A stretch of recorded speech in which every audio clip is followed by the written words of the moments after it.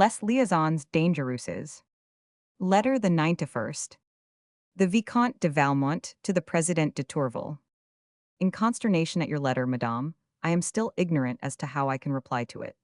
Doubtless, if I needs must choose between your unhappiness and my own, it is for me to sacrifice myself, and I do not hesitate.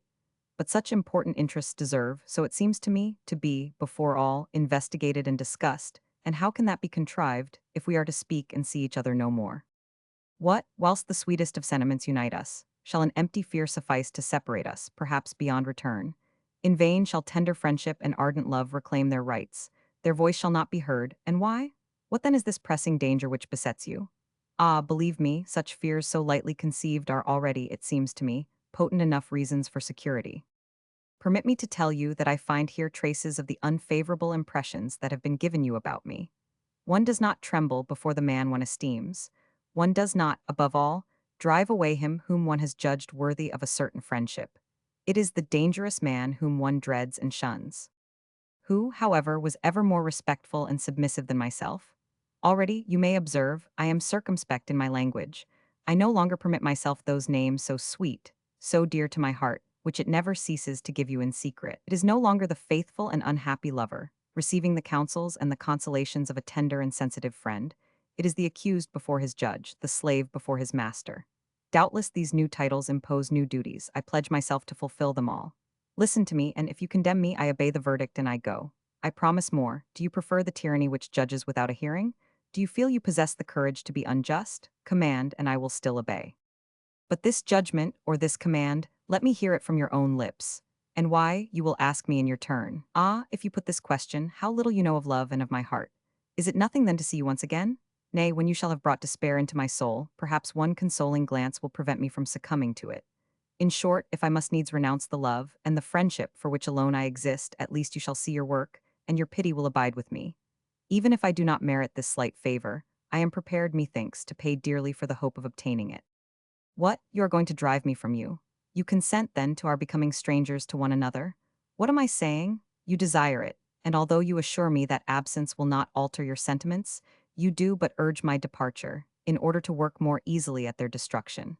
You speak already of replacing them by gratitude. Thus, the sentiment which an unknown would obtain from you for the most trivial service, or even your enemy for ceasing to injure youthful, is what you offer to me. And you wish my heart to be satisfied with this. Interrogate your own. If your friends came one day to talk to you of their gratitude, would you not say to them with indignation, "Depart from me, you are ingrates"? I come to stop and beseech your indulgence. Pardon the expression of a grief to which you have given birth. It will not detract from my complete submission. But I conjure you, in my turn, in the name of those sweet sentiments which you yourself invoke, do not refuse to hear me, and in pity, at least, for the mortal distress in which you have plunged me, do not defer the moment long. Adieu, madame. At the Château de 27th September 17. Letter the 92nd. The Chevalier Danceny to the Vicomte de Valmont. Oh, my friend, your letter has made my blood run cold for fright. Cécile, oh God, is it possible? Cécile no longer loves me. Yes, I see this direful truth, through the veil in which your friendship covers it. You wish to prepare me for the receipt of this mortal blow. I thank you for your pains, but can one impose on love? It is ever in advance of all that interests it. It does not hear of its fate, it divines it. I have no more doubt of mine. Speak to me without concealment, you may do so, and I beg this of you. Inform me of everything. What gave rise to your suspicions? What has confirmed them? The least details are precious. Endeavor above all to recall her words. One word in place of another can change a whole sentence. The same word often bears two meanings. You may have been deceived. Alas, I seek to beguile myself still. What did she say to you? Does she make me any reproach? At least, does she not defend herself for her faults? I might have foreseen this change, from the difficulties which she raises lately about everything. Love is not acquainted with so many obstacles.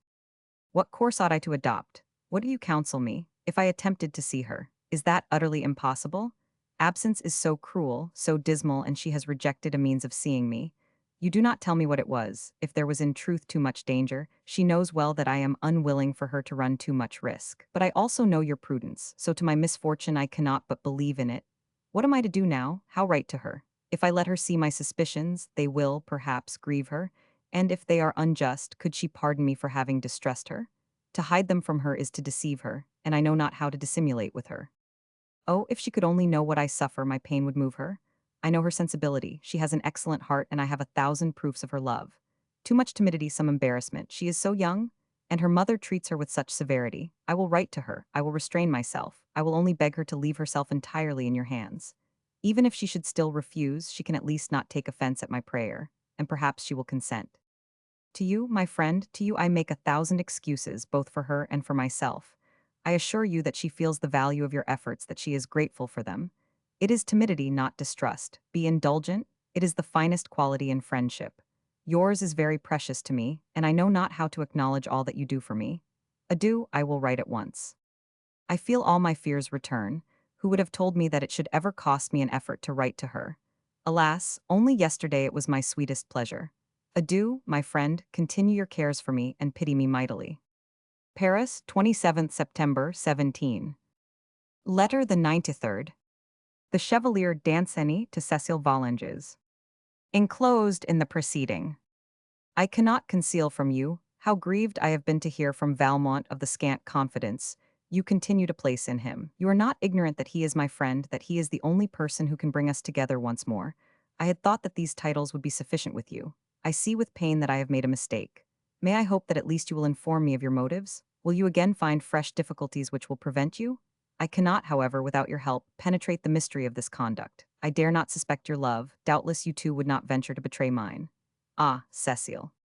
Is it true then that you have rejected a means of seeing me? A simple, convenient, and sure means? And is it thus that you love me?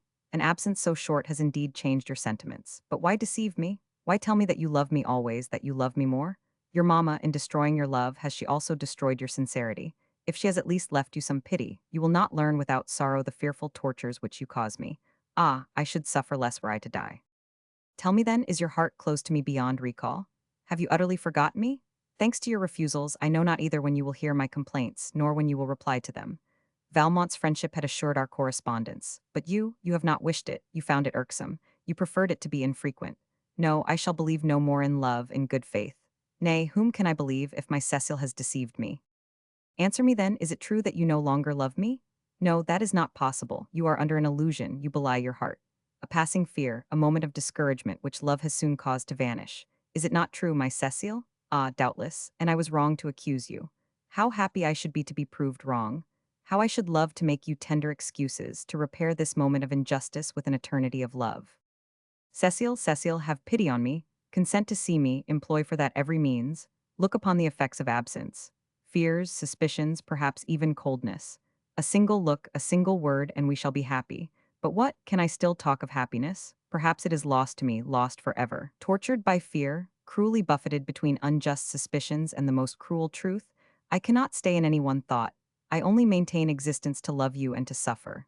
Ah, Cecile, you alone have the right to make it dear to me, and I expect from the first word that you will utter the return of happiness or the certainty of an eternal despair. Paris, 27th September, 17. Letter the 91st. Cécile Vallenges to the Chevalier Danceny. I can gather nothing from your letter, except the pain it causes me. What has 1,000 de Valmont written to you then, and what can have led you to believe that I no longer loved you? That would be, perhaps, far happier for me, for I should certainly be less tormented. And it is very hard, when I love you as I do, to find that you always believe that I am wrong, and that, instead of consoling me, it is from you always that I receive the hurts which give me most pain. You believe I am deceiving you, and am telling you what is not the truth. It is a pretty notion you have of me.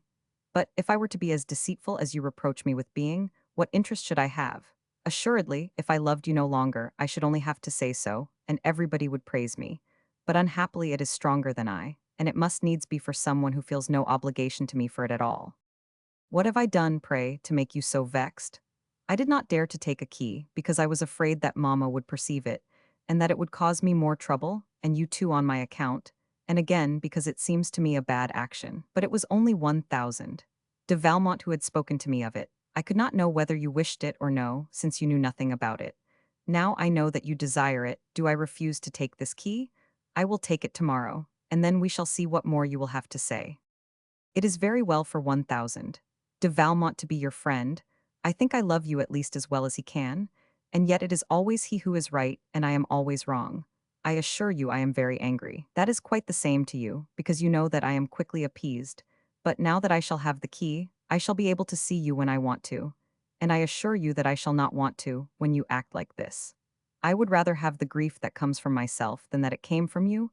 You see what you are ready to cause. If you liked how we would love each other, and at least we should only know the troubles that are caused us by others. I assure you that, if I were mistress, you would never have any complaint to make against me. But if you do not believe me, we shall always be very unhappy, and it will not be my fault. I hope we shall soon be able to meet, and that then we shall have no further occasion to fret as at present. If I had been able to foresee this, I would have taken the key at once. But truly, I thought I was doing right. Do not be angry with me then, I beg you. Do not be sad any more, and love me always as well as I love you, then I shall be quite happy. Adieu, my dear love. At the Château de 28th September 17. Letter the 95th. Cécile Volinges to the Vicomte de Valmont. I beg you, monsieur, to be so kind as to return me the key which you gave me to put in the place of the other. Since everybody wishes it, I must needs consent also. I do not know why you wrote to 1000. Danceny that I no longer loved him. I do not believe I have ever given you reason to think so, and it has caused him a great deal of pain, and me too. I am quite aware that you are his friend, but that is not a reason for vexing him, nor me either. You would give me great pleasure by telling him to the contrary the next time you write to him, and that you are sure of it, for it is in you that he has the most confidence. And for me, when I have said a thing, and am not believed, I do not know what to do. As for the key, you can be quite easy. I well remember all that you recommended me in your letter. However, if you still have it, and would like to give it me at the same time, I promise I will pay great attention to it. If it could be tomorrow as we go to dinner, I would give you the other key the day after tomorrow, at breakfast, and you could give it back to me in the same manner as the first. I should be very pleased if it does not take long, because there will be less time for the danger of Mamma's seeing it. Again, when once you have that key, you will be very kind to make use of it to take my letters also, and, in that way, 1000. Danceny will more often receive news of me. It is true that it will be much more convenient than it is at present, but at first it frightened me too much. I beg you to excuse me, and I hope you will none the less continue to be as obliging as in the past. I shall always be very grateful to you. I have the honor to be, monsieur, your most humble and obedient servant. At the Château de 28th September 17. Letter the 96th. The Vicomte de Valmont to the Marquise de Merteuil. I will wager that since your adventure, you have been daily expecting my compliments and praises. I doubt not even that you feel a trifle out of humor at my long silence. But what do you expect? I have always thought that, when one has naught but praise to give a woman, one may be at one's ease about her, and occupy one's self with other matters. However, I thank you on my own account and congratulate you on yours. I am even ready to make you completely happy by admitting that this time you have surpassed my expectation. After that, let us see if, on my side, I have come up to yours, at least in part. It is not of Madame de Tourvel that I want to talk to you. Her too laggard progress, I know, displeases you. You only love accomplished facts. Spun-out scenes weary you, for my part one. Had never tasted such pleasure as I find in these feigned delays. Yes, I love to watch this prudent woman, engaged, without her perceiving it, on a course which admits of no return, whose rapid and dangerous declivity carries her on in spite of herself and forces her to follow me. Then, terrified at the danger she runs, she would fain halt but cannot hold herself in. Her skill and caution can indeed shorten her steps, yet they must inevitably succeed one another. Sometimes, not daring to behold the danger, she shuts her eyes and, letting herself go, abandons herself to my care. More often, a fresh alarm reanimates her efforts. In her mortal terror, she would attempt once more to turn back. She wastes her strength in painfully overcoming a short distance, and soon a magic power replaces her nearer to that danger which she had vainly sought to fly. Then, having only me for guide and support, with no more thought to reproach me for an inevitable fall, she implores me to retard it. Fervent prayers, humble supplications, all that mortals in their terror offer to the divinity, it is I who receive them from her. And you would have me, deaf to her entreaties, and myself destroying the cult which she pays me, employ, to precipitate her, the power which she invokes for her support. Ah, leave me at least the time to observe those touching combats between love and virtue. How then, do you think that the same spectacle which makes you run eagerly to the theater, which you applaud there with fury, is less engrossing in real life? Those sentiments of a pure and tender soul which dreads the happiness which it desires, and never ceases to defend itself even when it ceases to resist, you listen to with enthusiasm. should they not be priceless to him who has called them forth? That, however, is the delicious enjoyment which this heavenly woman offers me daily, and you reproach me for relishing its sweetness. Ah, the time will come only too soon when, degraded by her fall, she will be to me no more than an ordinary woman. But in talking of her to you, I forget that I did not want to talk to you of her. I do not know what power constrains me, drags me back to her ceaselessly, even when I outrage her. Away with her dangerous idea, let me become myself again to treat a gayer subject. It concerns your pupil, who is now become my own, and I hope that here you will recognize me. Some days ago, being better treated by my gentle Puritan, and in consequence less engrossed by her, I remarked that the little Volanges was, in fact, extremely pretty, and that if there was folly in being in love with her like Danceny, there was, perhaps, no less on my part in not seeking from her a distraction rendered necessary by my solitude. It seemed to me just, moreover, to repay myself for the care I was giving her. I reminded myself as well that you had offered her to me before Danceny had any pretensions, and I considered myself justified in claiming certain rights on a property which he only possessed because I had refused and relinquished it. The little person's pretty face, her fresh mouth, her infantile air, her very gaucherie, fortified these sage resolutions. I consequently resolved on action, and my enterprise has been crowned by success. You must be already wondering by what means I have so soon supplanted the favored lover. What form of seduction befits such youth and such inexperience? Spare yourself the trouble, I employed none at all. Whereas you, wielding skillfully the weapons of your sex, triumphed by subtlety, I, rendering his imprescriptible rights to man, subjugated by authority. Sure of my prey if I could get within reach of it, I only required a ruse to approach her, and even that which I employed barely merits the name.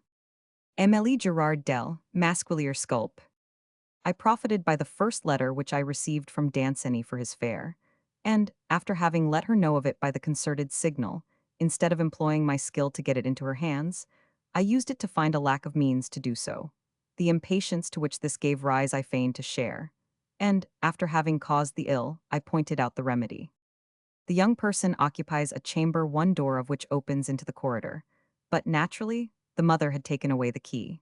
It was merely a question of obtaining possession of this. Nothing more easy of execution. I only asked to have it at my disposal for 2 hours, and I answered for the procural of one similar to it. Then, correspondence, interviews, nocturnal rendezvous, everything became easy and safe. However, would you believe it? The timid child took alarm and refused. Another man would have been in despair. For my part, I only saw there the occasion for a more piquant pleasure. I wrote to Danceny to complain of this refusal, and I did it so well that our blockhead had no peace until he had obtained from his timorous mistress, and even urged her that she should grant my request and so surrender herself utterly to my discretion. I was mighty pleased, I confess, at having thus changed the roles and induced the young man to do for me what he calculated I should do for him. This notion doubled, in my eyes, the value of the adventure. Thus, as soon as I had the precious key, I hastened to make use of it. This was last night. After assuring myself that all was quiet in the chateau, armed with my dark lantern, and in the costume befitting the hour which the circumstance demanded, I paid my first visit to your pupil. I had caused all preparations to be made, and that by herself to permit of a noiseless entrance. She was in her first sleep, the sleep of her age, so that I reached her bedside before she had awakened. At first I was tempted to go even further and try to pass for a dream, but fearing the effects of surprise and the noise which it entails, I preferred to awake the lovely sleeper with precautions, and did in fact succeed in preventing the cry which I feared. After calming her first fears, as I had not come there for conversation, I risked a few liberties. Doubtless she has not been well taught at her convent to how many varied perils timid innocence is exposed, and all that it has to guard if it would not be surprised. For, devoting all her attention, all her strength, to defending herself from a kiss, which was only a feigned attack, she left all the rest without defense. Who could fail? To draw profit from it, I changed my tactics accordingly and promptly took the position. Here we both alike had thought ourselves to be lost. The little girl, in a mighty scare, tried to cry out in good earnest.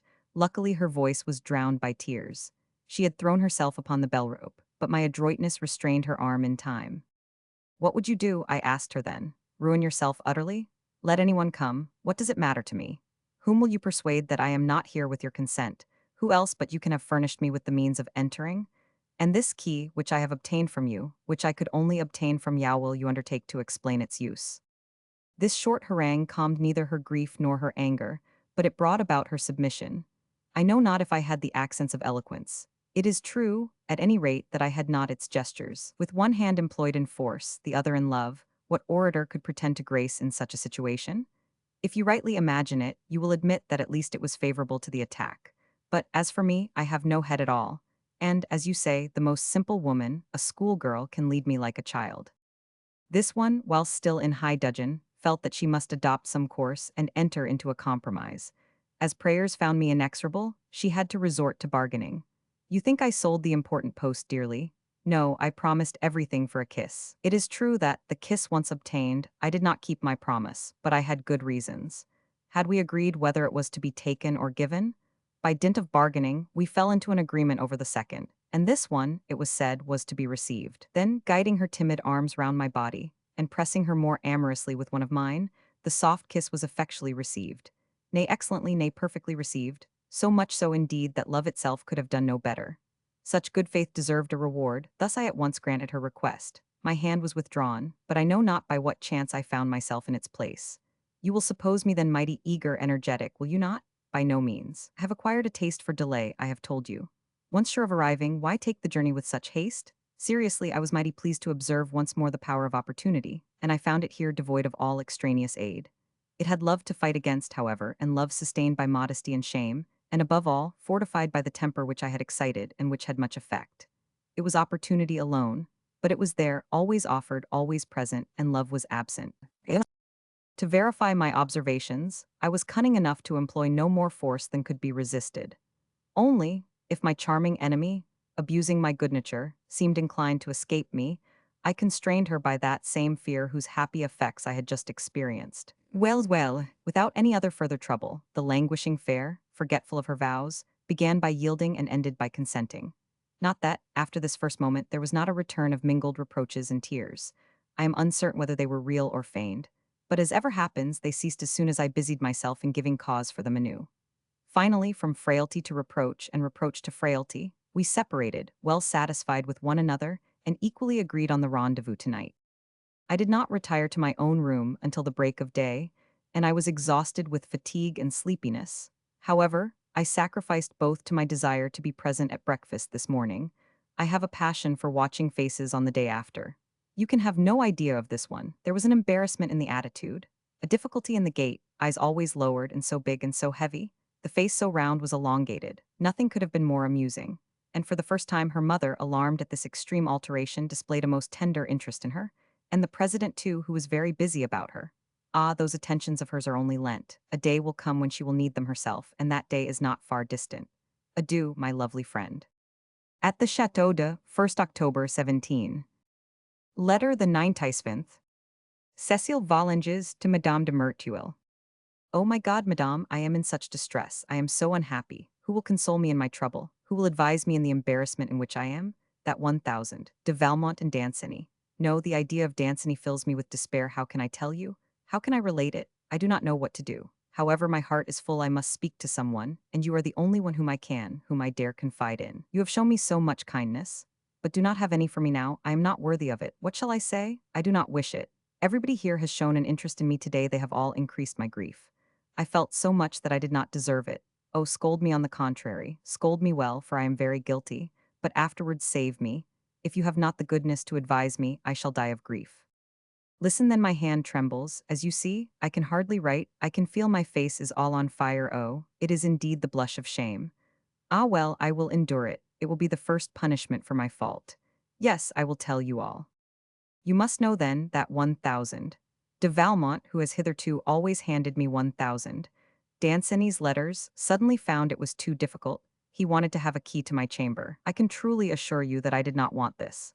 But he went so far as to write to Danceny, and Danceny also wished it. And as for me, it gives me so much pain to refuse him anything, especially since my absence, which makes him so unhappy, that I ended by consenting. I never foresaw the misfortune which it would lead to. Yesterday, 1,000. De Valmont made use of this key to come into my room when I was asleep. I was so little prepared for this that he frightened me very much when he awoke me. But as he spoke to me at once, I recognized his voice and did not cry out.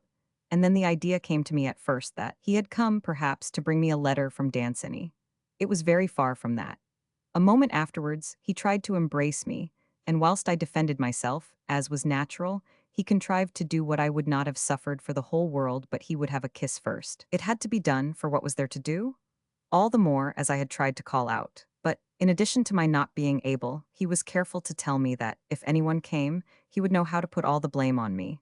And indeed, it was very easy, because of the key. Then he still refused to retire. He wanted a second one, and this one I do not know how it was, but it quite confused me, and afterwards it was even worse than before. Oh, indeed this is dreadful. In short, after you will surely excuse me from telling the rest, but I am as unhappy as anyone can be. What I reproach myself with the most, and of which I must nevertheless speak to you, is that I am afraid I did not resist as much as I might have.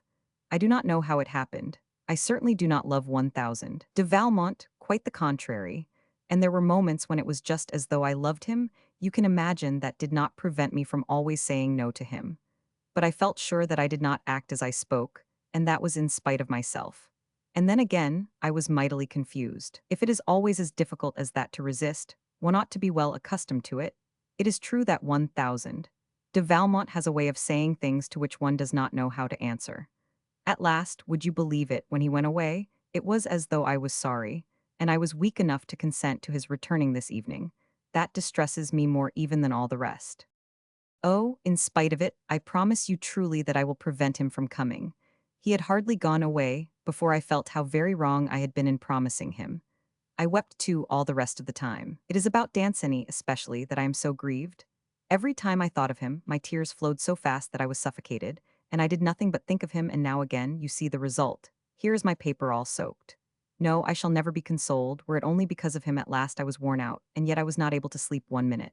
And this morning, on rising, when I looked at myself in the mirror, I was frightened, so much had I changed. Mamma perceived it as soon as she saw me, and asked me what was the matter. As for me, I started crying at once. I thought she was about to scold me, and perhaps that would have hurt me less, but on the contrary she spoke gently to me. Little did I deserve it. She told me not to grieve like that. She did not know the cause of my grief. I should make myself ill? There are moments when I should like to be dead. I could not contain myself. I threw myself sobbing into her arms and said to her, "Oh, Mamma, your daughter is very miserable." Mamma could not keep herself from crying a little, and all this only increased my grief. Luckily she did not ask me why I was so unhappy, for I should not have known what to tell her. I implore you, madame, write to me as soon as you can, and tell me what I ought to do, for I have not the courage to think of anything, and I can only grieve. Will you be so kind as to send your letter through 1000?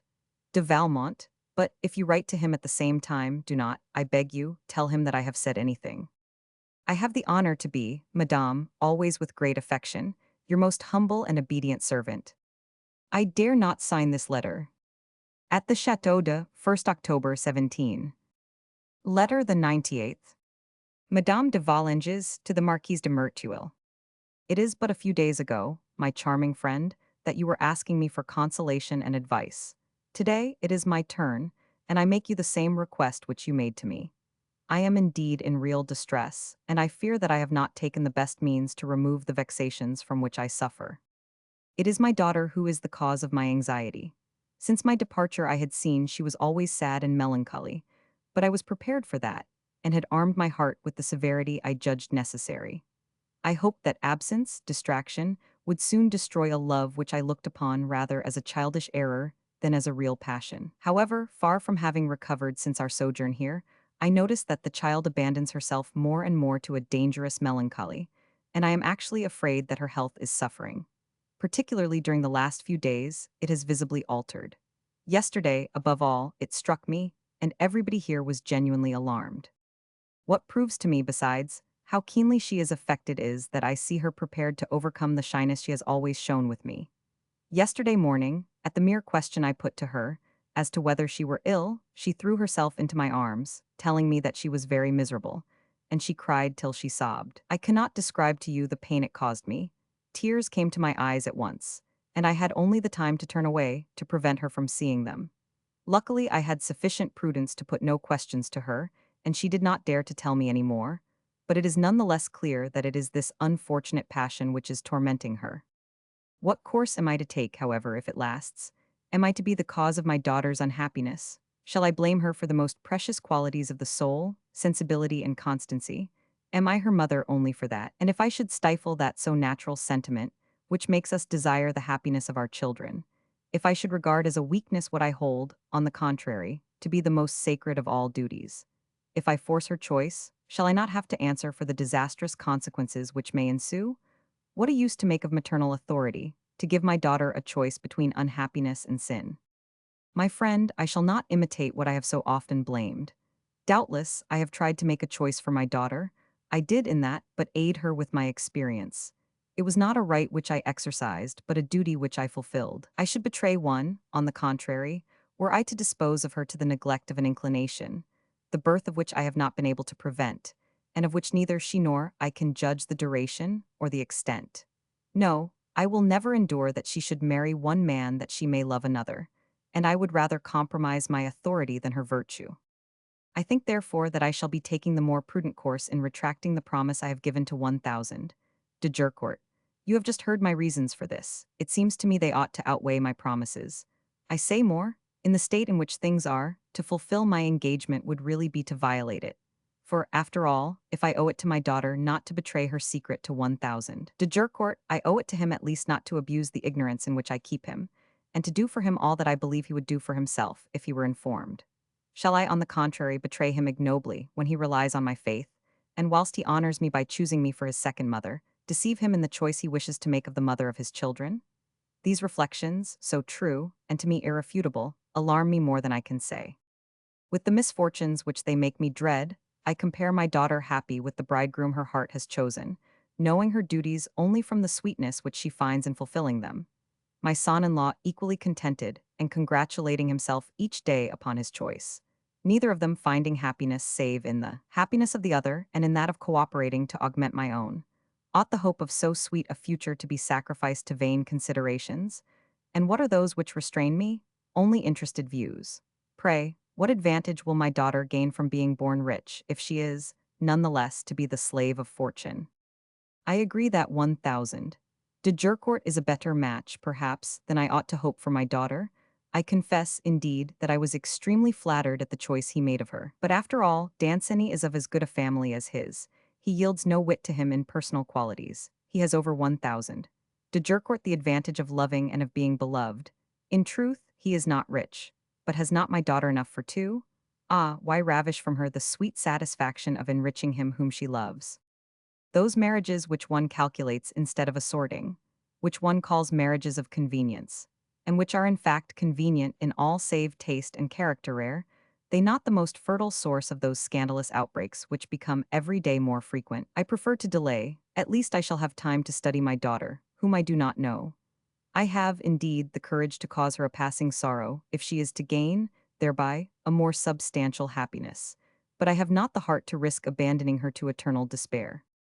Those, my dear friend, are the ideas which torment me, and as to which I ask your advice.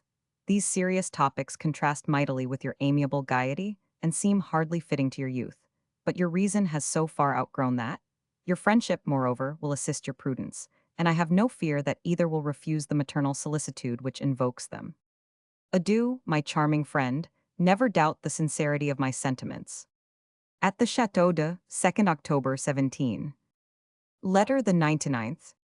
The Vicomte de Valmont to the Marquise de Merteuil.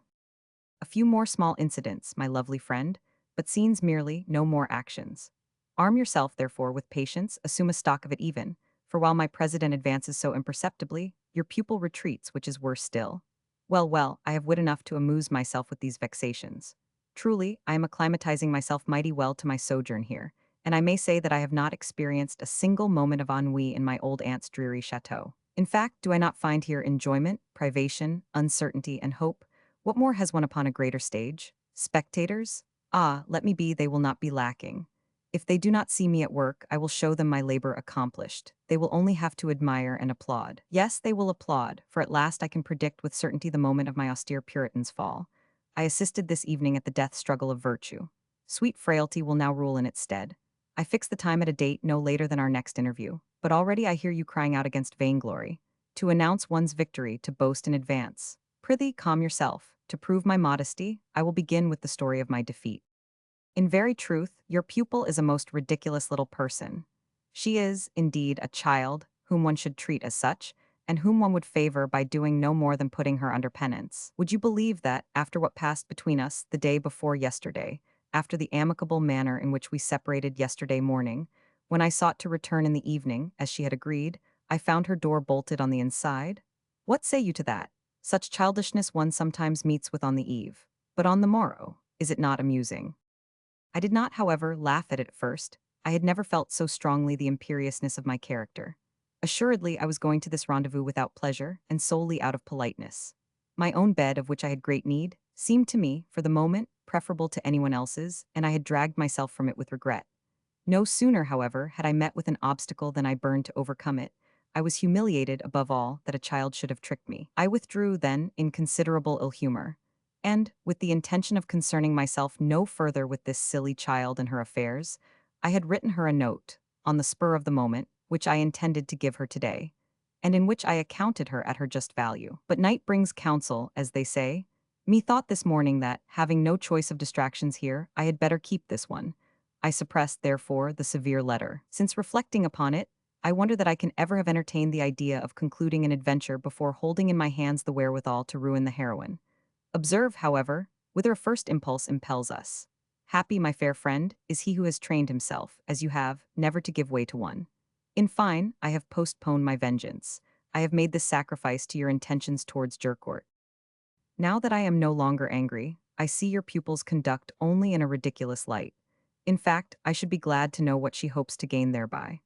As for myself, I am at a loss, if it be only to defend herself. You must admit that she is somewhat late in starting. Some day she will have to tell me herself the key to this enigma. I have a great desire to know it. It may be, perhaps, only that she found herself fatigued. Frankly, that might well be possible. For, without a doubt, she is still ignorant that the darts of love, like the lance of Achilles, bear their own remedy for the ills they cause. But nay, by the little wry face she pulled all day, I would wager that there enters into it repentance there something like virtue.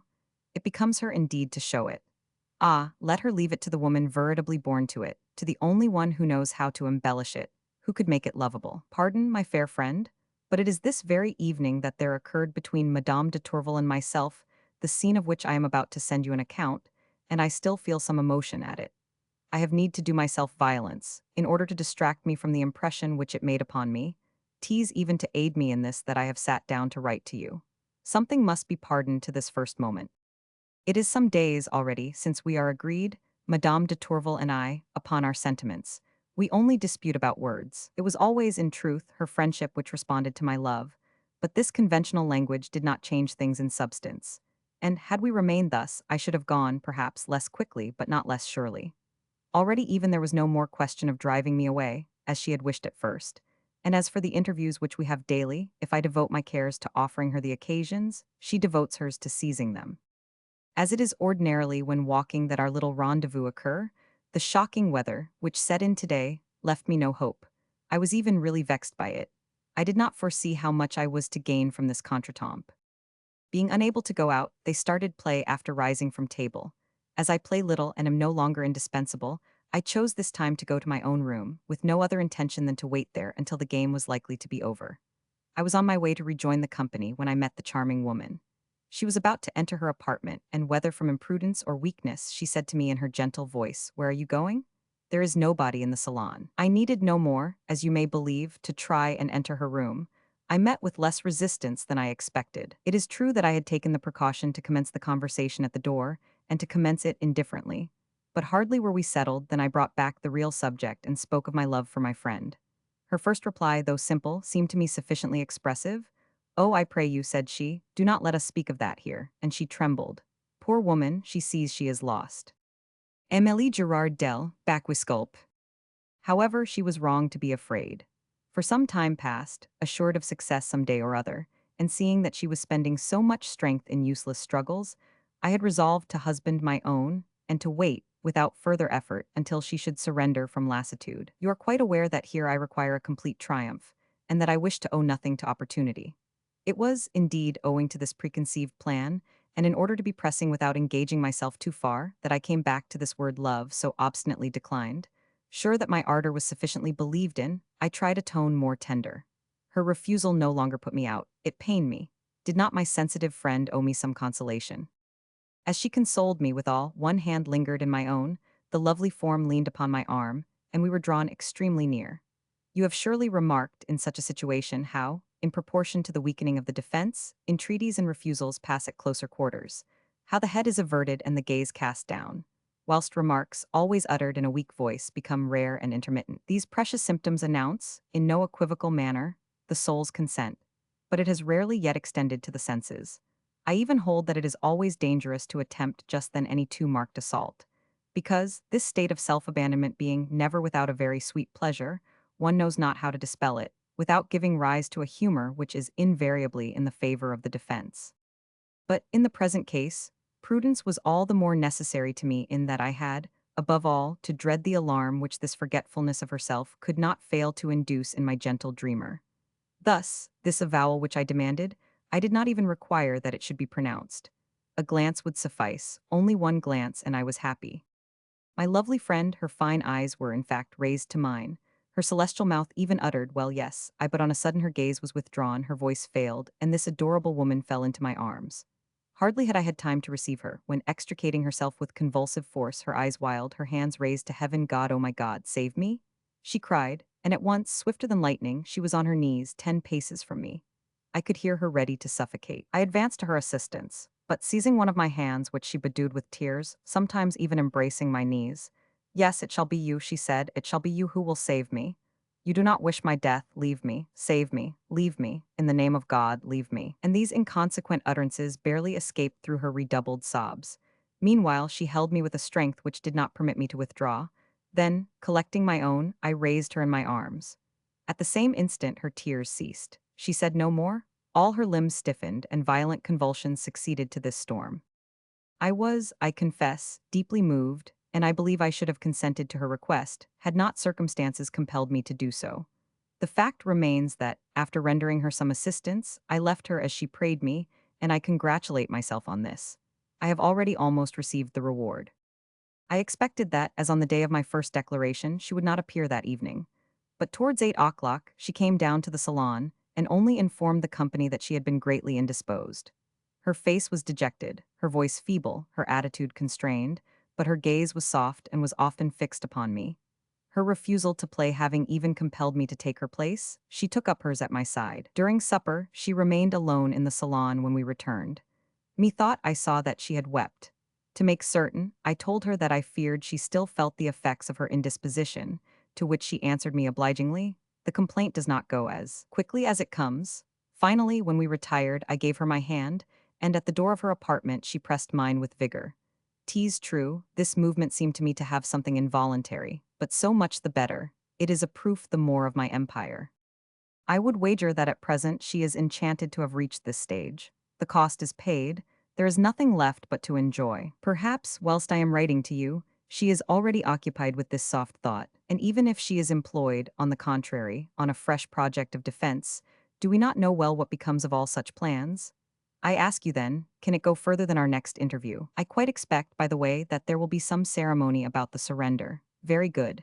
But once the first step taken, do these austere prudes ever know where to stop?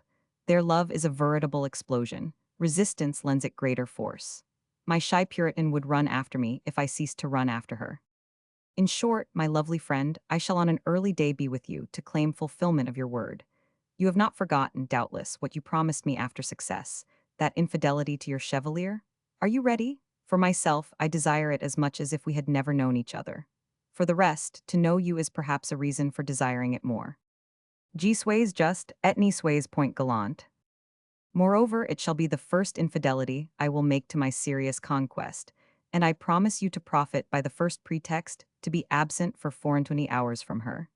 It shall be her punishment for keeping me so long away from you. Do you know that this adventure has occupied me for more than 2 months? Yes, 2 months and 3 days.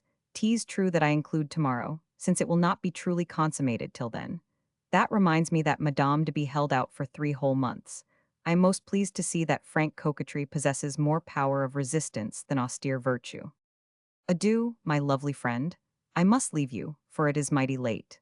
This letter has led me on further than I had intended, but as I am sending to Paris tomorrow, I was fain to profit by it to let you participate one day sooner in the joy of your friend. At the Château de 2nd October, 17 in the evening. Letter the Hundreds. The Vicomte de Valmont to the Marquise de Merteuil. My friend, I am tricked, betrayed, lost, I am in despair. Madame de Tourvel has gone. She is gone, and I did not know it. And I was not there to oppose departure, to reproach her with her unworthy treachery. Ah, do not think I would have let her leave, she would have stayed. Yes, she would have stayed if I had had to employ violence. But think, incredulous security, I slept tranquilly. I slept, and the thunderbolt has fallen upon me. No, I do not understand this departure at all. I must abandon all hope of understanding women. When I recall the events of yesterday, what do I say? Even of yesterday night, that glance so sweet, that voice so tender, and that pressure of the hand. And all the time she was planning flight from me. Oh, women, women, after this complain that you are deceived. Yes, any perfidy that one employs is a theft from your store. What pleasure I shall take in avenging myself. I shall find her again, this perfidious woman. I shall resume my empire over her. If love suffice to procure me the means of that, what will it not do when assisted by vengeance? I shall see her again at my knees, trembling and bathed in tears, and I shall be pitiless. What does she at present? What does she think? Perhaps she applauds herself for having deceived me, and faithful to the tastes of her sex, this pleasure seems to her the sweetest. What the so greatly vaunted virtue could not obtain, the spirit of ruse has brought about without an effort. Madman that I was, I dreaded her virtue. It was her ill faith that I had to fear. And to be obliged to swallow my resentment, to dare show no more than a gentle sorrow, when I have a heart full of rage, to see myself reduced once more to be suppliant to a rebellious woman who has escaped from my sway. Ought I to be humiliated to such a degree? And by whom? By a timid woman who was never practiced in fight. What does it serve me to have established myself in her heart, to have scorched her with all the fires of love, to have carried the trouble of her senses to the verge of delirium, if, calm in her retreat, she can today plume herself more on her escape than I upon my victories? And should I suffer it? My friend, you do not believe it. You have no such humiliating idea of me. But what fatality attaches me to this woman? Are there not 100 others who desire my attentions? Will they not be eager to respond to them? Even if none were worth this one, does not the attraction of variety, the charm of fresh conquests, the pride of numbers offer pleasure sweet enough? Why run after that which eludes us and neglect what is in our path? Ah, why? I know not, but I feel it extremely. There is no happiness or peace for me, save in the possession of this woman whom I hate and love with equal fury. I will only support my lot from the moment when I shall dispose of hers. Then, tranquil and satisfied, I shall see her in her turn, given over to the storms which I experience at this moment. I will excite 1,000 others more. Hope and fear, security and distrust, all the ills devised by hate, all the good that love affords, I want them to fill her heart, to succeed one another at my will. That time shall come, but how many labors yet? How near I was yesterday, and how far away I see myself today. How to approach her again? I dare not take any measure. I feel that before I adopt any course I need greater calmness, and my blood leaps within my veins. What enhances my torment is the calm with which everyone here replies to my questions upon this event, upon its cause, and all the extraordinary features it presents. No one knows anything. No one cares to know anything.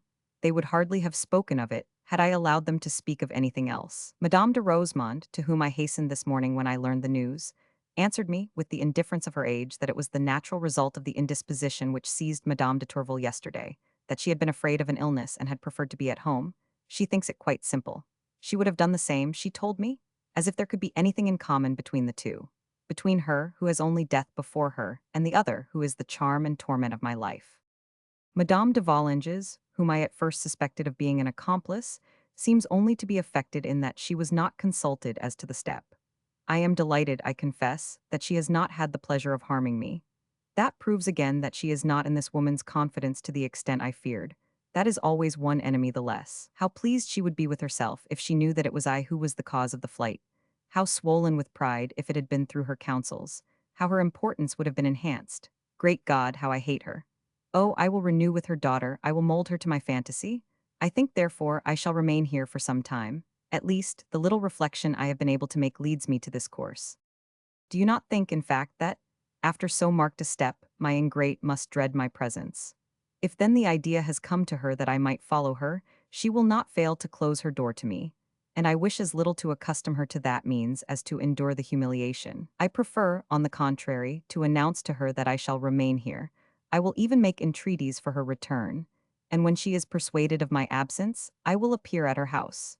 We shall see how she supports the interview. But I must postpone it in order to enhance the effect, and I know not yet if I have the patience. 20 times today I have opened my mouth to call for my horses. However, I will command myself. I promise to await your reply here. I only beg you, my lovely friend, not to keep me waiting for it. The thing which would thwart me the most would be not to know what is passing. But my chasseur, who is in Paris, has certain rights of access to the waiting maid. He will be able to serve me. I am sending him instructions and money. I beg you to find it good that I join both to this letter, and also to be at the pains to send them to him by one of your people, with orders to place them in his own hands. I take this precaution because the rascal is in the habit of failing to receive the letters I write to him when they command him some task which irks him. And for the moment, he does not seem to me so enamored of his conquest as I could wish him to be. Adieu, my lovely friend. If any happy idea comes to you, any means of accelerating my progress, inform me of it. I have, more than once, had experience of how useful your friendship can be to me. I experience it even at this moment, for I feel calmer since I have written to you. At least I am speaking to someone who understands me, and not to the automata with whom I vegetate since this morning. In truth, the further I go, the more am I tempted to believe that you and I are the only people in the world who are of any consequence. At the Château de 3rd October 17. Letter the 101st. The Vicomte de Valmont to Azalin, his chasseur. Enclosed in the preceding. You must be addlepated indeed to start hence this morning without knowing that Madame de Tourvel was leaving also.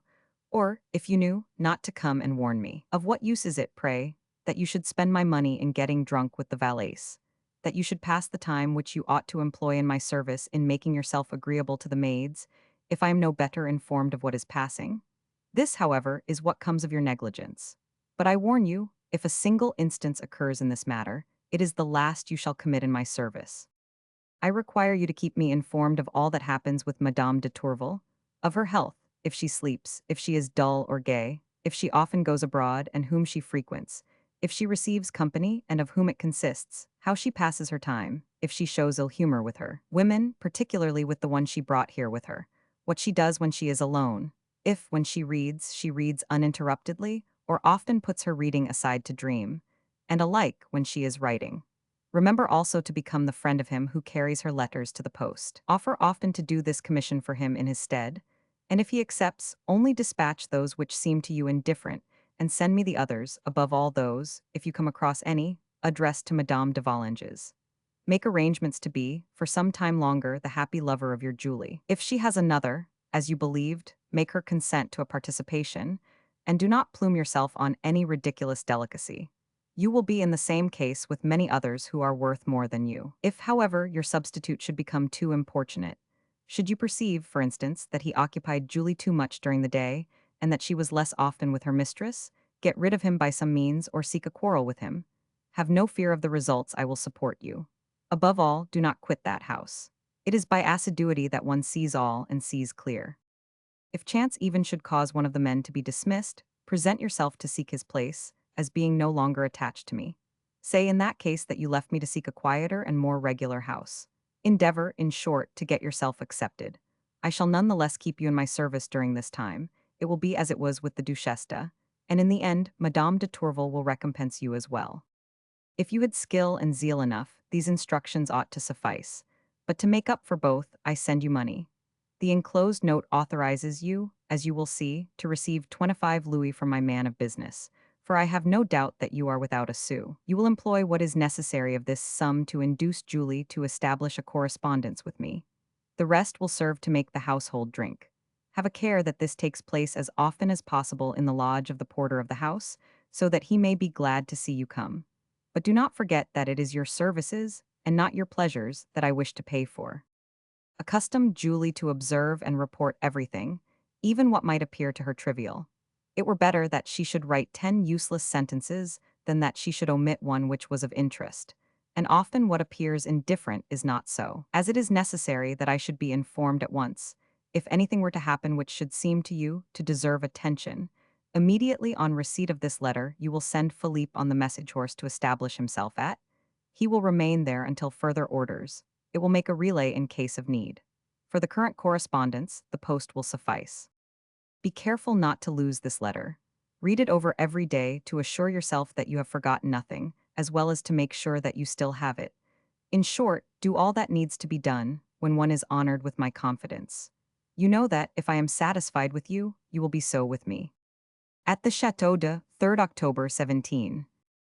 Letter the 102nd. The President de Tourvel to Madame de Rosemonde.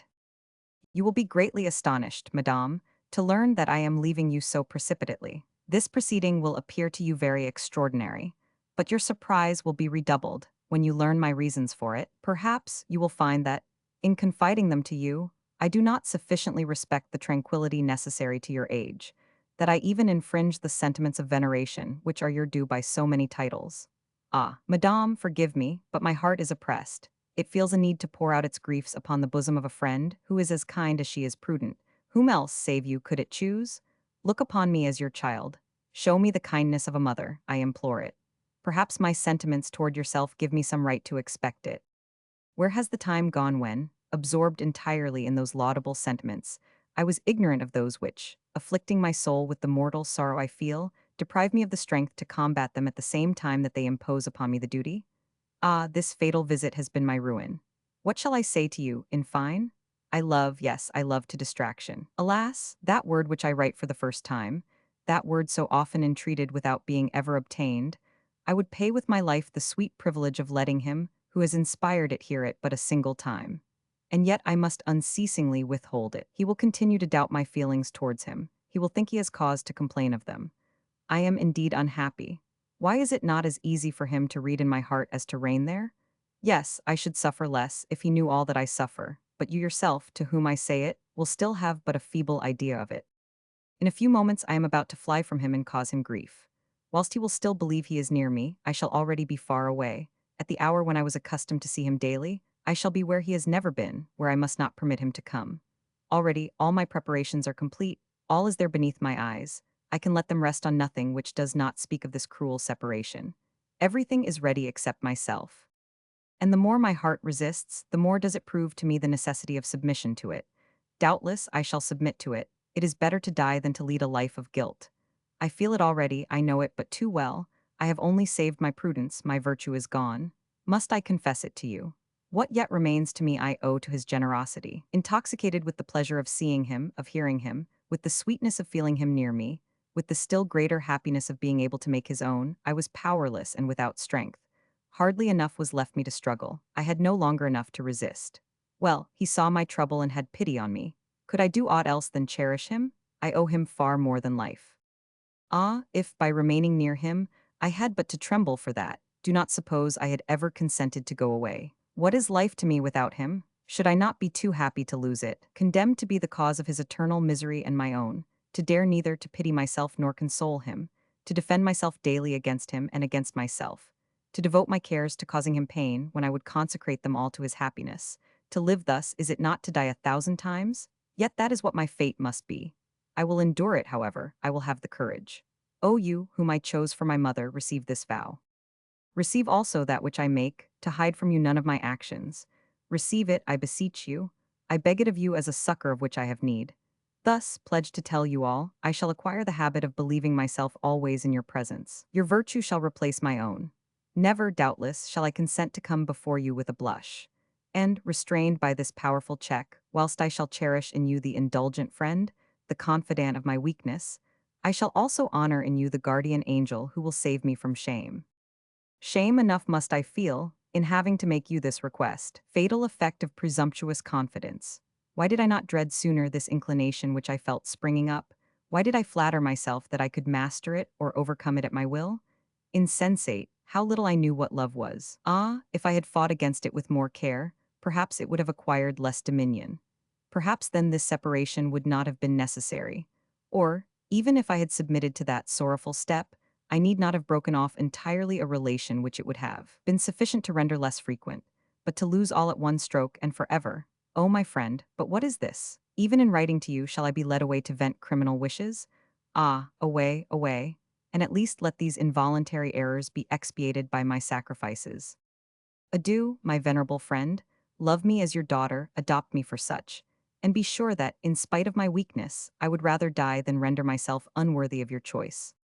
At the Château de 3rd October 17, at 1 o'clock in the morning. Letter the 103rd.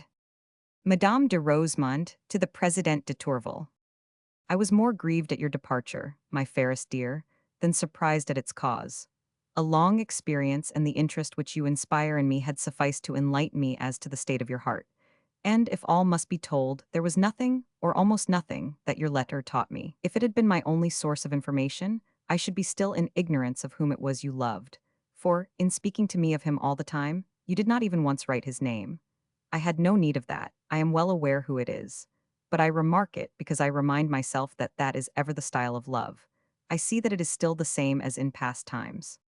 I had hardly expected ever to be in the case to hark back to memories so far removed from me, and so alien to my age. Since yesterday, nevertheless, I have truly been much occupied with them, through the desire which I felt to find in them something which might be useful to you. But what can I do, except admire and pity you? I praise the wise course you have taken, but it alarms me, because I conclude from it that you judged it necessary. And, when one has gone so far, it is very difficult to remain always at a distance from him to whom our heart is incessantly attracting us. However, do not lose courage. Nothing should be impossible to your noble soul, and, even if you should some day have the misfortune to succumb, which God forbid, believe me, my fairest dear, reserve for yourself at least the consolation of having struggled with all your power. And then, what human prudence cannot effect, divine grace will, if it be so pleased. Perhaps you are on the eve of its succor, and your virtue, proved by these grievous struggles, will issue from them purer and more lustrous. Hope that you may receive tomorrow the strength which you lack today. Do not count upon this in order to repose upon it, but to encourage you to use all your own. Whilst leaving to Providence the care of succoring you in a danger against which I can do nothing, I reserve to myself that of sustaining and consoling you, as far as within me lies. I shall not assuage your pains, but I will share them. It is by virtue of this that I will gladly receive your confidences. I feel that your heart must have need of unburdening itself. I open mine to you. Age has not yet so chilled it that it is insensible to friendship. You will always find it ready to receive you. It will be a poor solace to your sorrow, but at least you will not weep alone. And when this unhappy love, obtaining too much power over you, compels you to speak of it, it is better that it should be with me than with him. Here am I talking like you, and I think that between us we shall succeed in avoiding his name. For the rest, we understand one another. I know not whether I am doing right in telling you that he seemed keenly grieved at your departure. It would be wiser, perhaps, not to speak of it, but I have no love for the prudence which grieves its friends. Yet I am forced to speak about it at no greater length. My weak sight and tremulous hands do not admit of long letters when I have to write them myself. Adieu then, my fairest dear. Adieu, my amiable child. Yes, I gladly adopt you for my daughter, and you have indeed all that is needed to make the pride and pleasure of a mother. At the Château de 3rd October 17. Letter the 104th. The Marquise de Merteuil to Madame de Vallenges. In truth, my good and dear friend, I could hardly refrain from a movement of pride when I read your letter. What? You honor me with your entire confidence? You even deign to ask for my advice.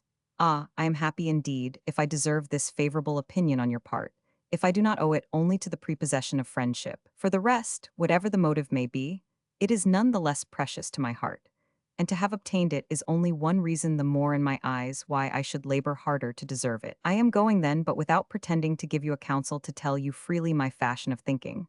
I distrust myself, because it is different from yours, but when I have exposed my reasons to you, you will judge them, and if you condemn them, I subscribe to your judgment in advance. I shall at least show thus much wisdom, that I do not think myself wiser than you. If, however, and in this single instance, my opinion should seem preferable, you must seek for the cause of this in the illusions of maternal love. Since this sentiment is a laudable one, it needs must have a place in you. Indeed, how very recognizable it is in the course which you are tempted to take. It is thus that, if it sometimes happens to you to make a mistake, it never arises except through a choice of virtues. Prudence, it seems to me, is the quality to be preferred when one is disposing of another's fate, and above all, where it is a question of fixing it by an indissoluble and sacred bond, such as that of marriage. 'Tis then that a mother, equally wise and tender, ought, as you say so well, to aid her daughter with her experience. Now, I ask you, what is she to do in order to succeed in this, if it be not to distinguish for her between what is pleasant and what is suitable? Would it not, then, be to degrade the maternal authority? Would it not be to annul it, if you were to subordinate it to a frivolous inclination? the illusory power of which is only felt by those who dread it, and disappears as soon as it is despised. For myself, I confess, I have never believed in these irresistible and engrossing passions, through which, it seems, we are agreed to pay general excuses for our disorders. I cannot conceive how a fancy which is born in a moment, and in a moment dies, can have more strength than the unalterable principles of honor, modesty, and virtue. And I can no more understand why a woman who is false to them can be held justified by her pretended passion, than a thief would be by his passion for money, or an assassin by that for revenge. Ah, who is there that can say that she has never had to struggle? But I have ever sought to persuade myself that, in order to resist, it sufficed to have the will. And thus far, at least, my experience has confirmed my opinion. What would virtue be without the duties which it imposes? Its worship lies in our sacrifices, its recompense in our hearts. These truths cannot be denied except by those who have an interest in disregarding them, and who, already depraved, hope to have a moment's illusion by endeavoring to justify their bad conduct by bad reasons. But could one fear it from a shy and simple child? A child whom you have borne, and whose pure and modest education can but have fortified her happy nature. Yet it is to this fear, which I venture to call humiliating to your daughter, that you are ready to sacrifice the advantageous marriage which your prudence had contrived for her. I like Danceny greatly, and for a long time past, as you know, I have seen little of 1000. De Jurcourt, but my friendship with the one and my indifference towards the other do not prevent me from feeling the enormous difference which exists between the two matches. Their birth is equal, I admit, but one is without fortune, whilst that of the other is so great that, even without birth, it would have sufficed to obtain him everything. I quite agree that money does not make happiness, but it must be admitted also that it greatly facilitates it. Mademoiselle de Volanges is rich enough for two, as you say. However, an income of 60,000 livres which she will enjoy is not overmuch when one bears the name of Danceny, when one must furnish and maintain a house which corresponds with it. We no longer live in the days of Madame de Sévigné. Luxury swallows up everything. We blame it, but we needs must imitate it, and in the end the superfluous stints us of the necessary. As to the personal qualities which you count for much, and with good reason, 1000. De Jurcourt is, assuredly, irreproachable on that score, and, as for him, his proof is over. I like to think, and in fact, I do think that Danceny is no whit his inferior. But are we as sure of that? It is true that thus far he has seemed exempt from the faults of his age, and that, in spite of the tone of the day, he shows a taste for good company which makes one augur favorably for him. But who knows whether this apparent virtue be not due to the mediocrity of his fortune? Putting aside the fear of being a cheat or a drunkard, one needs money to be a gambler or a libertine, and one may yet love the faults the excesses of which one dreads.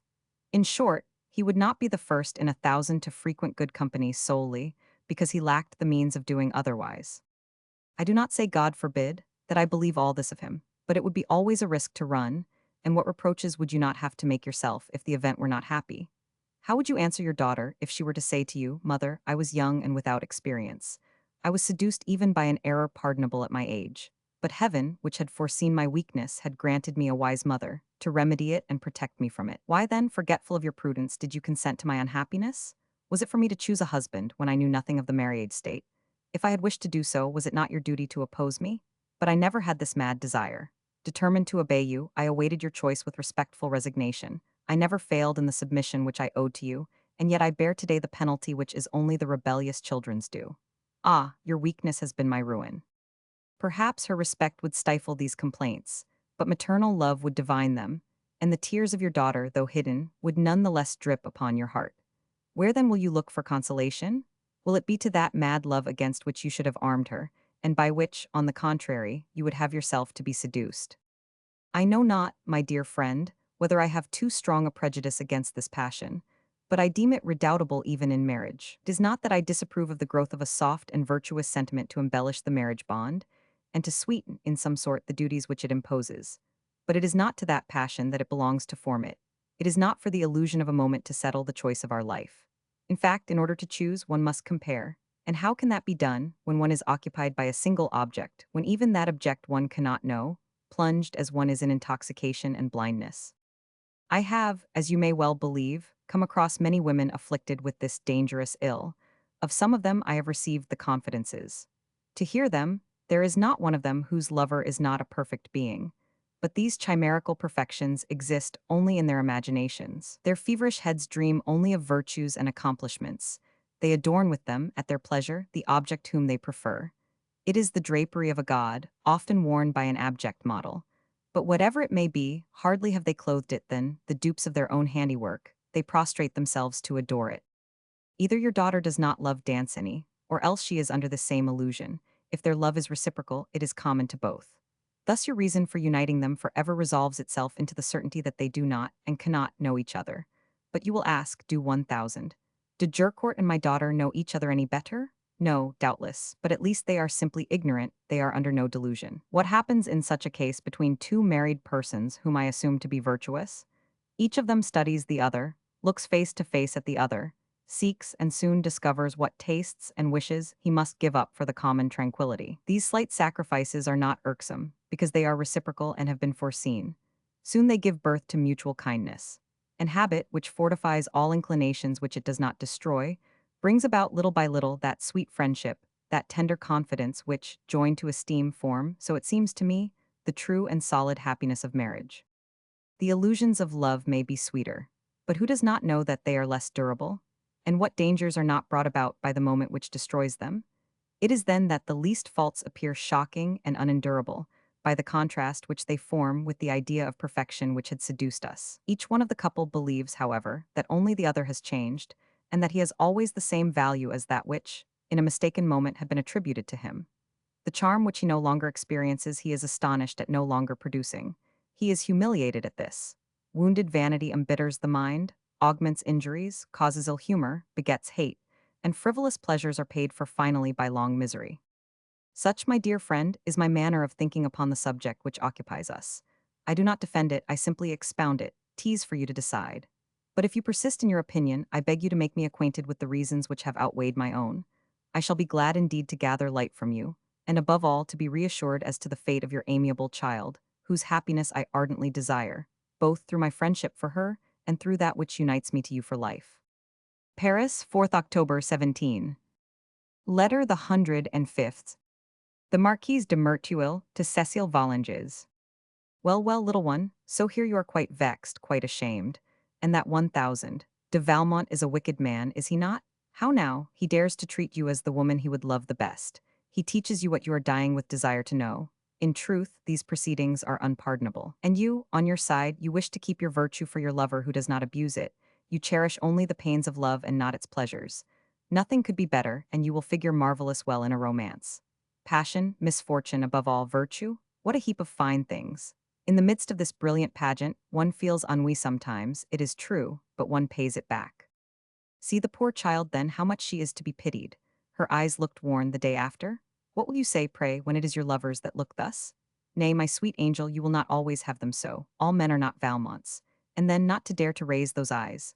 Oh, in truth, you were right there. Everybody would have read in them your adventure. Believe me, however, if it were so, our women and even our damsels would have a far more modest gaze. In spite of the praise I am forced to give you, as you see, I must, however, admit that you failed in your chef d'oeuvre, which was to have told everything to your mamma. You had started so well. You had already thrown yourself into her arms, you sobbed, she also wept. What a pathetic scene, and what a pity not to have completed it. Your tender mother, quite ravished with delight, and to assist your virtue, would have shut you up in a convent for the rest of your life. And there you could have loved Danceny as much as you wished, without rivals and without sin. You could have broken your heart at your ease, and Valmont, assuredly, would not have come to trouble your grief with vexatious pleasures. Seriously, at past 15 can one be so utterly a child as you are? You are right indeed to say that you do not deserve my kindness. Yet I would be your friend. You have need of one, perhaps, with the mother you possess and the husband whom she would give you. But if you do not form yourself more, what would you have one do with you? What can one hope for, when that which generally excites intelligence in girls seems, on the contrary, to deprive you of it? If you could bring yourself to reason for a moment, you would soon find that you ought to congratulate yourself instead of complaining. But you are shamefaced and that disturbs you? Well, calm yourself. The shame caused by love is like its pain. It is only experienced once. Indeed, one can feign it afterwards, but one no longer feels it. The pleasure, however, remains, and that is surely something. I think even that I gathered the fact, from your little chattering letter, that you were inclined to count it for much. Come now, a little honesty. That trouble which prevented you from acting as you spoke, which made you find it so difficult to resist, which made you feel as though you were sorry when Valmont went away? Was it really shame which caused it, or was it pleasure? And his way of saying things to which one does not know how to answer, may that not have arisen from his way of acting? Ah, little girl, you are fibbing, and you are fibbing to your friend. That is not right, but let us leave that. What would be a pleasure to anybody, and could be nothing else, becomes in your position a veritable happiness. In fact, placed as you are between a mother whose love is necessary to you, and a lover by whom you desire to be loved always, do you not see that the only means of obtaining these opposite ends is to occupy yourself with a third party? Distracted by this new adventure, whilst, in your mamma's eyes, you will have the air of sacrificing to your submission an inclination which displeases her, in the eyes of your lover you will acquire the honor of a fine defense. Whilst assuring him incessantly of your love, you will not grant him the last proofs of it. Such refusals, so little painful to you in the case in which you will be, he will not fail to attribute to your virtue. He will complain of them, perhaps, but he will love you more for them. And to obtain the double merit of having sacrificed love in the eyes of one, of resisting it in those of the other, will cost you nothing more than to taste its pleasures. Oh, how many women have lost their reputation which they would have carefully preserved, had they been able to retain it by similar means. Does not the course which I propose to you seem to you the most reasonable, as it is the most pleasant? Do you know what you have gained from that which you have adopted? Only that your mamma has attributed your increased melancholy to an increase of love, that she is incensed at it, and that, to punish you, she only waits for additional proof. She has just written to me, she will make every attempt to extract the admission from you. She will go so far, she told me, as to propose Danceny to you as a husband, and that in order to induce you to speak. And if letting yourself be beguiled by this deceitful tenderness, you answered as your heart bade you, soon, confined for a long time, perhaps forever, you would weep for your blind credulity at your leisure. This ruse which she wishes to employ against you, you must combat with another.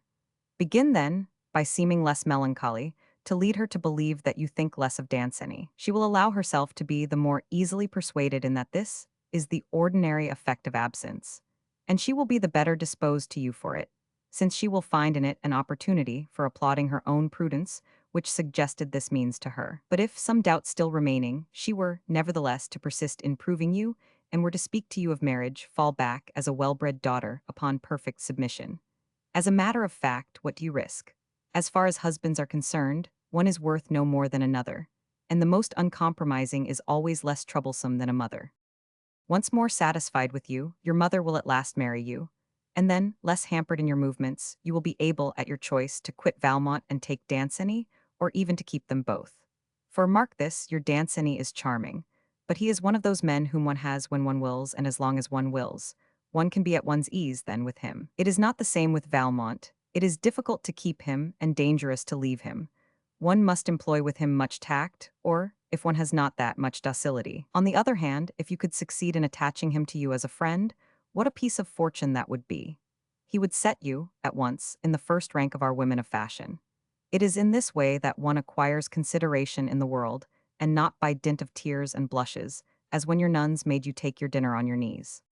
If you are wise then, you will endeavor to be reconciled with Valmont, who must be mighty wroth with you, and, as one should know how to repair one's follies, do not fear to make a few advances to him. Besides, you will soon learn that, if men make us the first ones, we are almost always obliged to make the second. You have a pretext for them, for you must not keep this letter, and I require you to hand it to Valmont as soon as you have read it. Do not forget, however, to seal it beforehand.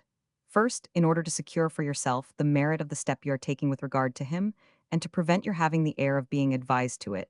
And secondly, because there is no one in the world, save yourself, of whom I am sufficiently the friend to speak to as I do to you. Adieu, sweet angel. Follow my advice, and you shall tell me if you feel the better for it.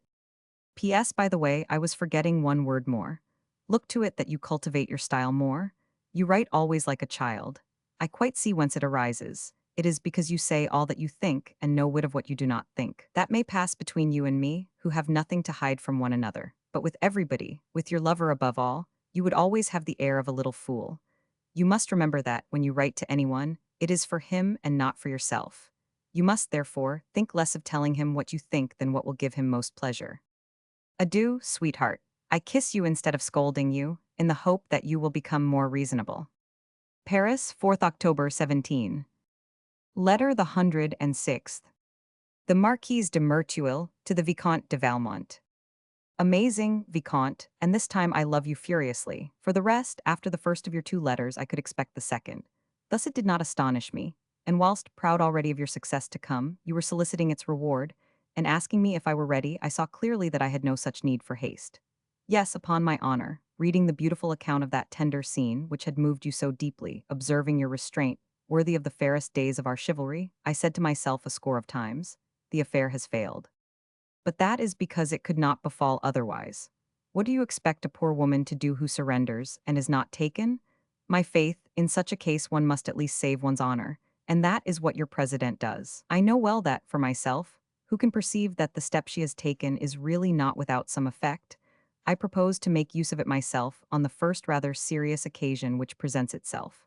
But I promise you that, if he for whom I go to that trouble profits no better than you from it, he may assuredly renounce me forever.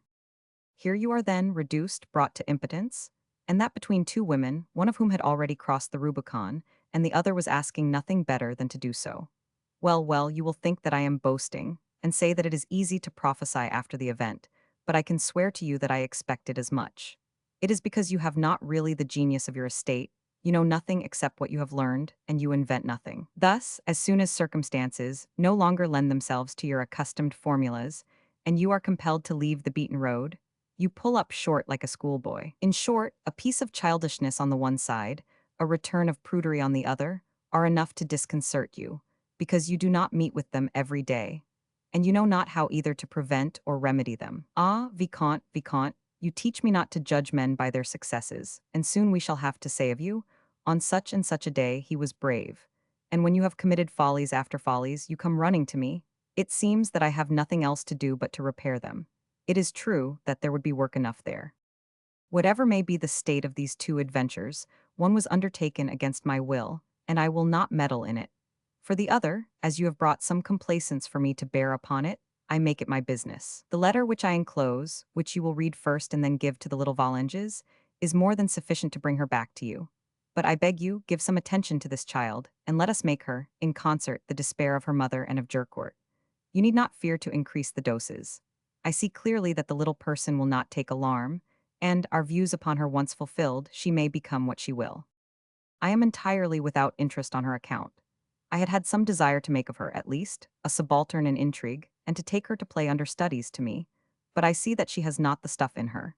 She has a foolish ingenuousness which has not even yielded to the specific you have employed, though it be one which rarely fails, and it is, according to me, the most dangerous disease a woman can have. It denotes, above all, a weakness of character almost always incurable, and opposed to everything, in such wise that, whilst we busied ourselves in forming this little girl for intrigue, we should have made nothing of her but a facile woman. Now I know nothing so insipid as that idiotic facility, which surrenders without knowing how or why, solely because it is attacked and knows not how to resist. This kind of woman is absolutely nothing than a pleasure machine. You will tell me that this is all there is to do, and that it is enough for our plans. Well and good. But do not let us forget that, with that kind of machine, everybody soon attains to a knowledge of the springs and motors. In order therefore to employ this one without danger, one must hasten, stop at the right moment, and break it afterwards. In truth, there will be no lack of means to disembarrass ourselves of it, and Jercourt, at any rate, will shut it up securely, when it is our pleasure. Indeed, when he can no longer doubt of his dishonor, when it is quite public and notorious, what will it matter to us if he avenges, provided that he do not console himself? What I say of the husband, you doubtless think of the mother, thus the affair is settled. The course I deem the better, and upon which I have decided, has induced me to conduct the little person somewhat rapidly, as you will see by my letter. It also renders it most important that nothing should be left in her hands which might compromise us, and I beg you to pay attention to this. This precaution once taken, I charge myself with the moral teaching. The rest concerns you. If, however, we see in the issue that ingenuousness is cured, we have always time to change our project. We should, in any case, have had, one day or other, to occupy ourselves with what we are about to do. In no case will our pains be wasted. Do you know that mine risked being so, and that the Jercourt star came near to carrying the day over my prudence? Did not Madame de Valanges show a moment of maternal weakness? Did she not want to marry her daughter to Danceny? It was that which was presaged by that more tender interest which you remarked the day after. It is you again who would have been the cause of this noble masterpiece. Luckily, the tender mother wrote to me, and I hope that my reply will disillusion her. I talk so much virtue in it, and above all I flatter her so, that she is bound to think I am right. I am sorry that I have not found time to make a copy of my letter, to edify you with the austerity of my morals. You would see how I despise women who are so depraved as to take a lover. 'Tis so convenient to be a rigorist in conversation. It does no hurt, except to others, and in no way impedes ourselves, and then, I am quite aware that the good lady had her little peccadilloes like any other in her young days, and I was not sorry to humiliate her, at least before her conscience. It consoled me a little for the praises I gave her against my own. It was similarly that, in the same letter, the idea of harming Jurcourt gave me the courage to speak well of him. Adieu, Vicomte. I thoroughly approve the course you adopt in remaining some time where you are. I have no means of spurring on your progress, but I invite you to distract yourself with our common pupil. As for myself, in spite of your obliging summons, you see well that you have still to wait, and you will doubtless admit that it is not my fault. Paris, 3rd October 17. Letter the 107th. Asselin to the Vicomte de Valmont. Monsieur, conformably to your orders, I went, immediately on the receipt of your letter, to 1,000. Bertrand, who gave me the 25 louis as you had ordered him. I asked him for 2 more for Philippe, whom I had told to set off immediately, as Monsieur had commanded me, and who had no money, but your man of business would not do so, saying that he had no order from you for that. I was obliged, therefore, to give him these myself, and Monsieur will hold me acquitted of them, if it be his good pleasure. Philippe set off yesterday evening. I strongly impressed upon him not to leave the inn, so that we might be certain of finding him if we had need of him. I went immediately afterwards to Madame la Président's to see Mademoiselle Julie, but she was gone out, and I could only speak with Lafleur, from whom I could learn nothing, as, since his arrival, he has only been to the house at mealtimes. It is the second lackey who does all the service, and Monsieur knows that I was not acquainted with him. But I began today. I returned this morning to Mademoiselle Julie, and she seemed delighted to see me. I questioned her upon the cause of her mistress' return, but she told me that she knew naught of it, and I believe she told the truth. I reproached her with having failed to inform me of her departure, and she assured me that she had not known it till the night before, when putting Madame to bed, so that she spent all the night in packing, and the poor wench had not 2 hours' sleep. She did not leave her mistress' chamber that night until past 1, and left her just as she was sitting down to write. In the morning, Madame de Tourvel, before leaving, handed a letter to the porter of the chateau. Mademoiselle Julie does not know for whom. She says that it was, perhaps, for Monsieur, but Monsieur does not speak of it. During the whole journey, Madame had a great hood over her face. By reason of this one could not see her, but Mademoiselle Julie feels assured that she often wept. She did not speak one word, and she would not halt at, as she had done on her coming, which was none too pleasing to Mademoiselle Julie, who had not breakfasted. But as I said to her, the masters are the masters. On arriving, Madame went to bed, but she only remained there 2 hours. On rising, she summoned her Swiss and gave him orders to admit nobody. She made no toilette at all. She sat down to table for dinner, but only took a little soup and went away at once. Her coffee was brought to her room, and Mademoiselle Julie entered at the same time. She found her mistress arranging papers in her writing desk, and she saw that they were letters. I would wager that they were those from Monsieur, and of the 3 which came to her in the afternoon, there was one which she had still before her all the evening. I am quite certain that it is also one from Monsieur. But why then did she leave like this? That is what astounds me. For that matter, Monsieur is sure to know, and it is no business of mine. Madame la Présidente went in the afternoon to the library, and took thence 2 books which she carried to her boudoir. But Mademoiselle Julie is certain that she did not read a quarter of hour in them during the whole day, and that she does nothing but read this letter and dream, with her head resting on her hand. As I thought that Monsieur would be pleased to know what these books are, and as Mademoiselle Julie could not say, I obtained admission to the library under the pretense of wishing to see it. There are only 2 books missing. One is the 2nd volume of the Pensées Crescens, and the other, the first of a book entitled Clarissa.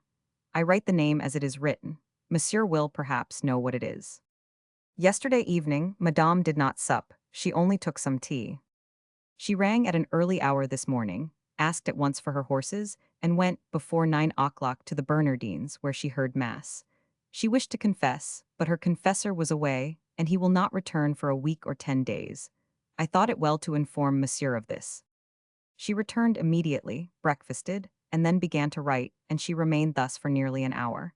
I soon found occasion to do what Monsieur desired the most, for it was I who carried the letters to the post. There was none for Madame de Volanges, but I send one to Monsieur which was for 1,000. Le Président, it seemed to me that this should be the most interesting. There was one also for Madame de Rosemonde, but I imagined that Monsieur could always see that when he wished, and I let it go. For the rest, Monsieur is sure to know everything, since Madame la Présidente has written to him also. I shall in the future obtain all those which Monsieur desires, for it is Mademoiselle Julie, almost every day, who gives them to the servants, and she has assured me that, out of friendship for me, and for Monsieur too, she will gladly do what I want. She did not even want the money which I offered her. But I feel sure that Monsieur would like to make her some little present, and if this is his wish, and he is willing to charge me with it, I shall easily find out what will give her pleasure. I hope that Monsieur will not think that I have shown any negligence in his service, and I have set my heart on justifying myself against the reproaches he makes me. If I did not know of Madame la Président's departure, it was, on the contrary, my zeal in Monsieur's service which was the cause, since it was that which made me start at 3 o'clock in the morning, which was the reason that I did not see Mademoiselle Julie the night before, as usual, having gone to Tournebride to sleep, so that I might not have to arouse the chateau. As for the reproach Monsieur makes me of being often without money, first, it is because I like to keep myself decent, as Monsieur may see, and then one must maintain the honor of the coat one wears. I know indeed that I ought perhaps to save a little for the future, but I trust entirely to the generosity of Monsieur, who is so good a master. As for entering the service of Madame de Tourvel whilst remaining in that of Monsieur, I beg that Monsieur will not require this of me. It was very different with Madame la Duchesse, but certainly I would not wear a livery, and a livery of the robe no less, after having had the honor of being Monsieur's chasseur. In every other way, Monsieur may dispose of him who has the honor to remain, with as much affection as respect, his most humble servitor. Rue Azélan Chasseur, Paris, 5th October, 17, at 11 o'clock at night. Letter the 108th. The Président de Tourvel to Madame de Rosemonde. O my indulgent mother, how many thanks I have to render you, and what need I had of your letter. I have read it again and again, I cannot put it away from me. I owe to it the few less painful moments I have spent since my departure. How good you are, prudence and virtue know then how to compassionate weakness. You take pity on my ills. Ah, if you knew them, they are terrible. I thought I had experienced the pains of love, but the inexpressible torment that which one must have felt to have any idea of it, is to be separated from the object of one's love, to be separated forever. Yes, the pain which crushes me today will return tomorrow, the day after, all my life. My God, how young I am still, and how long a time I have to suffer. To be oneself the architect of one's own misery, to tear out one's heart with one's own hands, and, whilst suffering these insupportable sorrows, to feel at each instant that one can make them cease with a word, and that this word is a crime. Ah, my friend. When I adopted this painful course and separated myself from him, I hoped that absence would augment my courage and my strength. How greatly I was deceived. It seems, on the contrary, as though it had completed the work of destruction. I had more to struggle against, 'tis true, but even while resisting, all was not privation. At least I sometimes saw him. Often even, without daring to direct my eyes towards him, I felt his own were fixed on me. Yes, my friend, I felt them. It seemed as though they warmed my soul, and without passing through my eyes, they none the less arrived at my heart. Now, in my grievous solitude, isolated from all that is dear to me, closeted with my misfortune, every moment of my sorrowful existence is marked by my tears, and nothing sweetens its bitterness. No consolation is mingled with my sacrifices, and those I have thus far made have only served to render more dolorous those which are left to make. Yesterday again, I had a lively feeling of this. Amongst the letters they brought me, there was one from him. They were still 2 paces off from me when I recognized it amongst the rest. I rose involuntarily, I trembled, I could hardly hide my emotion, and this state was not altogether unpleasant. A moment later, finding myself alone, this deceitful sweetness soon vanished, and left me but one sacrifice the more to make. Could I actually open this letter, which, however, I burned to read? In the fatality which pursues me, the consolations which seem to present themselves do nothing, on the contrary, but impose fresh privations, and those become crueler still from the thought that 1,000 de Valmont shares them. There it is at last, that name which so constantly fills my mind, and which it costs me so much to write. The sort of reproach you make me really alarmed me. I beg you to believe that a false shame has not altered my confidence in you, and why should I fear to name him? Ah, I blush for my sentiments, but not for the object which causes them. Who other than he is worthy to inspire them? However, I know not why, this name does not come naturally to my pen, and, even this time, I had need of reflection to write it. I returned to him. You tell me that he seemed to you keenly grieved at my departure. What then did he do? What did he say? Did he speak of returning to Paris? I beg you to dissuade him as much as you can. If he has judged me aright, he cannot bear me any ill will for this step, but he must feel also that it is a course from which there is no return. One of my greatest torments is not to know what he thinks. I have still his letter there, but you are surely of my opinion that I ought not to open it. It is only through you, my indulgent friend, that I can feel myself not entirely separated from him. I would not abuse your kindness. I understand perfectly that your letters cannot be long ones, but you will not deny your child 2 words, one to sustain her courage and the other to console her. Adieu, my venerable friend. Paris, 5th October 17. Letter the 109th. Cécile Vallenges to the Marquise de Merteuil. It is only today, madame, that I have given 1,000. De Valmont the letter which you have done me the honor to write me. I kept it for 4 days, in spite of the alarm which I often felt lest it should be found, but I concealed it very carefully, and when my grief once more seized me, I shut myself up to reperuse it.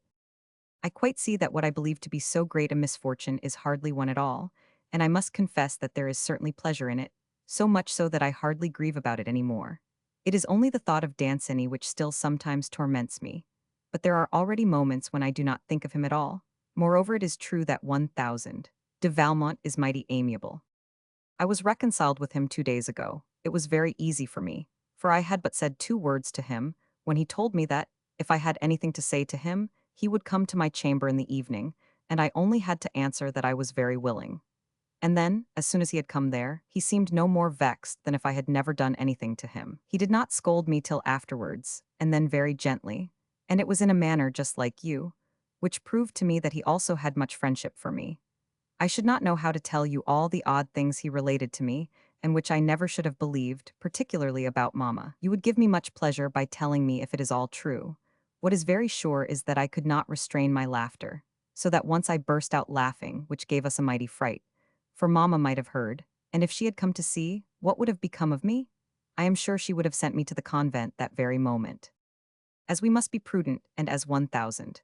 De Valmont has told me himself that he would not risk compromising me for anything in the world, we have agreed that henceforward he should only come to open the door, and that we should go to his room. In that there is nothing to fear. I have already been there yesterday, and even now, while I write to you, I am again expecting him to come. Now, madame, I hope you will not scold me any more. There is one thing, however, which has greatly surprised me in your letter. It is what you tell me against the time when I am married, with regard to Danceny and 1,000. De Valmont. I fancy that one day, at the opera, you told me, on the contrary, that, once married, I could only love my husband, and that I should even have to forget Danceny. For that matter, I may have misunderstood you, and I would far rather have it different, as now I shall not be so much afraid of the time for my marriage. I even desire it, since I shall have more liberty, and I hope then that I shall be able to arrange in such a fashion that I need only think of Danceny. I feel sure that I shall never be really happy except with him, for the idea of him always torments me now, and I have no happiness except when I succeed in not thinking of him, which is very difficult, and as soon as I think of him, I at once become sad again. What consoles me a little is that you assure me Danceny will love me the more for this. But are you quite certain? Oh, yes, you would not deceive me. It is amusing, however, that it is Danceny I love and that 1,000. De Valmont, but as you say, perhaps it is fortunate. Well, we shall see. I understood none too well what you said about my fashion of writing. It seems to me that Danceny finds my letters good as they are. I quite feel, however, that I ought to tell him nothing of what passes with 1,000. De Valmont, thus you have no reason to be afraid. Mamma has not yet spoken to me of my marriage, but let her do so. When she speaks to me of it, since it is to entrap me, I promise you I shall know how to lie. Adieu, my dear, kind friend. I thank you mightily, and I promise you I will never forget all your kindnesses to me. I must finish now, it is near 1 o'clock, so 1,000. De Valmont cannot be long now. At the Château de 10th October 17. Letter the 110th. The Vicomte de Valmont to the Marquise de Merteuil. Powers of heaven, I had a soul for sorrow, grant me one now for felicity. It is the tender Saint Priya, I think, who thus expresses himself. Better balanced than he, I possess these 2 existences at once. Yes, my friend, I am at the same time most happy and most miserable, and since you have my entire confidence, I owe you the double relation of my pleasures and my pains. Know then that my ungrateful Puritan treats me ever with the same rigor. I am at the fourth letter which has been returned. Perhaps I am wrong to call it the fourth, for, having excellently well divined, on the return of the first, that it would be followed by many others, and being unwilling thus to waste my time, I adopted the course of turning my complaints into commonplaces, and putting no date. And, since the second post, it is always the same letter which comes and goes, I merely change the envelope. If my fair one ends as ordinarily end the fair, and softens, if only from lassitude, she will keep the missive at last, and it will be time enough then to pick up the threads. You see that, with this new manner of correspondence, I cannot be perfectly well informed. I have discovered, however, that the fickle creature has changed her confidant. At least, I have made sure that, since her departure from the chateau, no letter has come for Madame de Volanges, whilst there have been two for the old Rosamond. And, as the latter says nothing to us of them, as she no longer opens her mouth on the subject of her dearest fair, of whom previously she never ceased to speak, I concluded that it was she who had her confidence. I presume that, on one side, the need of speaking of me, and on the other, a little shame at returning with Madame de Volanges to the subject of a sentiment so long disavowed have caused this great revolution. I fear that I have lost by the change. For, the older women grow, the more crabbed and severe do they become. The first would have told her far more ill of me, but the latter will say more of love, and the sensitive prude has far more fear of the sentiment than of the person. The only means of getting at the facts is, as you see, to intercept the clandestine correspondence. I have already sent the order to my chasseur, and I am daily awaiting its execution. So far, I can do nothing except at random. Thus, for the last week, I run my mind in vain over all recognized means, all those in the novels and in my private recollections. I can find none which befits either the circumstances of the adventure or the character of the heroine. The difficulty would not be to present myself before her, even in the night, nor again to induce her slumber and make of her a new Clarissa, but after more than 2 months of care and trouble to have recourse to means which are foreign to me, to follow slavishly in the tracks of others and triumph without glory. No, she shall not have the pleasures of vice and the honors of virtue. 'Tis not enough for me to possess her, I wish her to give herself. Now, for that, I need not only to penetrate to her presence, but to reach her by her own consent, to find her alone and with the intention of listening to me. Above all, to close her eyes as to the danger. For if she sees it, she will know how to surmount it, or to die. But the more clearly I see what I need to do, the more difficult do I find its execution. And though it should induce you to laugh at me once more, I will confess that my embarrassment is enhanced in proportion to the extent to which it occupies me. My brain would reel, I think, were it not for the lucky distraction which our common pupil affords me. I owe it to her that I have still something else to do than compose elegies. Would you believe that this little girl had taken such fright that 3 whole days passed before your letter produced its effect? 'Tis thus that one false idea can spoil the most fortunate nature. In short, it was not until Saturday that she came and hovered round me, and stammered out a few words, and those pronounced in so low a voice, so stifled with shame, that it was impossible to hear them. But the blush which accompanied them made me guess their sense. Thus far, I had retained my pride, but, subdued by so pleasant a repentance, I consented to promise a visit to the fair penitent that same evening, and this grace on my part was received with all the gratitude that so great a condescension demanded. As I never lose sight either of your projects or my own, I resolved to profit by this occasion to gain a just estimate of the child's value, and also to accelerate her education. But to pursue this work with greater freedom, I found it necessary to change the place of our rendezvous. For a simple closet, which separates your pupil's room from that of her mother, could not inspire sufficient security to allow her to reveal herself at her ease. I promised myself then innocently to make some noise, which would cause her enough alarm to induce her, for the future, to seek a safer asylum. This trouble she spared me again. The little person loves laughter, and to promote her gaiety, I bethought myself, during our entr'actes, to relate to her all the scandalous anecdotes which occurred to my mind. And, so as to render them more piquant and better to fix her attention, I attributed them all to her mother, whom I was thus pleased to bedaub with vice and ridicule. It was not without motive that I made this choice. It encouraged my timid schoolgirl better than anything else, and I inspired her, at the same time, with the most profound contempt for her mother. I have long remarked that, if it be not always necessary to employ this means to seduce a young girl, it is indispensable, and often even the most efficacious, when one wishes to deprave her. For she who does not respect her mother will not respect herself. a moral truth which I hold to be so useful that I have been glad indeed to have furnished an example in support of the precept. Meanwhile, your pupil, who had no thought of morals, was stifling her laughter every moment. Finally, she had almost thought to have burst out with it. I had no difficulty in persuading her that she had made a terrible noise. I feigned a huge fright, which she easily shared. That she might the better remember it, I did not give way to the pleasure of a reappearance, and left her alone, 3 hours earlier than was customary. We agreed, therefore, on separating, that from the morrow it was in my room that we should meet. I have already twice received her there, and in this short period the scholar has become almost as learned as the master. Yes, in truth, I have taught her everything, even to complaisances. I have only made an exception of precautions. Occupied thus all night, I gain thereby in that I sleep a great portion of the day. And as the actual society of the chateau has nothing to attract me, I hardly appear in the salon for an hour during the day. Today, I even adopted the course of eating in my room, and I do not intend to leave it again, except for short walks. These eccentricities pass on the ground of my health. I have declared that I am worn out with vapors. I have also announced a little fever. It cost me no more than to speak in a slow and faint voice. As for the alteration in my face, trust your pupil for that. Love will provide.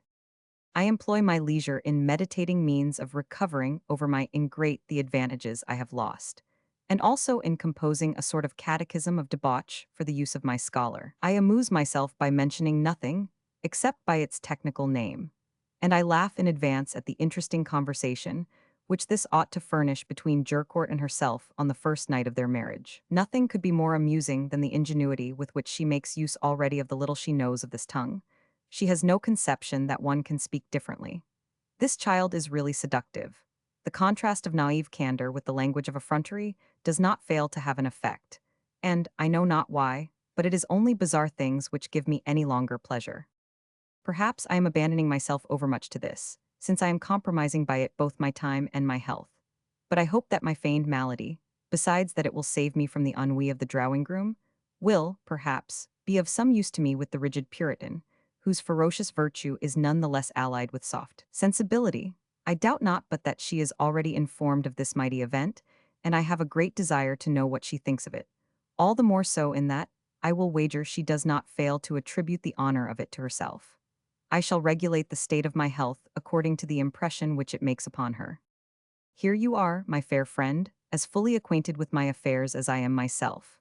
I hope to have, shortly, more interesting news to tell you, and I beg you to believe that, in the pleasure which I promise myself, I count for much the reward which I expect from you. At the Château de 11th October 17. Letter the 111th. The Comte de Jurcourt to Madame de Vallinges. All seems to be quiet in this country, madame, and we expect from day to day the permission to return to France. I hope you will not doubt that I have always the same eagerness to betake myself thither, and to tie there the knots which are to unite me to you and to Mademoiselle de Vallinges. Meanwhile, 1000. Le Duc de, my cousin, to whom, as you know, I am under so many obligations, has just informed me of his recall from Naples.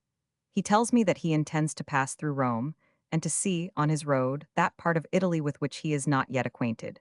He begs me to accompany him on this journey, which will take about 6 weeks or 2 months. I do not hide from you that it would be agreeable to me to profit by this opportunity, feeling sure that, once married, I shall with difficulty find the time for other absences than those which my service demands. Perhaps, also, it would be more proper to wait till winter for the wedding, since it will not be till then that all my kinsmen will be assembled in Paris, and notably 1000. Le Marquis de, to whom I owe my hope of belonging to you. In spite of these considerations, my plans in this respect will be entirely subordinate to your own, and if you should have the slightest preference for your first arrangements, I am ready to abandon mine. I beg you only to let me know, as early as possible, your intentions on this subject. I will await your reply here, and it alone shall regulate my action. I am with respect, madame, and with all the sentiments that befit a son, your most humble, etc. The Comte de Jurcourt. Bastia, 10th October 17. Letter the 112th. Madame de Rosemont to the President de Tourvel. Dictated.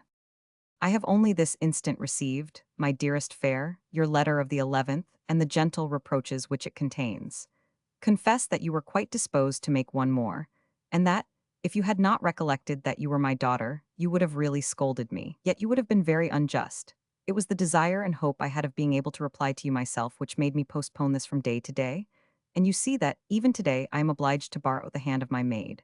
My wretched rheumatism has come back again. It has taken up its abode this time in the right arm, and I am absolutely crippled. That is what it is, young and fresh as you are, to have so old a friend. One suffers for those incongruities. As soon as my pains give me a little respite, I promise to have a long talk with you. In the meantime, I merely tell you that I have received your 2 letters, that they would have redoubled, had that been possible, my tender friendship for you, and that I shall never cease to take a very lively interest in all that concerns you. My nephew, too, is somewhat indisposed, but in no danger, nor is there need for the least anxiety. It is a slight indisposition which, as it appears to me, affects his humor more than his health. We see hardly anything of him now. His retreat and your departure do not add to the gaiety of our little circle. The little Volanges, especially, misses you furiously, and yawns consumedly all day long. Since the last few days, in particular, she has done us the honor of falling into a profound sleep every afternoon. Adieu, my dearest fair. I am always your very good friend, your mamma, your sister even, did my great age permit that title. In short, I am attached to you by all the most affectionate sentiments. Signed, Adelaide for Madame de Rosemonde. At the Château de 14th October 17. Letter the 113th. The Marquise de Merteuil to the Vicomte de Valmont. I think I ought to warn you, Vicomte, that they are beginning to busy themselves with you in Paris. Your absence is remarked there, and they are already divining the cause. I was yesterday at a very numerous supper. It was said positively that you were retained in the country by an unhappy and romantic love. Joy was immediately depicted on the faces of all those envious of your success, and of all the women whom you have neglected. If you are advised by me, you will not let these dangerous rumors acquire credit, but will come at once to destroy them by your presence. Remember that, if you once allow the idea that you are irresistible to be lost, you will soon find that it will, as a matter of fact, become easier to resist you. That your rivals, too, will lose their respect for you, and dare to combat you. For which of them does not believe himself stronger than virtue? Reflect above all that, in the multitude of women whom you have advertised, all those whom you have not had will endeavor to undeceive the public, whilst the others will exert themselves to hoodwink it. In short, you must expect to be appreciated, perhaps, as much below your value as you have been, hitherto, beyond it. Come back, then, Vicomte, and do not sacrifice your reputation to a puerile caprice. You have done all we wished with the little Volanges, and as for your president, it is not, apparently, by remaining 10 leagues away from her, that you will get over your fantasy. Do you think she will come to fetch you? Perhaps she has already ceased to dream of you, or is only so far occupied with you as to congratulate herself on having humiliated you. At any rate, here you will be able to find some opportunity of a brilliant reappearance, and you have need of one, and even if you insist on your ridiculous adventure, I do not see how your return can hurt it. On the contrary. In effect, if your president adores you, as you have so often told me and said so little to prove, her sole consolation, her sole pleasure now must be to talk of you, and to know what you are doing, what you are saying, what you are thinking, even the slightest detail which concerns you. These trifles increase in value according to the extent of the privations one endures.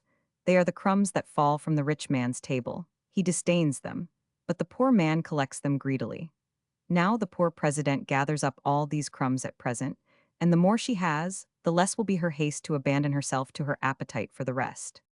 Moreover, since you know her confidant, you cannot doubt but that each of her letters contains at least one little sermon, and all that she thinks befitting to corroborate her prudence and fortify her virtue. Why, then, leave to the one resources to defend herself, to the other the means of injuring you? It is not that I am at all of your opinion as to the loss you believe you have sustained by the change of confidant.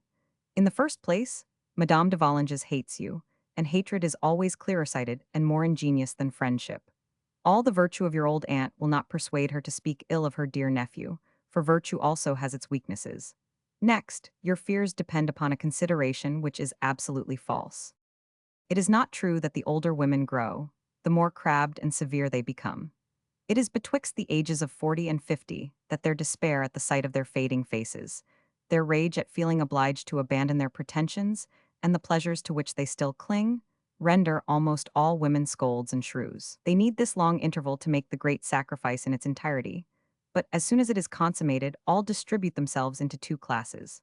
The most numerous, that of the women who have had nothing in their favor save their faces and youth, falls into an imbecile apathy, and only issues from this for the sake of play or of a few practices of devotion. This kind is always tiresome, often fond of scolding, sometimes a little mischievous, but rarely malicious. One cannot tell either whether these women are or are not severe. Without ideas, without an existence, they repeat indifferently, and without understanding all that they hear said, and in themselves remain absolutely null. The other class, far rarer, but really precious, is that of the women who, having possessed character, and not having neglected to cultivate their reason, know how to create an existence for themselves when that of nature fails them, and adopt the plan of transferring to their minds the adornments which they had before employed for their faces. These last have, as a rule, a very sound judgment and an intelligence at once solid, gay, and gracious. They replace seductive charms by ingratiating kindness, and even by sprightliness, the charm of which increases in proportion to their age. It is thus that they succeed, after a fashion, in attracting youth by making themselves loved by it. But then, far from being, as you say, crabbed and severe, the habit of indulgence, their long reflections upon human frailty, and above all, the memories of their youth, through which alone they have a hold on life, would rather place them, perhaps too much, on the side of complacence.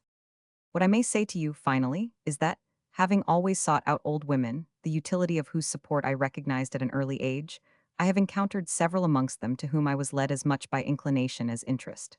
I stopped there, for nowadays, when you take fire so quickly and so morally, I should be afraid lest you fell suddenly in love with your aged aunt, and buried yourself with her in the tomb in which you have already lived so long.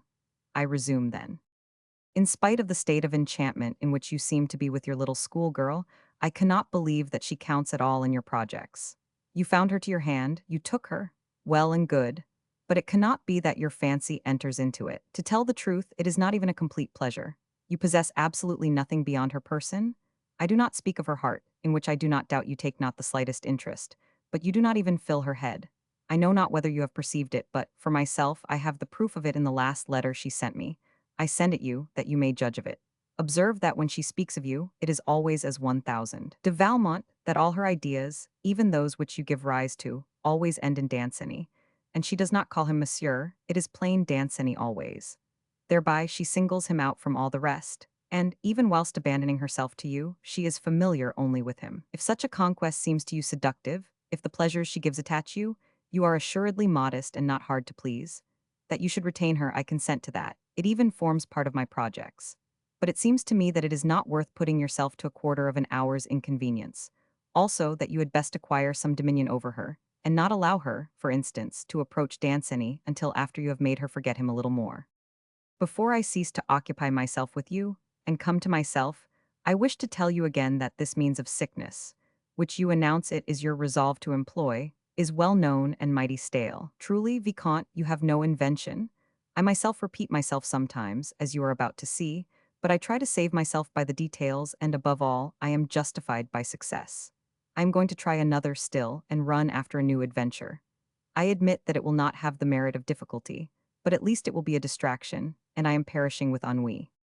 I know not why, but, since the adventure of Provence, Belleroche has become insupportable. He has redoubled his attention, his tenderness, his veneration to such a degree that I can no longer submit to it. His anger seemed to me, at the outset, amusing. It was very necessary, however, to calm it, for to let him go on would have been to compromise myself, and there was no means of making him listen to reason. I adopted the course then of showing him more love, in order to make an end of it more easily. But he has taken this seriously, and ever since surfeits me with his eternal delight. I notice, especially, the insulting trust which he shows in me, and the security with which he considers me as his forever. I am really humiliated by it. He must rate me lightly indeed, if he believes he has worth enough to make me constant. Did he not tell me recently that I could never have loved anyone but himself? Oh, for the moment I had need of all my prudence not to undeceive him on the spot, by telling him how matters stood. A married gentleman, forsooth, to think he has exclusive rights. I admit that he is well made and of a fair enough countenance, but all considered, he is, in fact, but a journeyman love-maker. In short, the moment has come when we must separate. I have been attempting this for the last fortnight, and have employed, in turn, coldness, caprice, ill humor, and quarrels, but the tenacious personage is not made thus to lose his hold. A more violent method must be adopted, therefore. Consequently, I am taking him to my country place. We leave the day after tomorrow. With us, there will only be a few uninterested persons, by no means clear-sighted, and we shall have almost as much liberty as if we were there alone. There I will surfeit him with love and caresses to such a degree, we will live there so entirely for one another, that I wager he will be more desirous than I am myself for the end of this expedition, which he considers so great a piece of good fortune.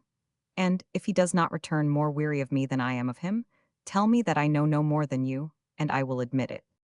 My pretext for this sort of retreat is that I wish to busy myself exclusively with my great lawsuit, which, in fact, will be at last decided at the commencement of the winter. I am very glad of it, for it is really disagreeable to have one's whole fortune hanging thus in the air. 'Tis not that I am at all anxious as to the result. In the first place, I am in the right, all my lawyers assure me so.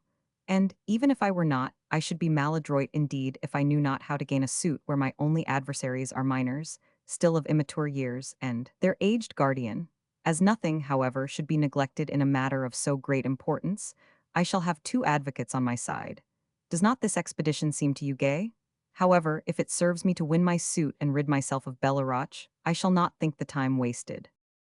Now, Vicomte, divine his successor, I give you 100 guesses, but what is the use? Do I not know that you never guess anything? Well then, it is Danceny. You are astonished, are you not? For after all I am not yet reduced to the education of children. But this one deserves to form an exception. He has but the graces of youth and not its frivolity. His great reserve in society is well calculated to remove all suspicion, and one finds him only the more amiable when he lets himself go in a tete-a-tete. Not that I have yet had one with him on my own account, I am still no more than his confidant. But beneath this veil of friendship, I believe I discern a very lively taste for me, and I feel that I am conceiving a great one for him. It were a mighty pity that so much wit and delicacy should be debased and wasted upon that little fool of a Volanges. I hope he is deceived in believing that he loves her. She so little deserves it. 'Tis not that I am jealous of her. It is because it would be a crime, and I would save Danceny. I beg you then, Vicomte, to take precautions that he may not approach his Cécile, as he still has the bad habit of calling her.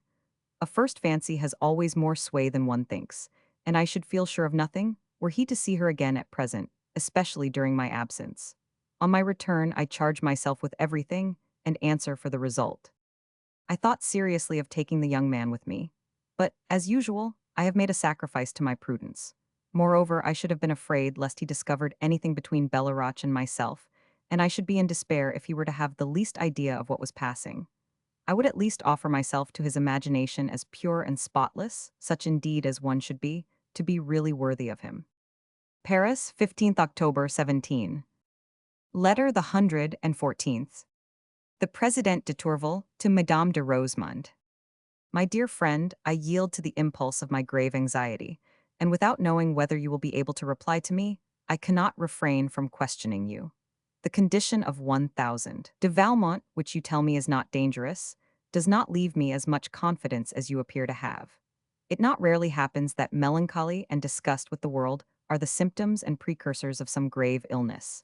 The sufferings of the body, like those of the mind, make us desirous of solitude, and often we reproach with ill humor him who should merely be pitied for his pain. It seems to me that he ought at least to consult someone. How is it that you, who are ill yourself, have not a doctor by your side? My own, whom I have seen this morning, and whom, I do not conceal from you, I have indirectly consulted, is of opinion that, in persons naturally active, this sort of sudden apathy should never be neglected.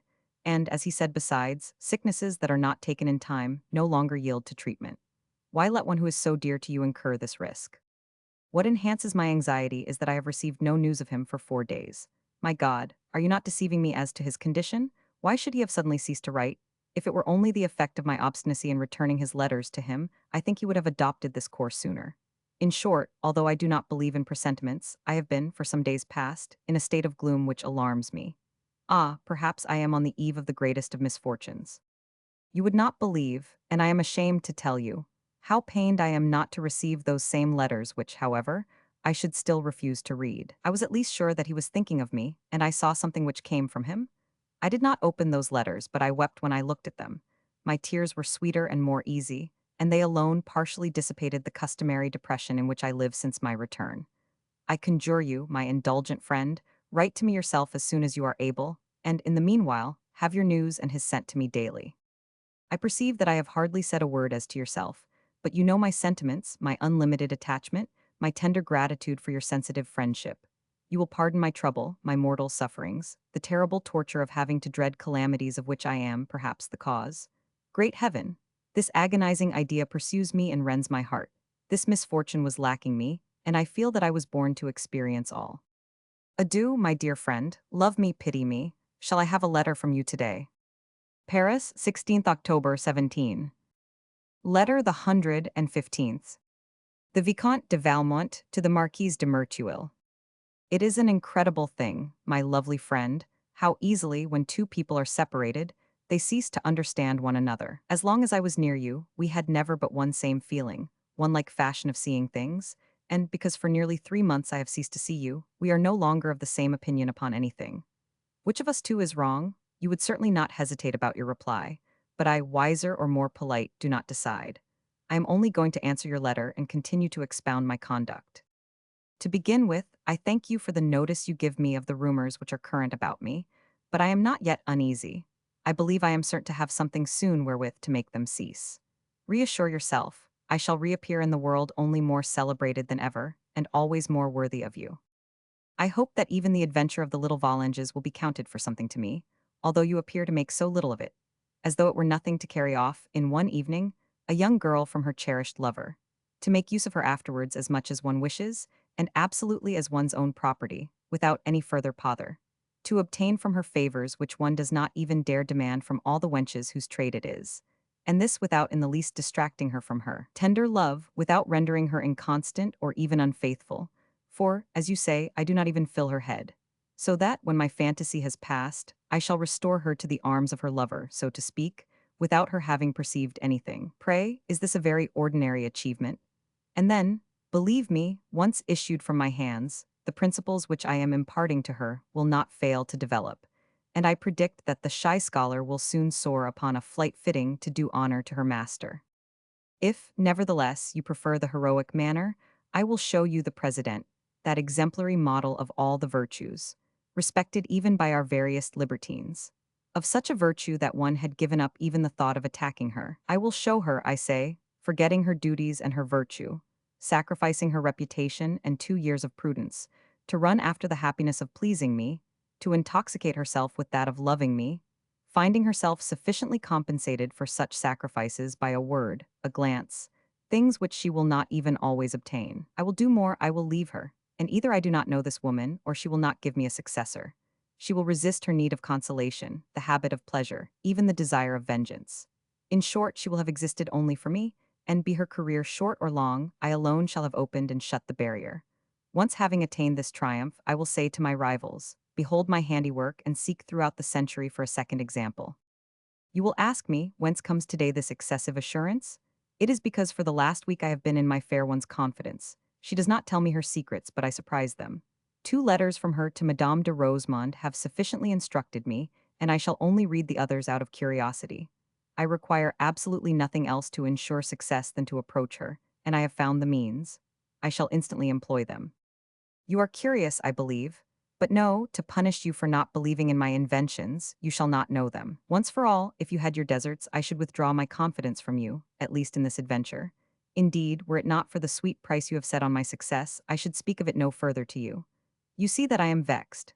However, in the hope that you will correct yourself, I am willing to stop with this slight punishment, and once more grown indulgent, will forget my rash projects for a moment, to discuss your own with you. There you are then, in the country, which is as tedious as sentiment and as sad as constancy. And that poor Belleroche, you are not contented with making him drink the waters of oblivion, you must also put him to the torture. How does he like it? Does he bear up well beneath the nausea of love? I would give much to see him become only the more enamored.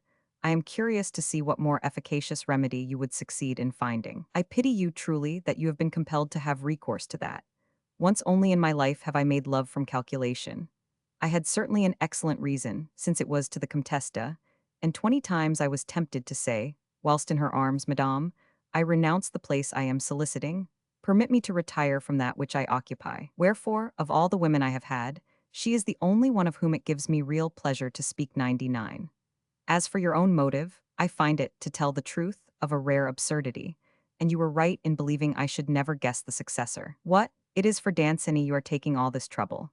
Oh, my dear friend, leave him to adore his virtuous Cécile, and do not compromise yourself at these childish games.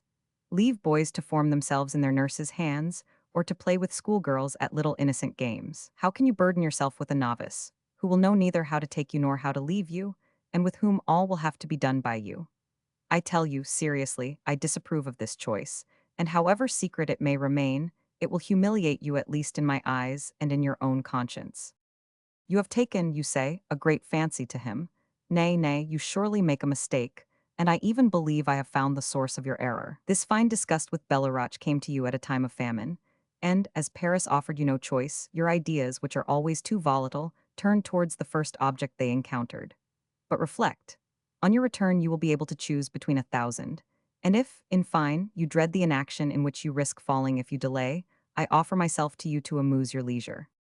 By the time of your arrival, my great affairs will be terminated in some fashion or other, and assuredly neither the little Volanges nor the President herself will occupy me so much then as to prevent me from being with you as much as you desire.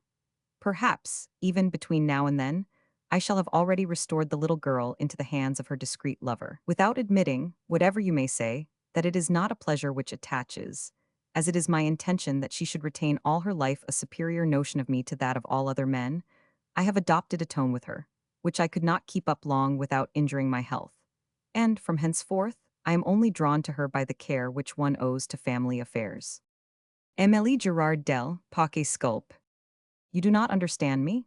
The fact is that I am awaiting a second period to confirm my hope, and to assure me that I have thoroughly succeeded in my projects. Yes, my lovely friend, I have already a first promise that the husband of my pupil will not run the risk of dying without posterity, and that the head of the house of Jurcourt will be in future only a cadet of that of Valmont. But let me finish, at my fantasy, this adventure which I only undertook at your entreaty.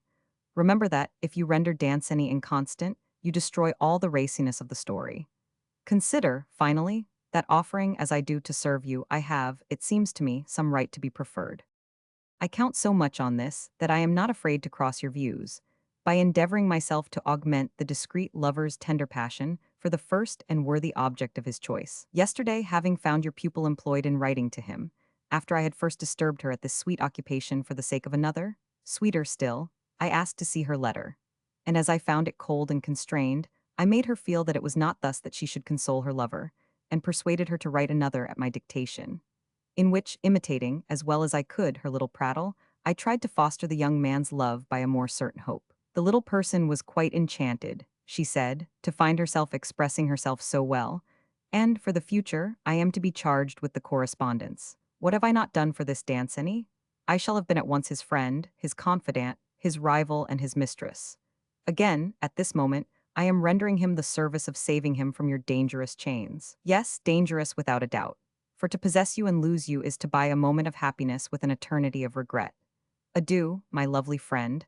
Have the courage to dispatch Belleroche as soon as you can. Leave Danceny alone and prepare yourself to receive once more and to renew to me the delicious pleasures of our first liaison. P.S. I congratulate you upon the approaching decision of the great lawsuit. I shall be delighted if this happy event occurs during my reign. At the Château de 19th October 17. Letter the 116th. The Chevalier Danceny to Cécile Volanges. Madame de Merteuil left this morning for the country. Thus, my charming Cécile, I am now deprived of the sole pleasure which remained to me during your absence, that of talking of you to your friend and mine. For some time past, she has allowed me to give her that title, and I have profited by it with all the more eagerness because it seemed to bring me nearer to you. Lord, how amiable this woman is, and with what a flattering charm she knows how to endow friendship. It seems as though that sweet sentiment is embellished and fortified in her by all that she denies to love. If you knew how she loves you, how it pleases her to hear me speak of you. 'Tis that, no doubt, which draws me so much towards her. What happiness it were, to be able to live entirely for you both, to pass uninterruptedly from the delights of love to the sweets of friendship, to consecrate all my existence to it, to be in some measure the point of union of your mutual attachment, and to feel always that, in occupying myself with the happiness of the one, I was working equally for that of the other. Love, love dearly, my charming friend, this adorable woman. Give greater value still to the attachment I have for her by participating in it. Since I have tasted the charm of friendship, I am desirous that you should experience it in your turn. From pleasures which I do not share with you, I seem only to obtain a half enjoyment. Yes, my Cecile, I would fain surround your heart with all the softest sentiments, so that its every vibration might give you a sensation of happiness. And I should still feel that I could never repay you more than a part of the felicity which I should derive from you. Why must it be that these charming projects are only a chimera of my imagination, and that reality offers me, on the contrary, only indefinite and dolorous privations? The hope which you had held out to me of seeing you in the country, I see well that I must renounce. I have no other consolation than that of persuading myself that you do really find it impossible, and you refrain from telling me this, from grieving over it with me. Twice already have my complaints on this subject been left without a reply. Ah, Cecile, Cecile, I do believe that you love me with all the faculties of your soul, but your soul is not ardent like my own. Why does it not lie with me to overthrow the obstacles? Why is it not my interests that have to be considered instead of yours? I should know how to prove to you that nothing is impossible to love. You tell me nothing, either, of the duration of this cruel absence. Here at least I should perhaps see you. Your charming eyes would reanimate my drooping soul, their touching expression would reassure my heart, which has sometimes need of it. Forgive me, my Cecile, this fear is not a suspicion. I believe in your love and your constancy. Ah, I should be too unhappy if I were to doubt it. But so many obstacles, and always renewed. I am sad, my friend, very sad. It seems as though the departure of Madame de Merteuil had renewed in me the sentiment of all my woes. Adieu, my Cecile. Adieu, my beloved. Remember that your lover is grieving, and that you alone can restore him to happiness.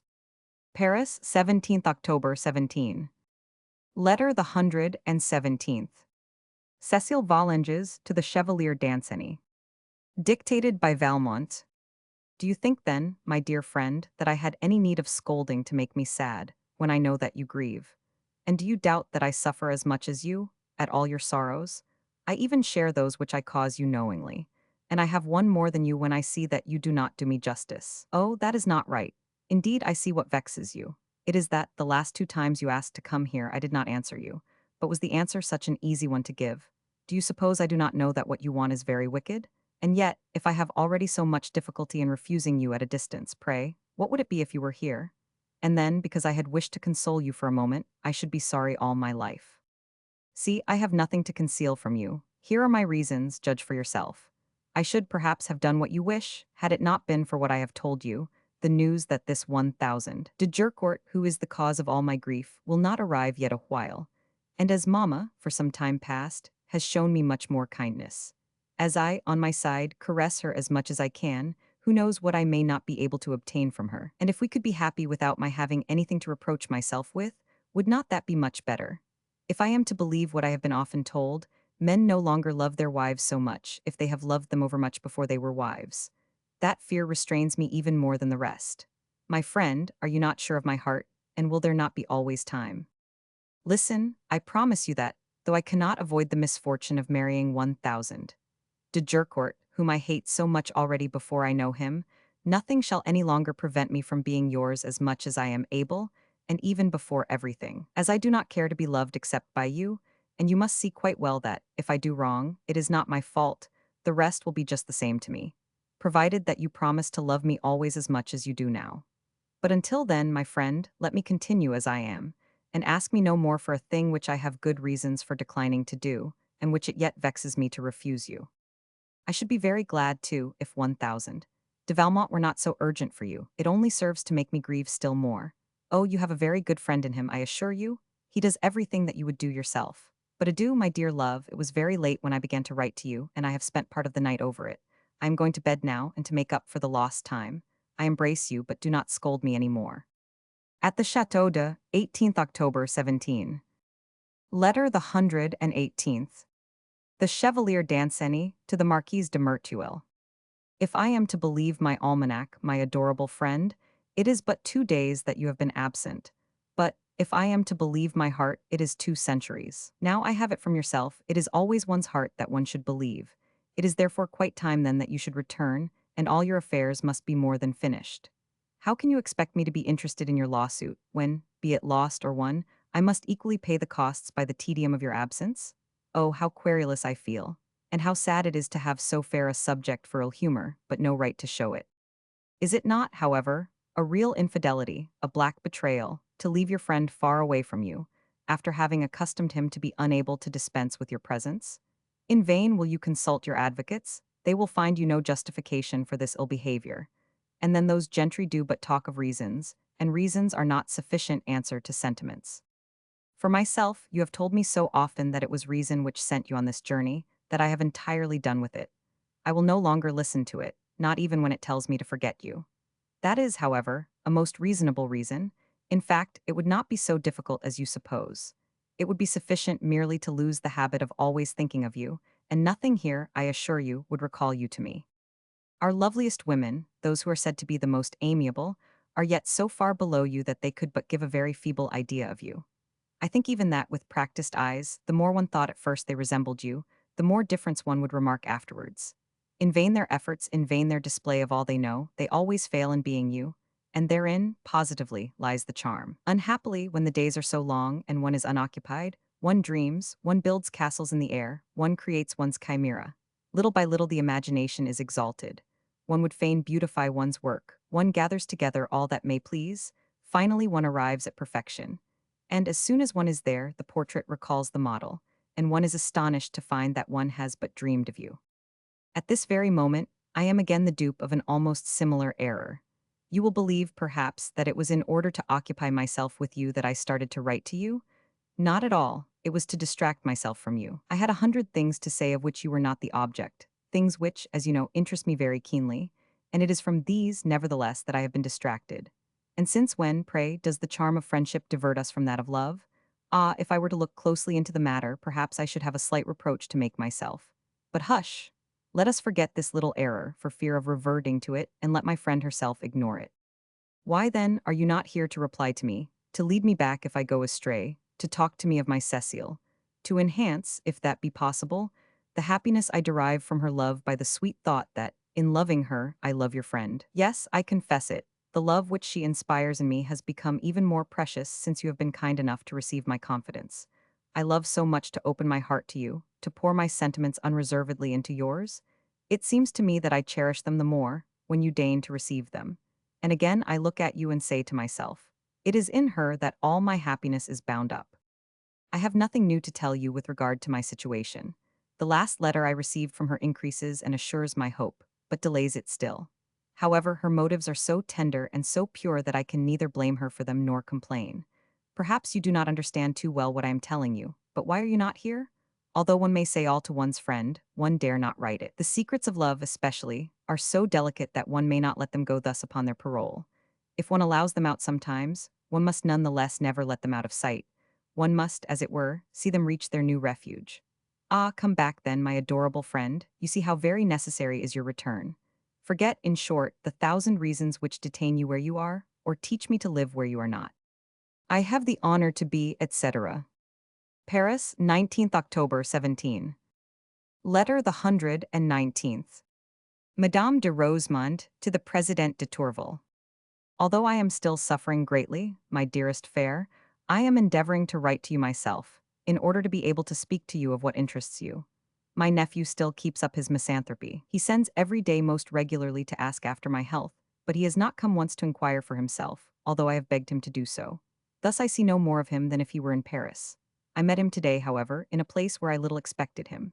It was in my chapel, whither I had gone for the first time since my painful indisposition. I learned today that for the last 4 days he has gone regularly to hear Mass. God grant that this last. When I entered, he came up to me, and congratulated me most affectionately on the improved state of my health. As Mass was beginning, I cut short the conversation, which I expected to resume afterwards, but he had disappeared before I could rejoin him. I will not hide from you that I found him somewhat changed. But my dearest fair, do not make me repent of my confidence in your reason, by a too lively anxiety, and above all, rest assured that I would rather choose to pain than deceive you. If my nephew continues to keep aloof from me, I will adopt the course, as soon as I am better, of visiting him in his chamber, and I will try to penetrate the cause of this singular mania, which, I can well believe, has something to do with you. I will write and tell you anything I may find out. Now I take leave of you, as I can no more move my fingers. Besides, if Adelaide knew that I had written, she would scold me all the evening. Adieu, my dearest fair. At the Château de 20th October 17. Letter the 120th. The Vicomte de Valmont to the Pere Anselmi, a Bernardine of the monastery of the Rue Saint-Honor.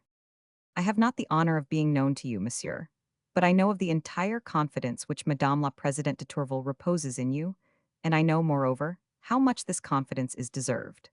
I believe, then, that I may address myself to you without indiscretion, in order to obtain a very essential service, truly worthy of your holy office, and one in which the interests of Madame de Tourvel and myself are one.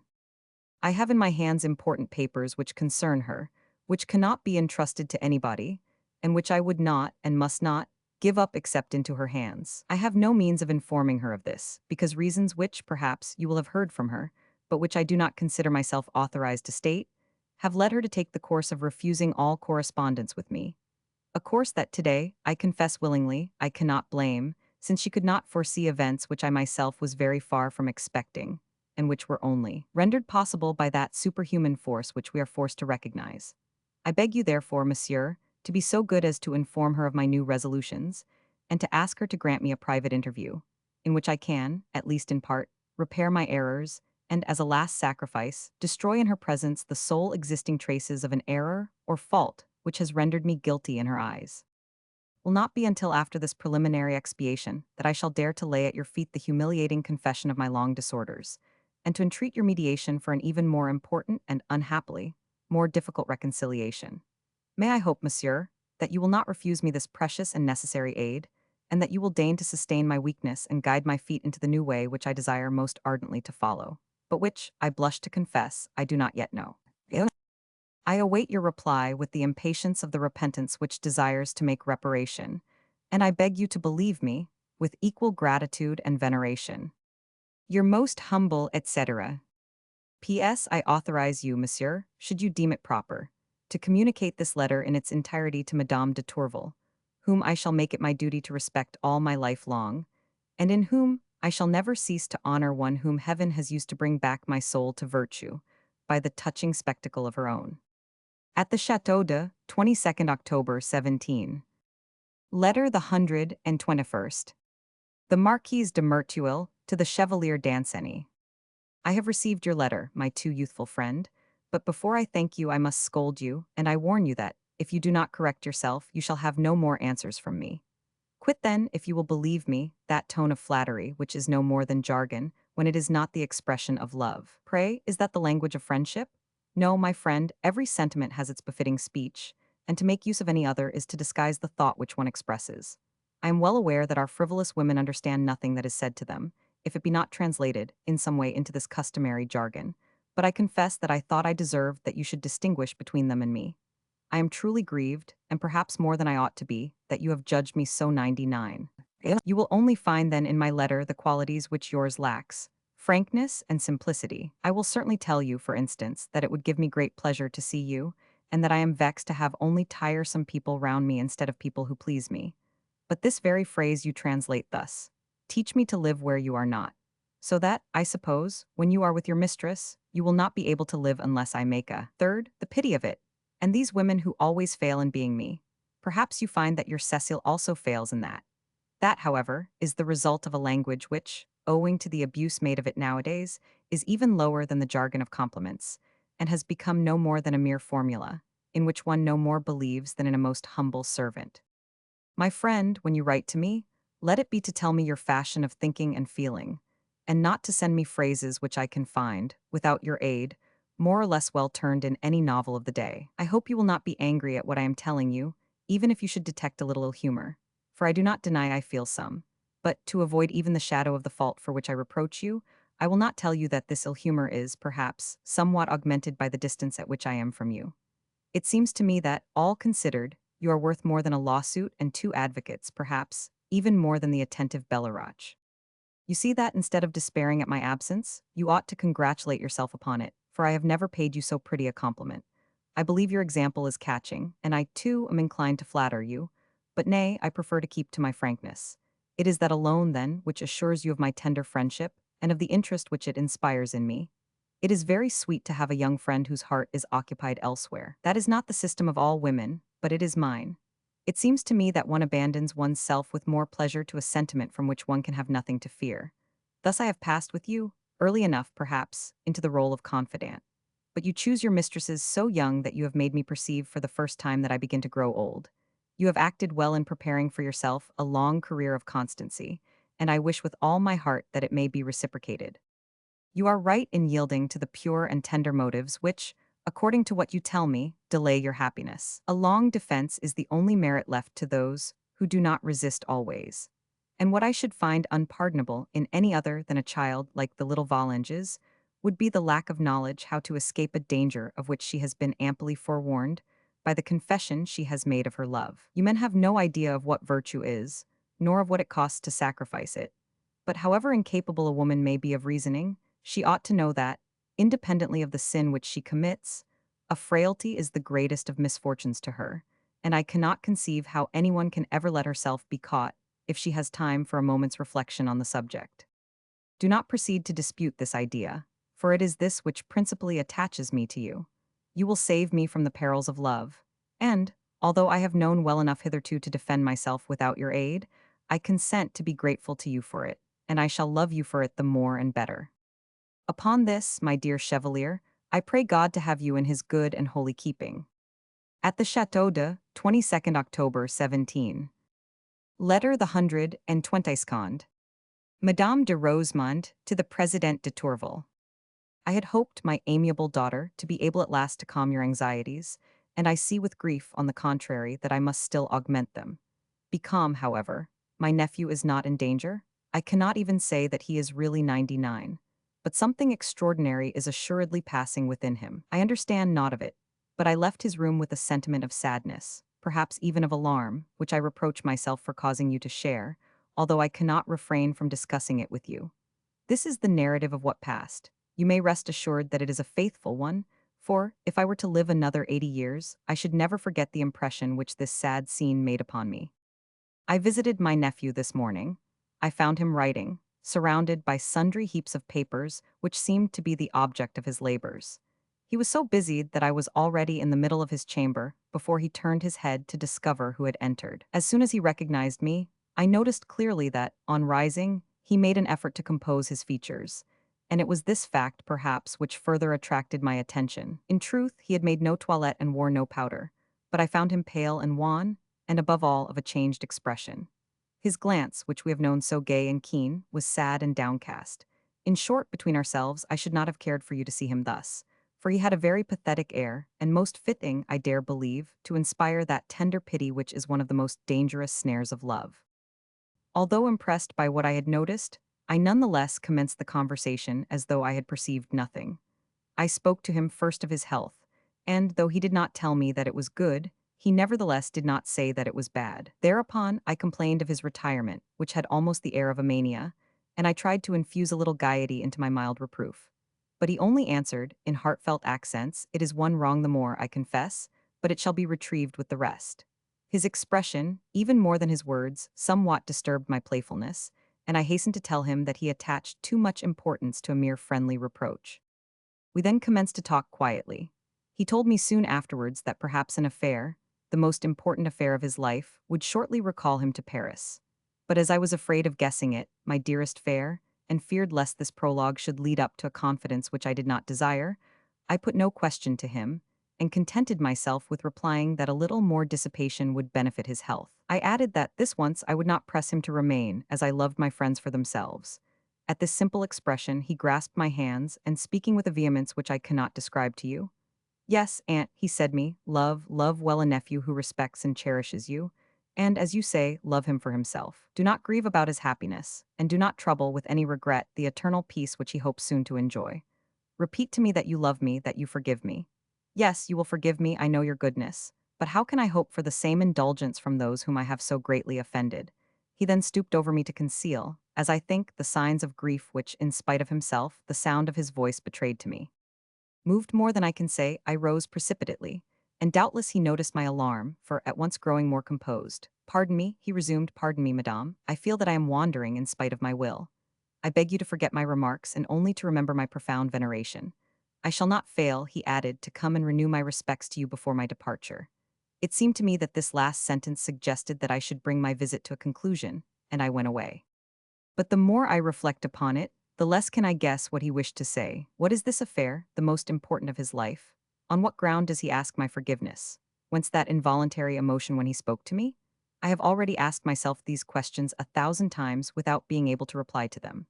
I do not even see anything therein which relates to you. However, as the eyes of love are more clear-sighted than those of friendship, I was unwilling to leave you in ignorance of anything that passed between my nephew and myself. I have made 4 attempts to finish this long letter, which would be longer still, were it not for the fatigue I feel. Adieu, my dearest fair. At the Chateau de 25th October 17. Letter the 123rd.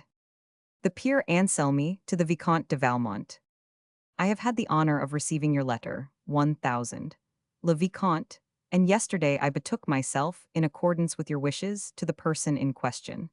I explained to her the object and the motives of the visit you had asked me to pay her, determined as she was upon the prudent course which she had adopted at first. Upon my pointing out to her that by a refusal she, perhaps, incurred a risk of putting an obstacle in the way of your happy return, and also of opposing, in some manner, the merciful decrees of Providence, she consented to receive your visit, always on condition that it shall be the last, and has charged me to tell you that she will be at home on Thursday next, the 28th. If this day should not be convenient to you, will you be so good as to inform her and appoint another? Your letter will be received. Meanwhile, 1000. Le Vicomte, permit me to invite you not to delay, without grave reasons, in order that you may be able to abandon yourself the sooner and more entirely to the laudable dispositions which you display to me. Remember that he who hesitates to improve the moment of grace runs the risk of its being withdrawn from him.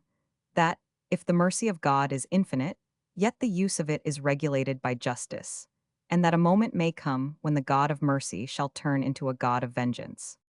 If you continue to honor me with your confidence, I beg you to believe that all my attention shall be yours, as soon as you desire it. However greatly I may be busied, my most important business will ever be to fulfill the duties of my sacred office, to which I am peculiarly devoted, and the finest moment of my life will be that in which, by the blessing of the Almighty, I shall see my efforts prosper. Weak sinners that we are, we can do nothing by ourselves. But the God who recalls you can do all, and we shall owe alike to his bounty you, the constant desire to be reconciled to him, and I the means of being your guide. It is by his aid that I hope soon to convince you that holy religion alone can give, even in this world, that solid and durable happiness which in the blindness of human passions we seek in vain. I have the honor to be, with respectful consideration, etc. Paris, 25th October 17. Letter the 121st. The President de Tourvel to Madame de Rosemonde. In the midst of the astonishment, in which the news I received yesterday has thrown me, Madame, I cannot forget the satisfaction which it must cause you, and I hasten to acquaint you with it. 1000. De Valmont is occupied neither with me nor with his love. He only would retrieve by a more edifying life the faults, or rather the errors, of his youth. I have been informed of this great event by the Peer Anselmy, to whom he applied for future direction, and also in order to contrive an interview with me, the principal object of which I judged to be the return of my letters, which he had hitherto retained, in spite of the request I had made him to the contrary. Doubtless, I cannot but applaud this happy termination, and felicitate myself, if, as he states, I am in any way responsible for it. But why needed it that I should be the instrument, and why should it have cost me my life's repose?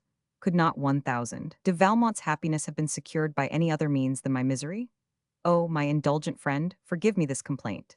I know that it is not mine to question the decrees of God, but whilst I pray to him ceaselessly, and always in vain, for strength to conquer my unhappy love, he lavishes it on one who has not prayed for it, and leaves me without succor, utterly abandoned to my weakness. But let me stifle this guilty plaint.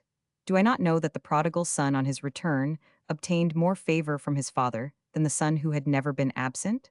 What account have we to ask from him who owes us nothing? And even were it possible that we had any rights before him, what had been my own?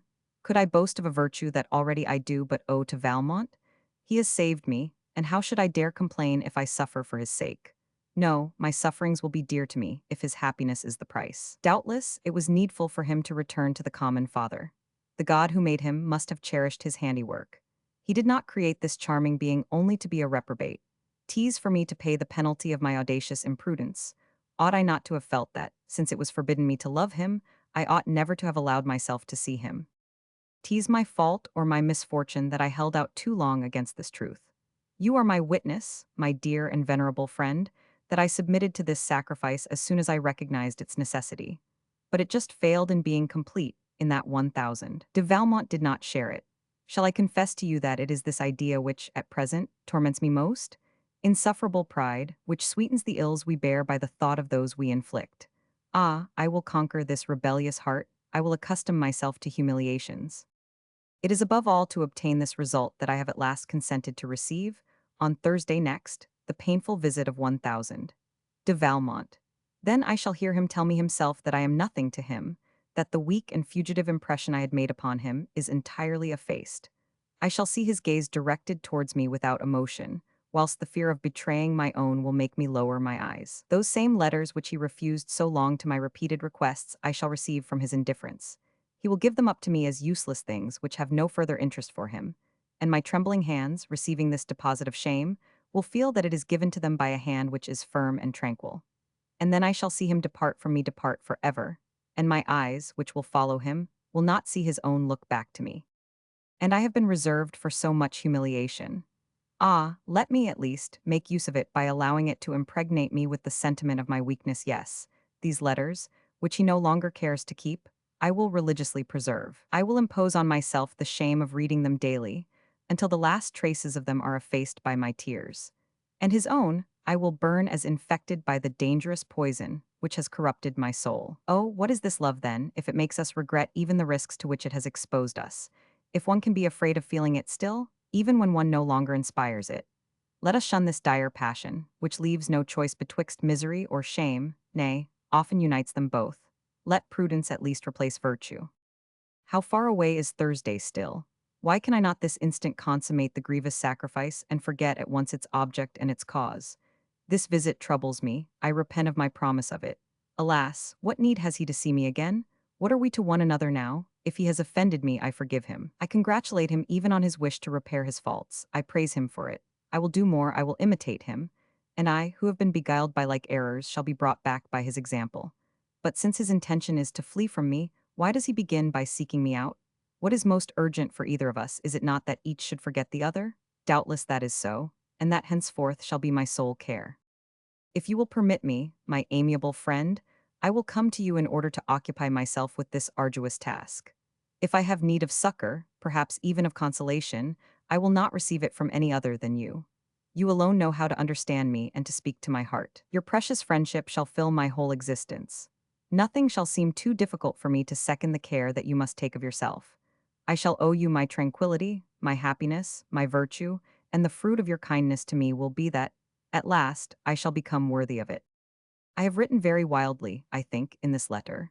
I gather so, at least, from the trouble which has unceasingly harassed me whilst writing. If any sentiments occur in it at which I ought to blush, cover them with the indulgence of your friendship. I rely upon it entirely. It is not from you that I would hide any of the movements of my heart. Adieu, my venerable friend. I hope in a few days to announce the day of my arrival. Paris, 25th October, 17. Letter the 125th. The Vicomte de Valmont to the Marquise de Merteuil. Behold her vanquished then, this proud woman who dared to think she could resist me. Yes, my friend, she is mine entirely. Since yesterday there is nothing left for her to grant me. I am still too full of my happiness to be able to appreciate it, but I am amazed at the unknown charm I have experienced. Can it be true, then, that virtue enhances the value of a woman, even at the very moment of her fall? Nay, let us relegate this puerile notion with other old wives' tales. Does one not almost always encounter a more or less well-feigned resistance at a first triumph? And have I found elsewhere the charm of which I speak? Yet it is not that of love, for, after all, if I have sometimes had, with some astounding woman, moments of weakness which resembled that pusillanimous passion, I have always known how to overcome them and return to my principles. Even if the scene of yesterday had carried me, as I believe it did, somewhat further than I counted on. Even if, for a moment, I shared the trouble and intoxication which I caused, that passing illusion would be dissipated by now. And nevertheless the same charm subsists. I should even find, I confess, a sweet enough pleasure in abandoning myself to it, if it did not cause me some anxiety. Shall I be dominated at my age, like a schoolboy, by an unknown and involuntary sentiment? Nay, I must before all combat it and understand it. Perhaps, as far as that goes, I have already caught a glimpse of the cause. I am pleased with this idea, at any rate, and I would fain have it true. In the crowd of women with whom I have hitherto played the part and performed the functions of lover, I had never yet met one who had not at least as much desire to give herself as I had to persuade her to it. I was even in the habit of calling those women prudes, who did no more than meet me halfway, in contrast to so many others whose provocative defense did, but imperfectly conceal the first advances they had made. Here, on the contrary, I met with a preconceived unfavorable prejudice, which was subsequently strengthened by the advice and stories of a spiteful but clear-sighted woman, a natural and extreme timidity, fortified by an enlightened modesty, an attachment to virtue directed by religion, with already 2 years of victory to its account. Finally, a vigorous course of conduct inspired by these different motives, which all had for their aim escape from my pursuit. It is not then, as in my other adventures, a mere capitulation, more or less advantageous, whereof it is easier to take advantage than to be proud.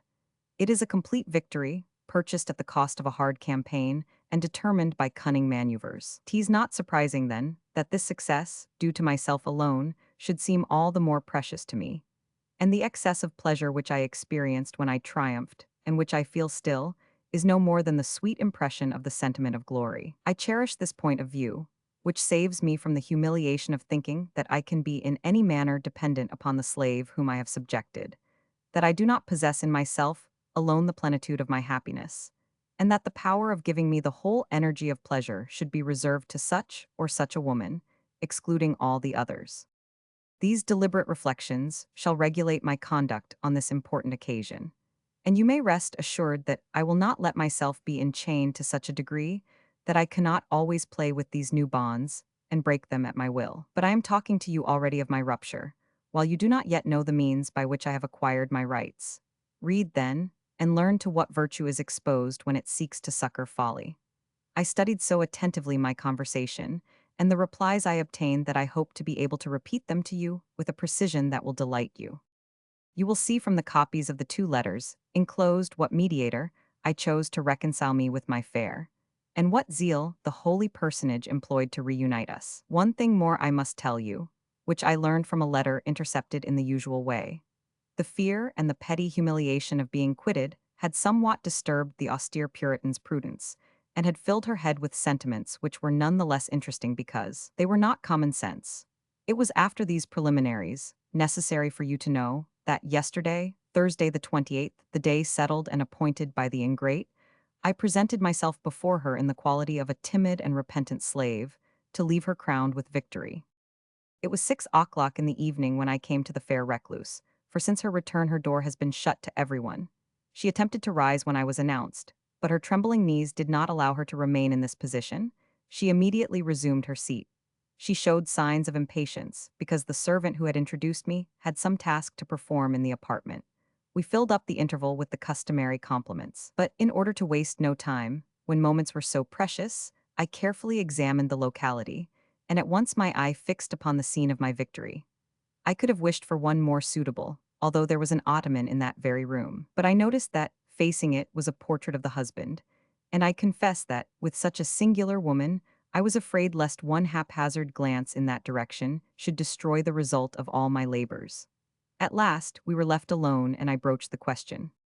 After having explained, in a few words, that the peer Anselmi must have informed her of the motives of my visit, I complained of the severe treatment I had been subject to, and dwelt particularly on the scorn which had been displayed me. She defended herself, as I expected, and, as you would expect yourself, I founded my proofs on the distrust and fear which I had inspired, on the scandalous flight which had ensued, her refusal to answer my letters, even to receive them, etc., etc. As she was commencing a justification which would have been very easy, I felt bound to interrupt her, and, to obtain pardon for this brusque proceeding, I covered it at once with a flattery. If so many charms, I went on, have made so profound an impression on my heart, the effect of so many virtues has been no less upon my soul. Led away, no doubt, by my desire to approach them, I dared to deem myself worthy. I do not reproach you for having judged otherwise, but I am punished for my mistake. As she maintained an embarrassed silence, I continued. It was my wish, madame, either to justify myself in your eyes, or to obtain from you pardon for the wrongs you suppose me to have committed. so that I can at least end, with a certain tranquility, days to which I attach no more value since you have refused to embellish them. Here, however, she endeavored to reply. My duty did not permit me, and the difficulty of completing the lie which duty required did not permit her to finish her phrase. I resumed, therefore, in a more tender tone, "Is it true that it is from me you have fled? My departure was necessary. And that you drive me away from you? It must be so. And forever I must. I have no need to tell you that, during this short dialogue, the voice of the gentle prude was oppressed, and that her eyes were not raised to mine. I judged it my duty to give this languid scene a touch of animation. Thus, rising with an air of vexation, "Your firmness," I then said, "restores to me all my own. Well, yes, madame, we shall be separated even more than you think, and you may congratulate yourself at your leisure over the success of your handiwork." Somewhat surprised at this tone of reproach, she sought to reply. "The resolution you have taken," said she. "It is but the result of my despair," I resumed with passion. "You wished me to be unhappy. I will prove that you have succeeded even beyond your hopes." "I desire your happiness," she answered, and the sound of her voice began to announce a strong emotion. Casting myself, therefore, on my knees before her, and in that dramatic tone which you know is mine, "Ah, cruel one," I cried, "can any happiness exist for me in which you have no share? Where can I find it away from you? Ah, never, never." I confess that, in abandoning myself to this extent, I had counted much on the support of tears. But, either from ill disposition, or perhaps owing to the constant and painful attention I was giving to everything, it was impossible for me to weep. Luckily, I remembered that, in order to subjugate a woman, all means are equally good, and that it would be sufficient to astound her by some great change of manner in order to produce an impression at once favorable and profound. Thus, for the sensibility which proved lacking, I substituted terror, and for that, merely changing the inflection of my voice and keeping in the same posture. "Yes," I continued, "I make this vow at your feet, to possess you or die." As I uttered these last words, our eyes met. I know not what the timid creature saw, or thought she saw, in mine, but she rose with a terrified air and escaped from the arm with which I had encircled her. It is true, I did nothing to retain her, for I had often remarked that scenes of despair rendered in too lively a key became ridiculous, if they were unduly prolonged, or left one only such really tragic resources as I was very far from wishing to take. However, whilst she withdrew from me, I added in a low and ominous whisper, but loud enough for her to hear me, "Well then, death." I then rose, and, after a moment's silence, cast upon her, as if at random, wild glances, which were none the less clear-sighted and observant for their distracted air. Her ill-assured attitude, her heavy breathing, the contraction of all her muscles, the half-raised position of her trembling arms, all gave sufficient proof to me that the effect was such as I had wished to produce. But since, in love, nothing ever finishes except at close quarters, and we were still at some distance from one another, it became necessary before all things to draw together.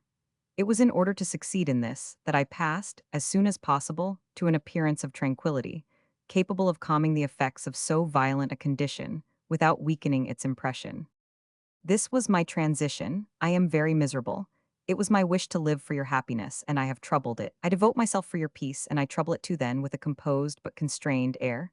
Forgive me, madame. Little accustomed as I am to the storms of passion, I know ill how to repress its movements. If I was wrong to abandon myself to them, at least remember tease for the last time. Ah, be calm, I conjure you." And during this long speech I insensibly drew nearer.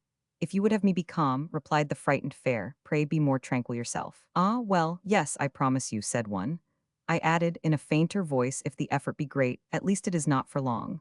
But I continued with a distraught air, "I came, did I not, to return your letters? For mercy's sake, deign to take them back. This sorrowful sacrifice remains for me to perform. Leave me naught which may tend to diminish my courage." And, drawing the precious collection from my pocket, "Behold," said I, "the deceitful receptacle of your assurances of friendship. It bound me to life, take it back from me. Give me thus yourself the signal which must separate me from you forever." Here my timorous mistress gave way entirely to her tender concern. "But 1,000. De Valmont, what is the matter with you, and what is it you would say? Is not the step which you took yesterday a voluntary one? Is it not the fruit of your own reflections? And are they not the same which led you yourself to approve the inevitable course which duty has made me adopt?" "Well then," I answered, "that course is responsible for my own." "And what is that?" "The only one which, while it separates me from you, can put an end to my pain." "But answer me, what is it?" Here I clasped her in my arms. Nor did she defend herself in any way, and, judging from this forgetfulness of the proprieties how strong and potent was her emotion. "Adorable creature," said I, risking a little enthusiasm, You have no conception of the love which you inspire in me. You will never know to what an extent you were adored, and how much dearer this sentiment was to me than existence. May all your days be calm and fortunate. May they be adorned with all the happiness which you have ravished from me.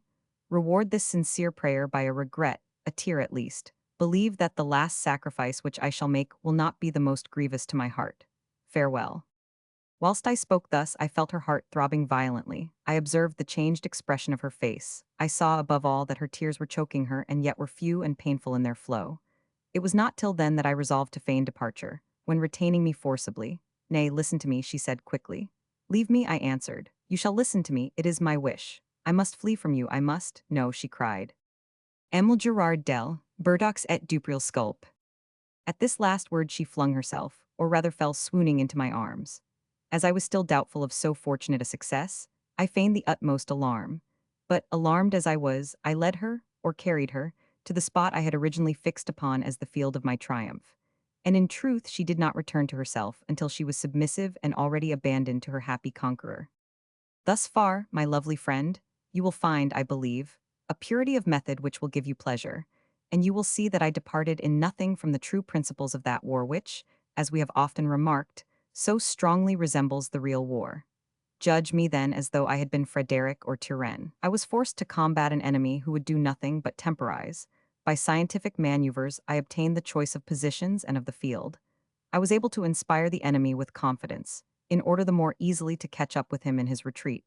I was able to add terror to this feeling before the fight was engaged.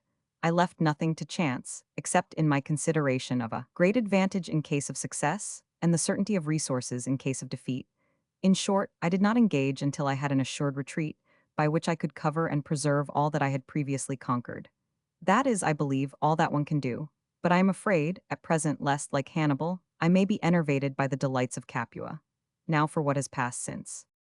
I fully expected that such a great event would not be accomplished without the customary tears and despair. And if I noticed at first somewhat more confusion and a sort of shrinking, I attributed both to the character of the prude. Thus, without concerning myself with these slight differences, which I thought purely local, I simply followed the highroad of consolation, thoroughly persuaded that, as happens ordinarily, sensations would assist sentiment, and that a single action would do more than any speech, which last, however, I did not neglect. But I met with a really alarming resistance, less indeed from its excessive character than from the form under which it was displayed. Imagine a woman seated, of an immovable rigor and an unchanging face, having the air neither of thinking, hearing nor understanding, whose fixed eyes give issue to a continuous stream of tears, which fall, however, without an effort. Such was Madame de Tourvel whilst I was speaking. But if I tried to recall her attention to me by a caress, by even the most innocent gesture, this apparent apathy was at once succeeded by terror. Gasping for breath, convulsions, sobs, and at intervals, cries, but with not an articulate word. These cries were resumed several times, and always more loudly. The last even was so violent that I was entirely discouraged by it, and feared for a moment that I had won a useless victory. I fell back upon the customary commonplaces, and, amongst their number, found this one. And you are in despair because you have made my happiness? At this word, the adorable woman turned towards me, and her face, although still rather wild, had nevertheless resumed already its celestial expression. Your happiness, she said. You can guess my answer. You are happy then? I redoubled my protestations, and happy through me, I joined praises and tender speeches. Whilst I was speaking, all her limbs grew supple. She sank down languorously, leaning back in her armchair, and yielding to me a hand which I had ventured to take. I feel, said she, that idea consoles and relieves me. You may judge that, thus shown the way, I no longer left it. It was really the right, and perhaps the only one. So that, when I would fain attempt a second success, I met at first with a certain resistance, and what had passed before rendered me circumspect. But having summoned this same idea of my happiness to my aid, I soon perceived its favorable effects. You are right, the tender creature said to me, I can no longer support my existence, except in so far as it may serve to render you happy. I devote myself entirely to that. From this moment I give myself to you, and you shall meet, on my side, neither with refusals nor regrets. It was with this candor, naive or sublime, that she abandoned to me her person and her charms, and enhanced my happiness by participating in it. The intoxication was reciprocal and complete, and for the first time mine survived the pleasure. I only left her arms to fall at her knees and swear an eternal love to her, And to tell the whole truth, I believed what I said. And even after we had separated, the idea of her never left me, and I was obliged to make an effort in order to distract myself. Ah, why are you not here at least to counterbalance the charm of the action by that of the reward? But I shall lose nothing by waiting, is not that so? And I hope I may consider as settled the happy arrangement which I proposed to you in my last letter. You see that I fulfill my word, and that, as I promised you, my affairs will be sufficiently advanced to enable me to give you a portion of my time. Hasten then to dismiss your heavy Bellerach, and leave the mawkish Danceny where he is, to occupy yourself only with me. But what are you doing so long in the country, that you do not even answer me? Do you know that I should like to scold you? But happiness tends to indulgence. And then I do not forget that, in entering once more the ranks of your adorers, I submit anew to your little fantasies. Remember, however, that the new lover will lose no whit of the former rights of a friend. Adieu, as of old, yes, adieu, my angel. I send thee all the kisses of love. P.S. Do you know that Pravan, after his month of prison, has been obliged to leave his regiment? It is the news of all Paris today. Truly, he is cruelly punished for a sin which he did not commit, and your success is complete. Paris, 29th October, 17. Letter the 126th. Madame de Rosemont to the President de Tourvel. I should have replied to you before, my amiable child, if the fatigue consequent on my last letter had not brought back my pains, which have once more deprived me during these last days of the use of my arm. I was most anxious to thank you for the good news which you have given me of my nephew, and I was no less eager to offer you my sincere congratulations on your own count. One is forced to recognize in this a real effect of Providence, which, by touching the heart of one, has also saved the other. Yes, my dearest fair, God, who only wished to try you, has succored you at a moment when your strength was exhausted, and in spite of your little murmur, you owe him, methinks, your thanksgiving. It is not that I do not feel that it would have been more agreeable to you, if this resolution had come to you first, and that Valmont's had been only the consequence of it. It seems even, humanly speaking, that the rights of our sex would have been better preserved, and we would not lose any of them. But what are these slight considerations in view of the important objects which have been obtained? Does a man who has been saved from shipwreck complain that he has not had a choice of means? You will soon find, my dear daughter, that the sorrow which you dread will alleviate itself. And, even if it were to subsist forever and in its entirety, you would none the less feel that it was still easier to endure than remorse for crime and contempt of yourself. It would have been useless for me to speak to you earlier with this apparent severity. Love is an involuntary sentiment which prudence can avoid, but which it could not vanquish, and which, once born, dies only by its fine death, or from the absolute lack of hope. It is this last case, in which you are, which gives me the courage and the right to tell you frankly my opinion. It is cruel to alarm one hopelessly sick, who is no longer susceptible to aught save consolations and palliation, but it is right to enlighten a convalescent as to the dangers he has incurred, in order to inspire him with that prudence of which he has need, and with submission to counsels which may still be necessary to him. Since you choose me for your physician, it is as such that I speak to you, and that I tell you that the little indisposition which you experience at present, and which perhaps demands some remedies, is nothing in comparison with the alarming malady from which your recovery is assured. Next, as your friend, as the friend of a reasonable and virtuous woman, I will permit myself to add that this passion, which has subjugated you, already so unfortunate in itself, became even more so through its object. If I am to believe what is told me, my nephew, whom I confess I love, perhaps to weakness, and who, indeed, unites many laudable qualities to many attractions, is not without danger for women. There are women whom he has wronged, and he sets almost an equal price upon their seduction and their ruin. Indeed, I believe that you may have converted him. Never was there a person more worthy to do this, but so many others have flattered themselves with the same thought, and their hopes have been deceived, that I love better far to think you should not be reduced to this resource. Consider now, my dearest fair, that instead of the many risks you would have had to run, you will have, besides the repose of your conscience and your own peace of mind, the satisfaction of having been the principal cause of Valmont's happy reformation. For myself, I do not doubt but that this is, in large part, the result of your courageous resistance, and that a moment of weakness on your part might have left my nephew, perhaps, in eternal error. I love to think so, and desire to see you think the same. You will find in that your first consolations, and I, fresh reasons for loving you more. I expect you here within a few days, my amiable daughter, as you have announced. Come and recover calm and happiness in the same spot where you had lost it.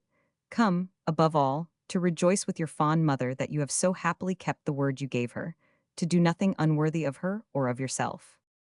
At the Château de 30th October 17. Letter the 127th. The Marquise de Merteuil to the Vicomte de Valmont.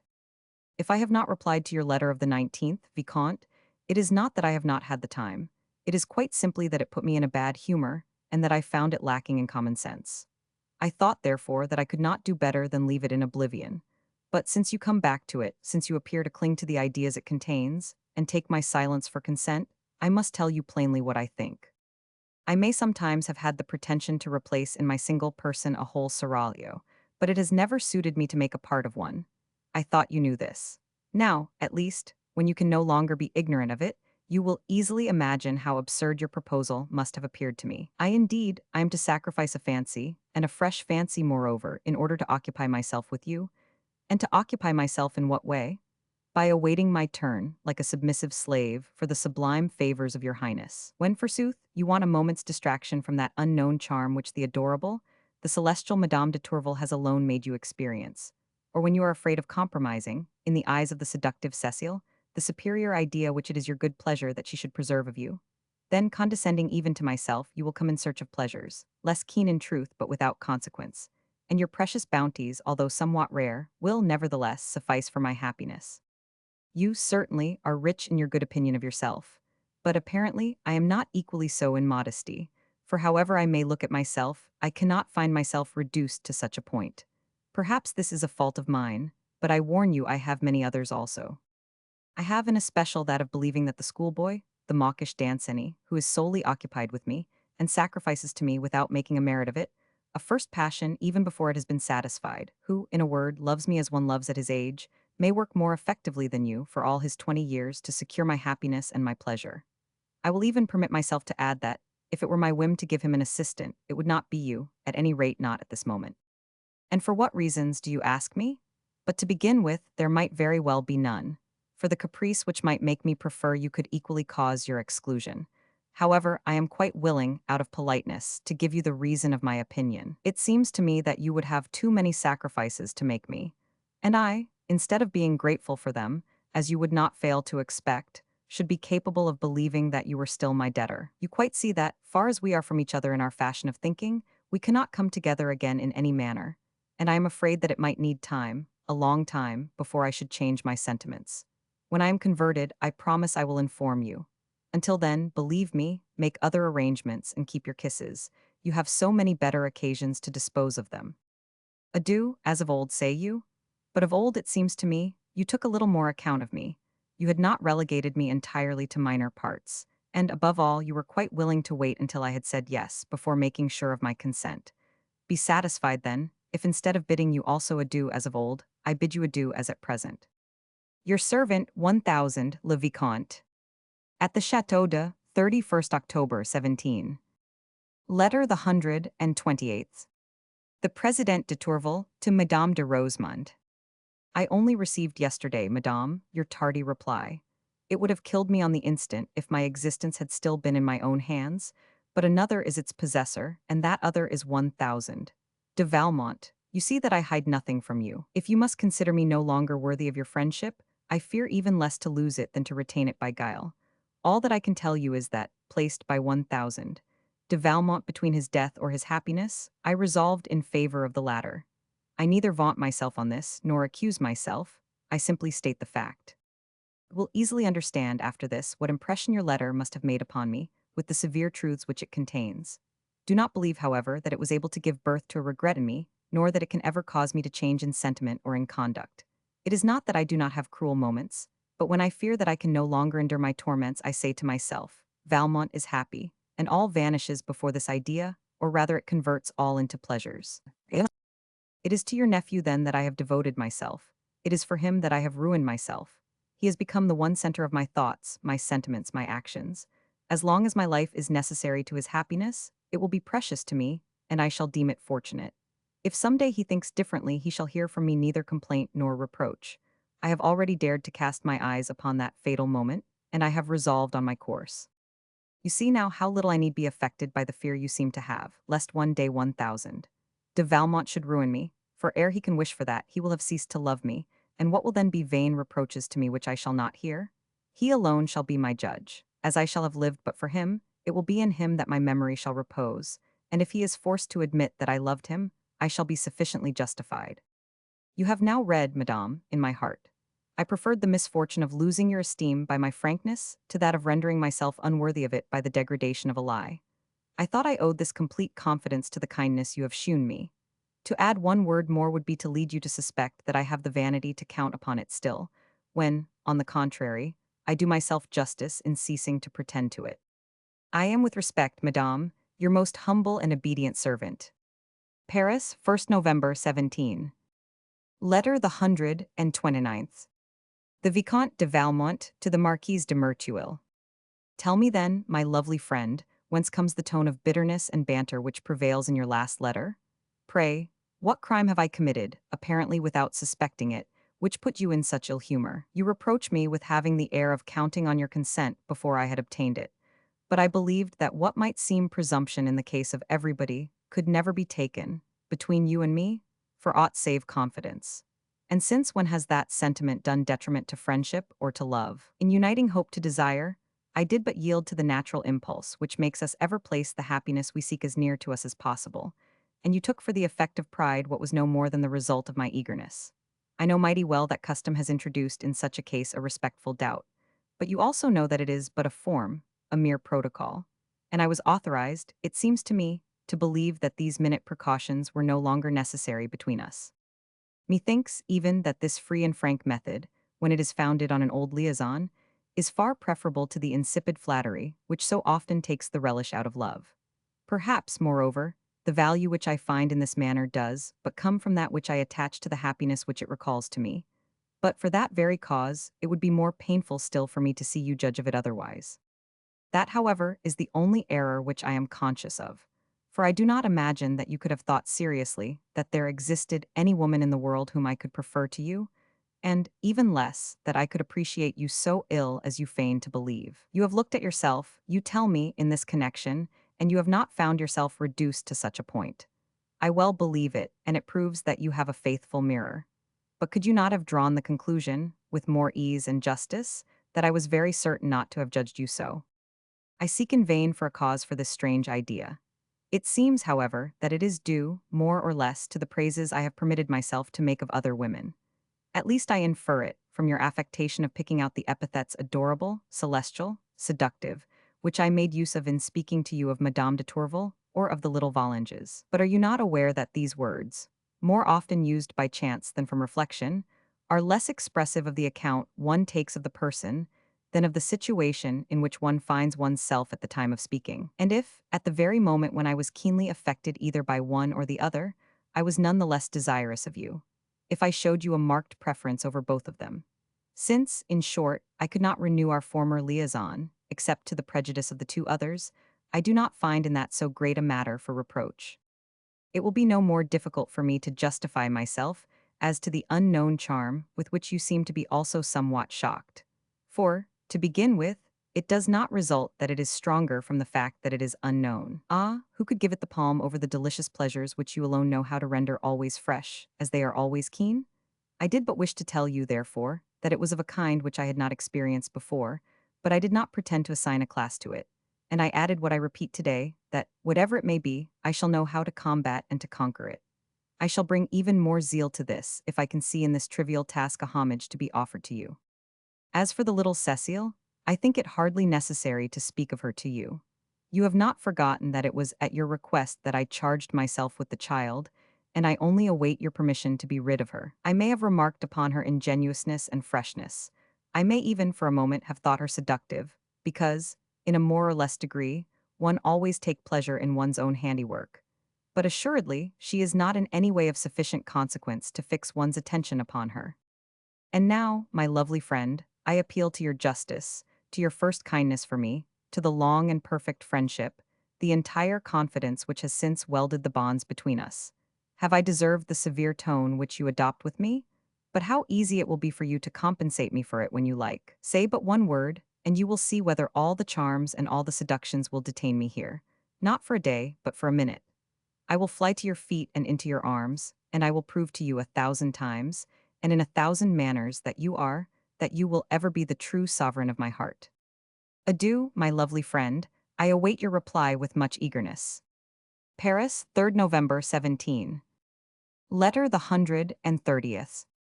Madame de Rosemonde to the President de Tourvel. And why, my dearest fair, would you cease to be my child? Why do you seem to announce to me that all correspondence will cease between us? Is it to punish me for not having guessed what was against all probability, or do you suspect me of having guided you wilfully? Nay, I know your heart too well to believe that it can think thus of mine. The pain, therefore, which your letter caused me is far less relative to me than to yourself. Oh, my youthful friend, I tell it you with sorrow, you are far too worthy of being loved that ever love should make you happy. Ah, what woman who is truly delicate and sensitive has not found misfortune in this very sentiment which promised her so much felicity? Do men know how to appreciate the woman they possess? Tease not that many are not honorable in their actions and constant in their affections, but even amongst these, how few know how to put themselves in unison with our hearts.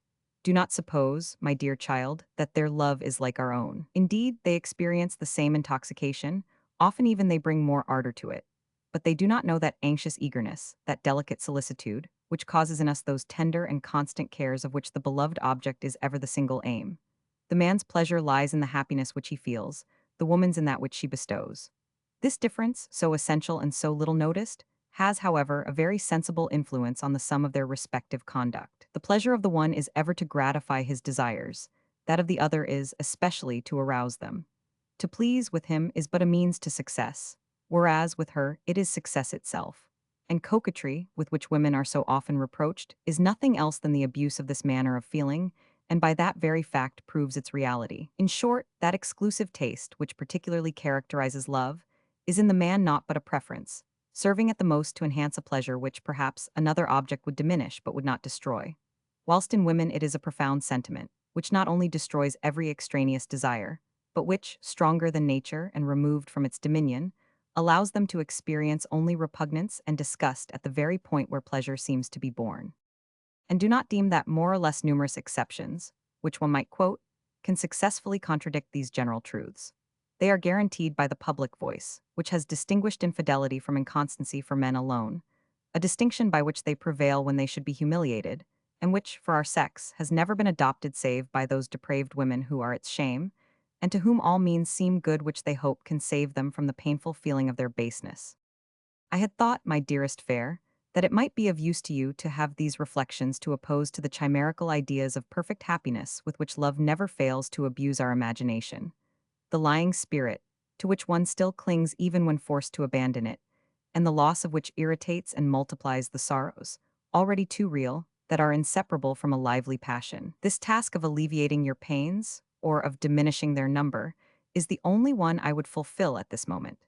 In disorders without remedy, it is to the regimen alone that advice can be applied. The only thing I ask of you is to remember that to pity a sick person is not to blame him. Who are we, pray, that any of us should blame another? Let us leave the right to judge to him alone who reads in our hearts, and I even dare believe that, in his paternal sight, a host of virtues may redeem a single weakness. But I conjure you, my dear friend, guard yourself above all from those violent resolutions which are less a proof of strength than of entire discouragement. Do not forget that, in rendering another possessor of your existence, to employ your own expression, it is not in your power to deprive your friends of the part of it which they previously possessed and will never cease to reclaim. Adieu, my dear daughter. Think sometimes of your affectionate mother, and believe that you will ever be, and above all else, the object of her dearest thoughts. At the Château de 4th November 17. Letter the 131st. The Marquise de Merteuil to the Vicomte de Valmont. 'Tis well done, Vicomte, and I am better pleased with you this time than the last. But now, let us talk in all friendship, and I hope to convince you that, for you as for myself, the arrangement which you appear to desire would be a veritable piece of madness. Have you not yet remarked that pleasure, which is, in effect, the sole motive of the union of the two sexes, does not nevertheless suffice to form a liaison between them, and that, if it is preceded by the desire which attracts, it is no less followed by the disgust which repels? 'Tis a law of nature which love alone can change, and love, does one have it when one wills. Yet one needs it ever, and it would be really too embarrassing if one had not discovered that it happily suffices if it exists only on one side.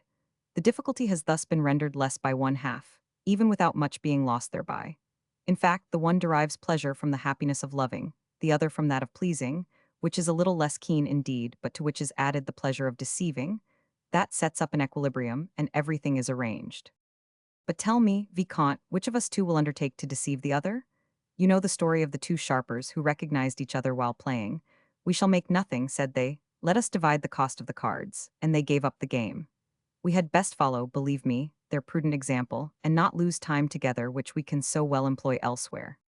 To prove to you that, in this, I am influenced as much by your interests as my own, and that I am acting neither from ill humor nor caprice, I do not refuse you the price agreed upon between us.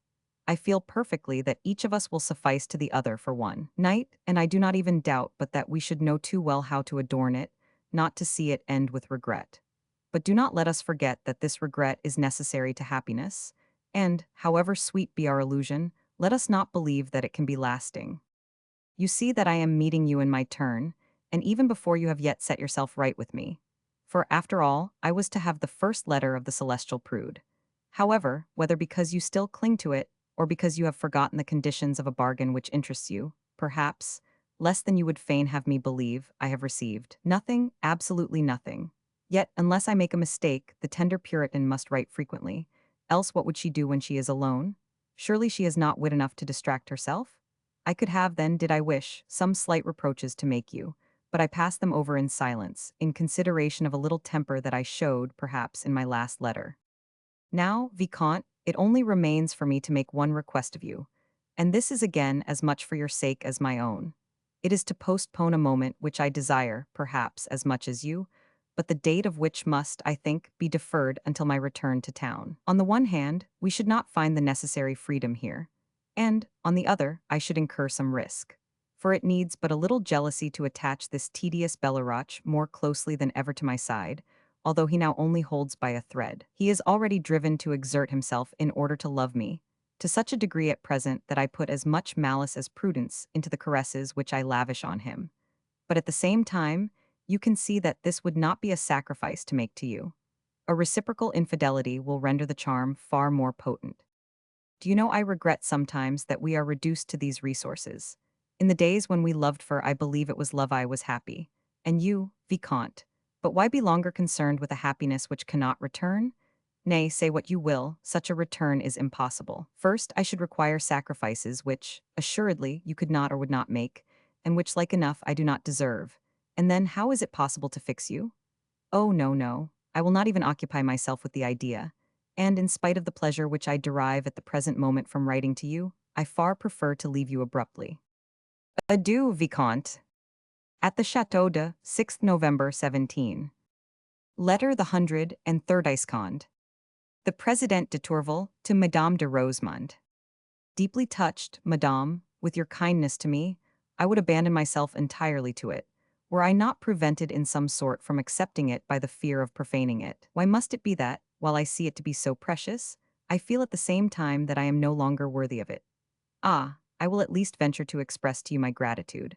I will admire above all that indulgent virtue which only knows our frailties to compassionate them, and whose potent charm preserves so soft and strong an empire over hearts, even by the side of the charm of love. But can I still deserve a friendship which no longer suffices for my happiness? I say the same of your counsels. I feel their worth, but I cannot follow them. And how should I not believe in a perfect happiness when I experience it at this moment? Yes, if men are such as you say, we ought to shun them. But then Valmont is so far from resembling them. If, like them, he has that violence of passion which you call ardor, how far it is surpassed by his delicacy. Oh, my friend, you talk of sharing my troubles, take a part then in my happiness. I owe it to love, and how greatly does the object enhance its value. You love your nephew, you say, perhaps foolishly. Ah, if you did but know him as I do, I love him with idolatry, and even so far less than he deserves. He may doubtless have been led astray by certain errors, he admits it himself, but whoever knew true love as he does, what more can I say to you? He feels it as he inspires it. You will think that this is one of those chimerical ideas with which love never fails to abuse our imagination. But, in that case, why should he have become more tender, more ardent, when he has nothing further to obtain? I will confess, before, I found in him an air of reflection, of reserve, which rarely abandoned him, and which often reminded me, in spite of myself, of the cruel and false impressions which had been given me of him. But since he has been able to abandon himself without constraint to the movements of his heart, he seems to guess all the desires of mine. Who knows if we were not born for each other? If this happiness was not reserved for me, of being necessary to his. Ah, if it is an illusion, let me die then, before it comes to an end. But no, I am fain to live to cherish, to adore him. Why should he cease to love me? What other woman could he render happier than me? And I feel from my own experience that the happiness one arouses is the strongest tie, the only one which really attaches. Yes, it is this delicious sentiment which ennobles love, which purifies it in some sort, and makes it worthy of a tender and generous soul, such as Valmont's. Adieu, my dear, my venerable, my indulgent friend. It is in vain that I would write to you at greater length. Here is the hour at which he has promised to come. Forgive me, but you wish me happiness, and at this moment it is so great that I can scarcely support it. Paris, 7th November 17. Letter the 133rd. The Vicomte de Valmont to the Marquise de Merteuil. What then, my lovely friend, are those sacrifices which you deem I would not make for you, the reward of which, however, would be to please you? Let me only know them, and if I hesitate to offer them to you, I permit you to refuse the homage. Pray, what opinion have you conceived of me of late, if even in your indulgence you doubt my sentiments or my energy? Sacrifices which I would not or could not make. You think then that I am in love and subjugated? And you suspect me of having attached to the person the price which I set upon success? Ah, thank heaven, I am not yet reduced to that, and I offer to prove it to you. Yes, I will prove it to you, even if it should be at Madame de Tourvel's expense. After that, assuredly, you can have no further doubt. I have been able, without compromising myself, to devote some time to a woman who has, at least, the merit of being of a sort that is rarely met with. Perhaps, moreover, the dead season at which this adventure befell caused me to abandon myself more to it, and even now, when the great current has scarcely begun to flow, it is not surprising that it should almost entirely occupy me. But remember, please, that it is scarce 8 days since I culled the fruits of 3 months' labor. I have often dallied longer with what was of much less value and had not cost me so much. And never did you draw a conclusion from it to my prejudice. Besides, would you like to know the true cause of the zeal I am bringing to bear upon it? I will tell you. This woman is naturally timid. At first she doubted incessantly of her happiness, and this doubt sufficed to trouble it, so much so that I am only just beginning to see the extent of my power in this direction. Yet it was a thing I was curious to know, and the occasion is not so readily offered as you may think. To begin with, for many women pleasure is always pleasure, and never aught else. And in the sight of these, whatever the title with which they adorn us, we are never more than factors, mere commissioners, whose activity is all our merit, and amongst whom he who does the most is always he who does best. In another class, perhaps nowadays the most numerous, the celebrity of the lover, the pleasure of having carried him off from a rival, the fear of being robbed of him in turn, absorb the women almost entirely. We count, indeed, more or less, for something in the kind of enjoyment they obtain, but it depends more on the circumstances than on the person. It comes to them through us and not from us.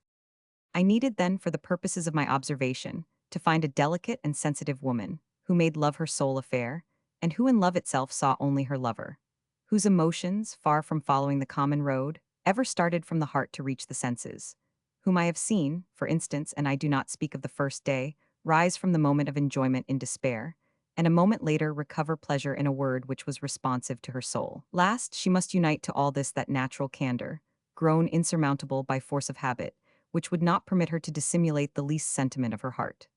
Now you will admit such women are rare, and I dare believe that, failing this one, I should never, perhaps, have met another. It should not be surprising, therefore, that she should hold me longer than another. And if the trouble that I take with her makes her happy, perfectly happy, why should I refuse it, especially as it pleases me instead of being disagreeable to me? But because the mind is engaged, does it follow that the heart is caught? Certainly not. Nor will the value which I admit I set upon this adventure prevent me from embarking on others, or even from sacrificing it to some more agreeable one. I am free to such an extent that I have not even neglected the little Volanges, whom, nevertheless, I hold so cheap. Her mother brings her back to town in 3 days, and yesterday I assured my communications. A little money to the porter, a few compliments to his wife, did the business. Can you conceive that Danceny never thought of this simple method? And then they tell us that love creates ingenuity. On the contrary, it stupefies those whom it enslaves. Shall not I then know how to defend myself from it? Ah, you may be easy. Already in a few days I am about to weaken the impression, too lively perhaps, which I have experienced, by dividing it, and if a simple division will not do, I will multiply them. I shall be none the less ready to restore the little schoolgirl to her discreet lover as soon as you think proper. It seems to me that you have no longer any motive for preventing it, and I consent to do poor Danceny this signal service. 'Tis in truth the least I can do in return for those he has done me. He is, at present, in the greatest anxiety to discover whether he will be received at Madame de Volanges'. I calm him, to the utmost of my power, by assuring him that I will contrive his happiness on an early occasion, and in the meantime, I continue to charge myself with the correspondence which he means to resume on the arrival of his Cécile. I have already 6 letters from him, and I shall certainly have 1 or 2 more before the happy day. The lad must have mighty little to do. But let us leave this childish couple and return to ourselves, so that I may occupy myself exclusively with the sweet hope your letter gave me.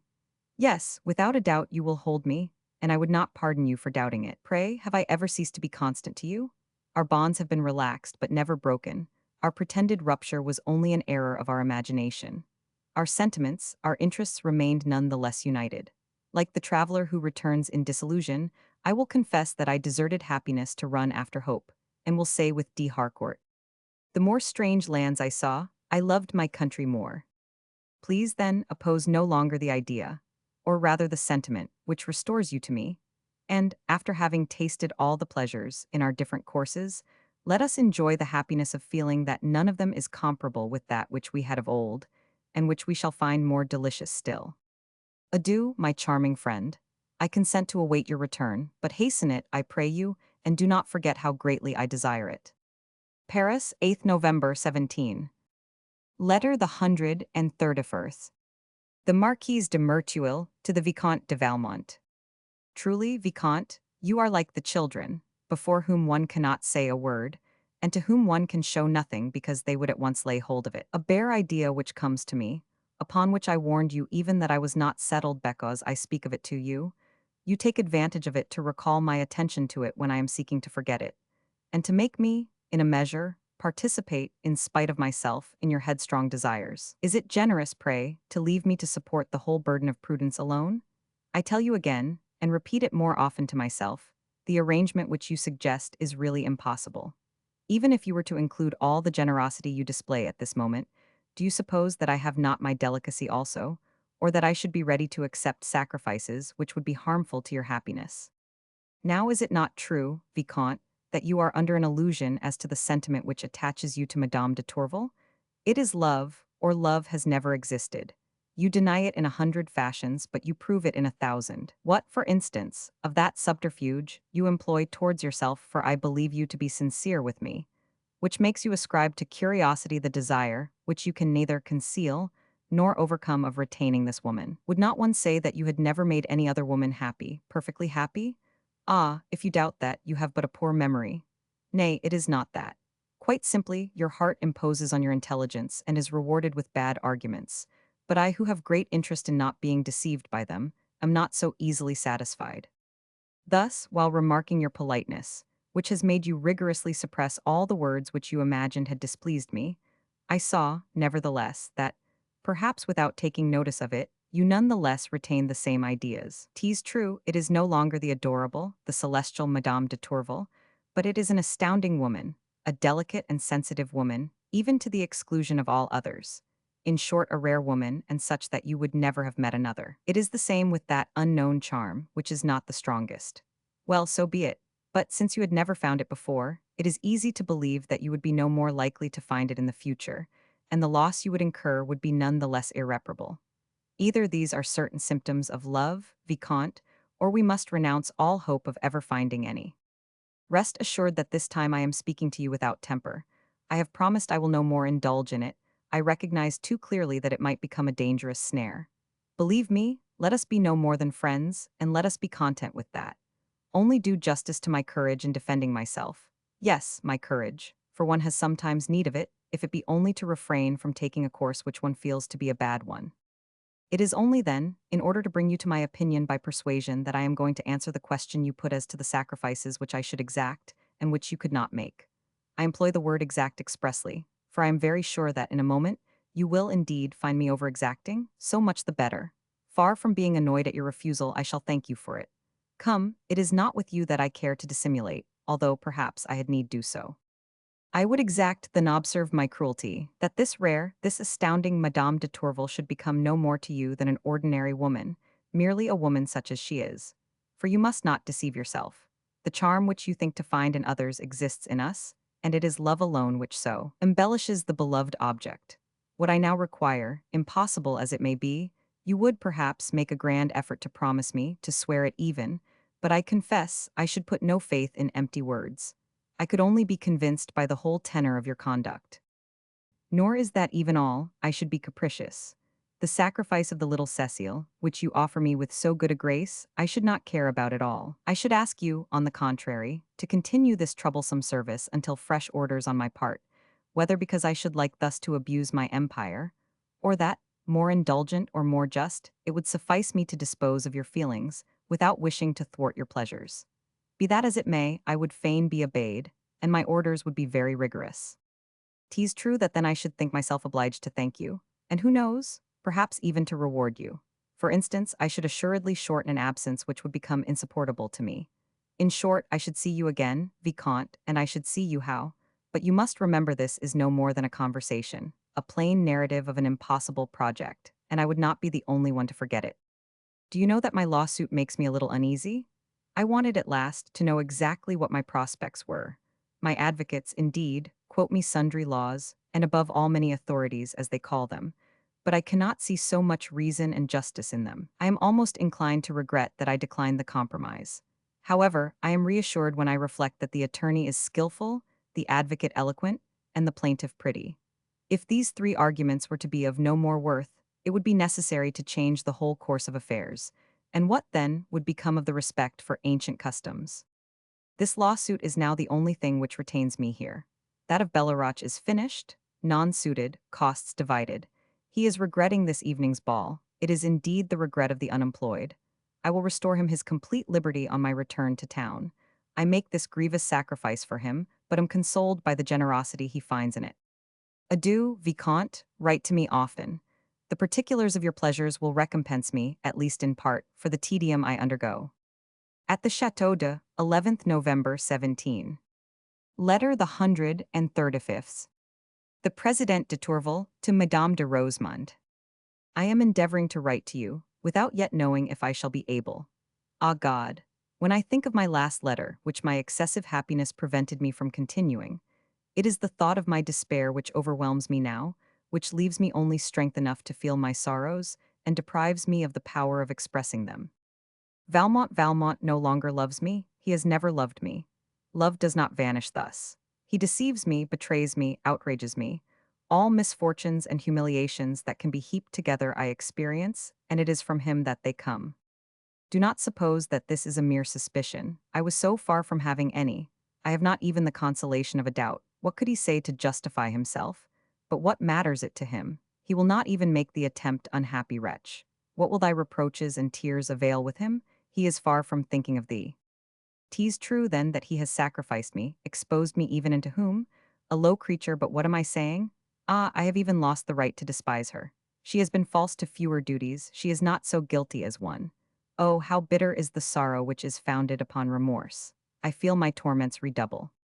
Adieu, my dear friend. However unworthy I may have made myself of your pity, you will still feel it for me, if you can form any idea of what I suffer. I have just read over my letter, and I perceive it can tell you nothing. I will try, then, to master up courage to relate the cruel incident. It was yesterday. For the first time since my return, I was going to sup abroad. Valmont came to see me at 5 o'clock. Never had he seemed so fond. He gave me to understand that my project of going out vexed him, and you may judge that I soon formed that of remaining with him. However, 2 hours and a half later, and suddenly, his air and tone underwent a sensible change. I know not whether I had let fall something which may have displeased him. Be that as it may, shortly afterwards he pretended to recollect some business which compelled him to leave me, and went away. Not without displaying a very lively regret, which seemed affectionate, and which I then believed to be sincere. Being left alone, I judged it more proper not to excuse myself from my first engagement since I was at liberty to fulfill it. I completed my toilette and entered my carriage. Unfortunately, my coachman took me by way of the opera, and I was involved in the crowd of people leaving. 4 yards in front of me, and in the rank next to my own, I perceived Valmont's carriage. My heart instantly palpitated, but it was not from fear, and my only idea was the desire that my carriage should go forward. Instead of that, it was his own which was forced to retreat and came alongside of mine. I instantly advanced. What was my astonishment to find a courtesan at his side, one well known as such. I withdrew, as you may well believe, and I had already seen quite enough to wound my heart. But you would hardly believe that this same woman, apparently informed by an odious confidence, never quitted the window of the carriage, nor ceased to stare at me, with peals of scandalous laughter. In the condition of prostration to which I was reduced, I let myself, nevertheless, be driven to the house where I was to sup. But it was impossible for me to remain. I felt each instant on the point of swooning away, and above all, I could not restrain my tears.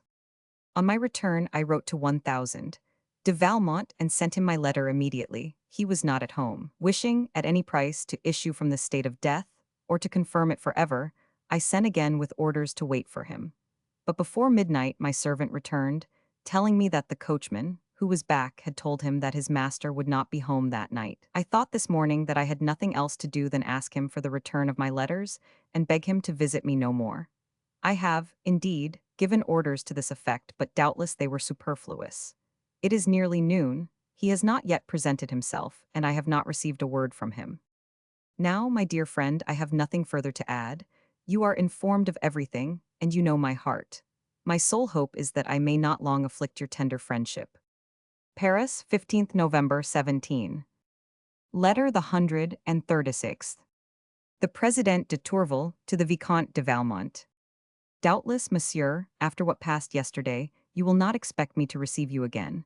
Nor, doubtless, are you at all desirous that I should. This note, therefore, is written less with the intention of begging you to come no more, than to request you to return the letters, which should never have existed, and which, if they may have interested you for a moment, as proofs of the infatuation you had occasioned, can only be indifferent to you now that this is dissipated, and that they only express a sentiment which you have destroyed. I admit and confess that I am to blame for having shewn in you a confidence of which so many before me have been victims. In that I accuse myself alone. But I believed, at least, that I had not deserved to be handed over by you to insult and contempt. I believed that, in sacrificing all for you, and losing for you alone my rights to my own and others' esteem, I could, nevertheless, expect to be judged by you not more severely than by the public, whose opinion still discriminates, by an immense interval, between the frail woman and the woman who is depraved. These wrongs, which would be wrongs in the case of anybody, are the only ones I shall mention. I shall be silent on those of love. Your heart would not understand mine. Adieu, monsieur. Paris, 15th November 17. Letter the 137th. The Vicomte de Valmont to the President de Tourvel. This instant only, madame, has your letter been handed to me. I shuddered as I read it, and it has left me with barely the strength to reply to it. What terrible idea, then, do you form of me? Ah, doubtless, I have my faults, and such faults as I shall never forgive myself. All my life, even were you to cover them with your indulgence. But how far from my soul have those ever been with which you reproach me? What I humiliate you, degrade you, when I respect you as much as I cherish you, when I have never felt a moment of pride save when you judged me worthy of you. You are deceived by appearances, and I admit they may have seemed against me. But did not your heart contain the wherewithal to contend against them? And did it not rebel at the mere thought that it could have a cause of complaint against mine? However, you believed it. So you not only judged me capable of this atrocious madness, but you even feared you had exposed yourself to it through your bounty to me. Ah, if you consider yourself to such a degree degraded by your love, I am myself, then, all that is vile in your eyes.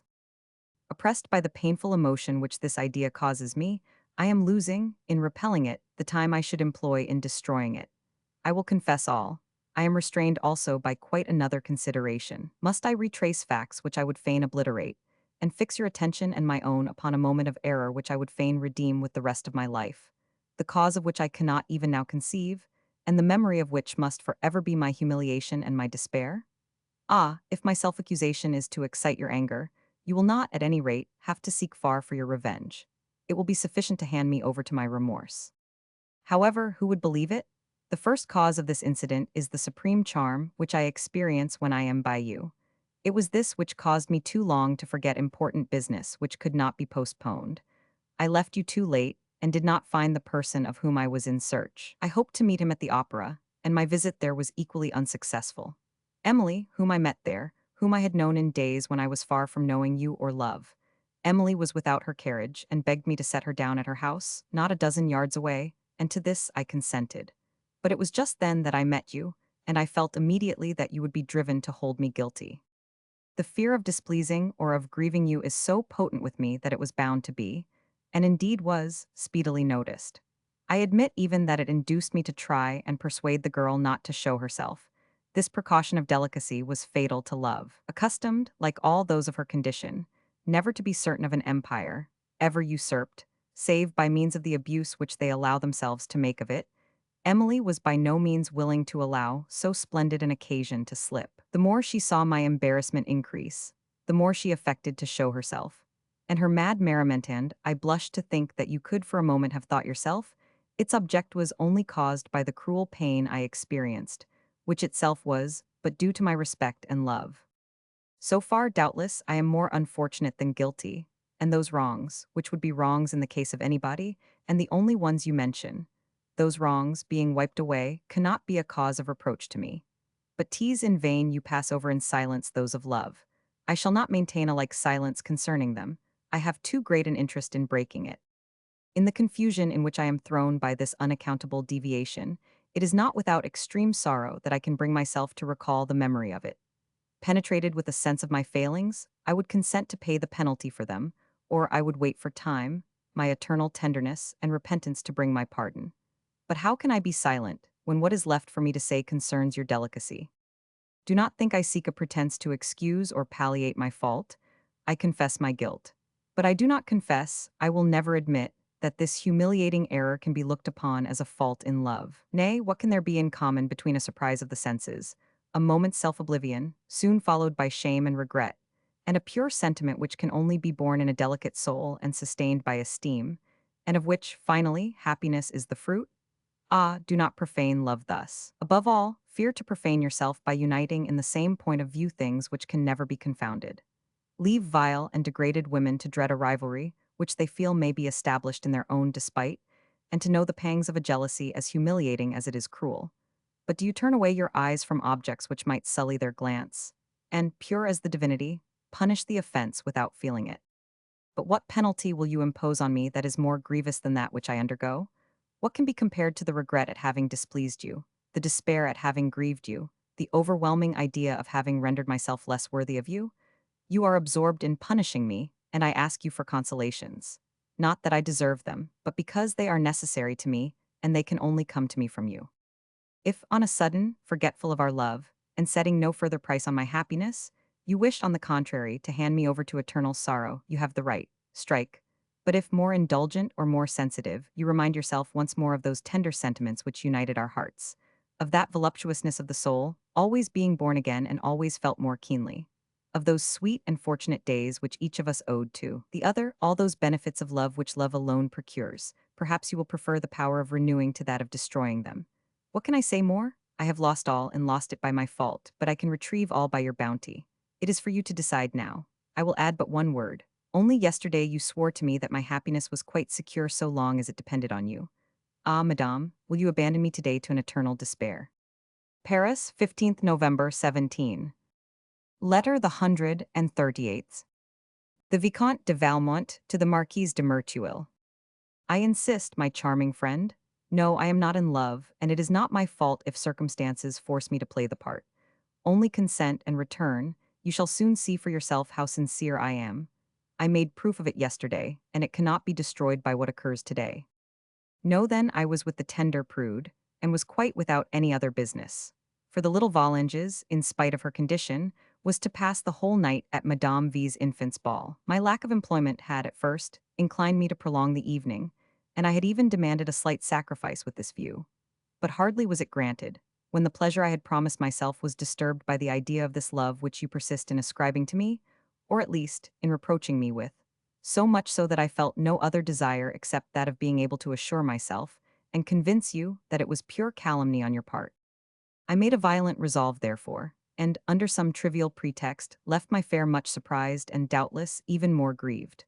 For myself, I went tranquilly to meet Emily at the opera, and she could testify to you that, until this morning when we separated, no regret came to trouble our pleasures. I had, however, fine cause enough for uneasiness, had not my utter indifference saved me from it. For you must know that I was hardly 4 doors away from the opera, with Emily in my carriage, when that of the austere Puritan drew up exactly beside mine, and a block which occurred left us for nearly half a quarter of an hour side by side. We could see each other as clearly as at noon, and there was no means of escape. Nor is this all. I took it into my head to confide to Emily that it was the woman of the letter. You will remember, perhaps, that piece of folly, and that Emily was the desk. She had not forgotten it, and, as she is a laughter-loving creature, she could not be at peace until she had examined, at her ease, this piece of virtue, as she said, and this with peals of such scandalous laughter as would have angered anyone. Still, this is not all. The jealous woman sent to my house the very same night. I was not there, but, in her obstinacy, she sent a second time with orders to wait for me. As soon as I had made up my mind to sleep with Emily, I had sent back my carriage, with no other order to the coachman but to return and fetch me this morning. And as, on reaching home, he found the messenger of love, he told him very simply that I should not be back that night. You can well imagine the effect of this news, and that on my return I found my dismissal announced with all the dignity proper to the occasion. Thus this adventure, which in your view was never to be determined, could have been finished, as you see, this morning. If it is not finished, that is not, as you will believe, because I set any price on its continuation. It is, first, because I did not think it decent that I should let myself be quitted, and again, because I wished to reserve for you the honor of the sacrifice. I answered this severe note, therefore, in a long letter full of sentiment. I gave lengthy reasons and relied on love to make them acceptable. I have already succeeded. I have just received a second note, still very rigorous and confirming the eternal rupture, as it ought to be. The tone of it, however, is not the same. Above all, I am not be seen again. This resolution is announced 4 times in the most irrevocable fashion. I concluded thereby that I was not to lose a moment before I presented myself. I have already sent my chasseur to win over the porter, and, in an instant, I shall go myself to have my pardon sealed. For in sins of this nature, there is only one formula which carries a general absolution, and that can only be performed at an audience. Adieu, my charming friend, I fly to make trial of this great event. Paris, 15th November 17. Letter the 139th. The President de Tourvel to Madame de Rosemonde. How I reproach myself, my tender friend, for having spoken to you too much and too soon of my passing sorrows. I am the cause if you are grieved at present. Those sorrows which you derive from me still endure, and I am happy. Yes, all is forgotten, pardoned. Rather, let me say, all is redeemed. Peace and delight have succeeded to this state of sorrow and anguish. O joy of my heart, how can I express you? Valmont is innocent. No one is guilty who loves so well.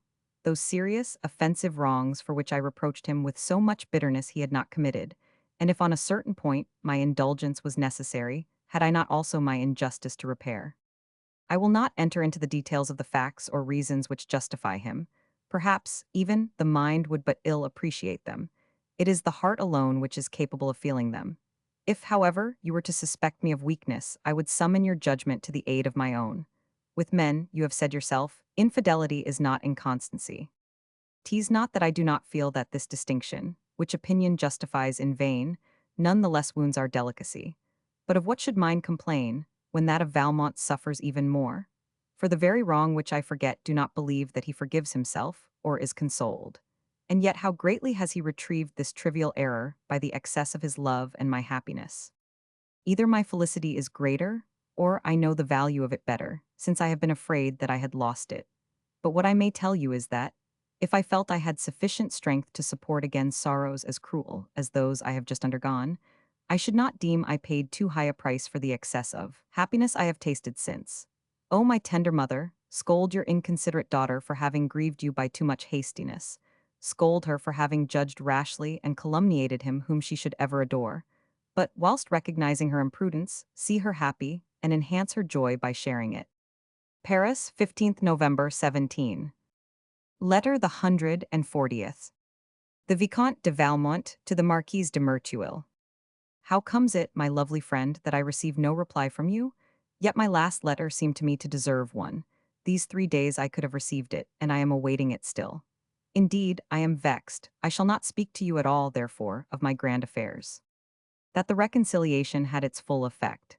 That, instead of reproaches and distrust, it but called forth fresh proofs of fondness.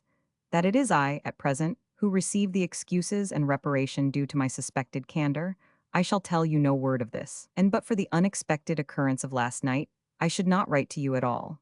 But, as that concerns your pupil, who probably will not be in a condition to tell you of it herself, at any rate for some time to come, I have charged myself with the task. For reasons which you may or may not guess, Madame de Tourvel has not engaged my attention for some days past, and as these reasons could not exist in the case of the little Valanges, I became more attentive to her. Thanks to the obliging porter, I had no obstacles to overcome, and we led, your pupil and I, a comfortable and regular life. But habit leads to negligence. During the first days, we could never take precautions enough for our safety. We trembled even behind the bolts. Yesterday, an incredible piece of forgetfulness caused the accident of which I have to inform you, and if, for my part, I escaped with a fright, it has cost the little girl considerably more. We were not asleep, but were in that state of repose and abandonment which succeeds to pleasure, when we heard, on a sudden, the door of the room open. I at once seized my sword, as much for my own defense as for that of our common pupil. I advanced and saw no one, but indeed the door was open. As we had a light, I made a search, but found no living soul. I remembered then that we had forgotten our ordinary precautions, and no doubt the door, which had been only pushed to or badly shut, had opened of itself. On rejoining my timid companion, with a view to calming her, I no longer found her in the bed. She had fallen or hidden herself betwixt the bed and wall. She was stretched there without consciousness, with no other movements than violent convulsions. You may imagine my embarrassment. I succeeded, however, in putting her back in the bed, and even in bringing her to, but she had hurt herself in her fall, and it was not long before she felt the effects. Pains in the loins, violent colic pains, symptoms even less ambiguous, had soon enlightened me as to her condition. But to acquaint her with it, I had first to tell her of that in which she was before, for she had no suspicion of it. Never perhaps before her did anyone preserve so much innocence, after doing so well all that is necessary to get rid of it. Oh, this one loses no time in reflection.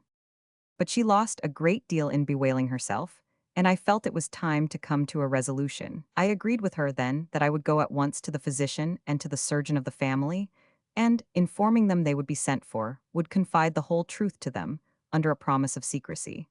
That she, on her side, should ring for her waiting maid, that she should or should not take her into her confidence as she liked, but that she should send her to seek assistance, and forbid her, above all, to awake Madame de Valanges. A natural and delicate attention on the part of a daughter who fears to cause her mother anxiety. I made my 2 visits and my 2 confessions with what speed I could, and thence returned home, nor have I gone abroad since. But the surgeon, whom I knew before, came at noon to give me an account of his patient's condition. I was not mistaken, but he hopes that, if no accident occurs, nothing will be noticed in the house. The maid is in the secret, the physician has given the complaint a name, and this business will be settled like 1,000 others, unless it be useful for us to speak of it hereafter. But have we still any interests in common, you and I? Your silence would lead me to doubt it. I should not even believe it at all, did not my desire lead me to seek every means of preserving the hope of it. Adieu, my lovely friend, I embrace you, though I bear you a grudge. Paris, 21st November 17. Letter the 141st. The Marquise de Merteuil to the Vicomte de Valmont. Good God, Vicomte, how you trouble me with your obstinacy. What does my silence matter to you?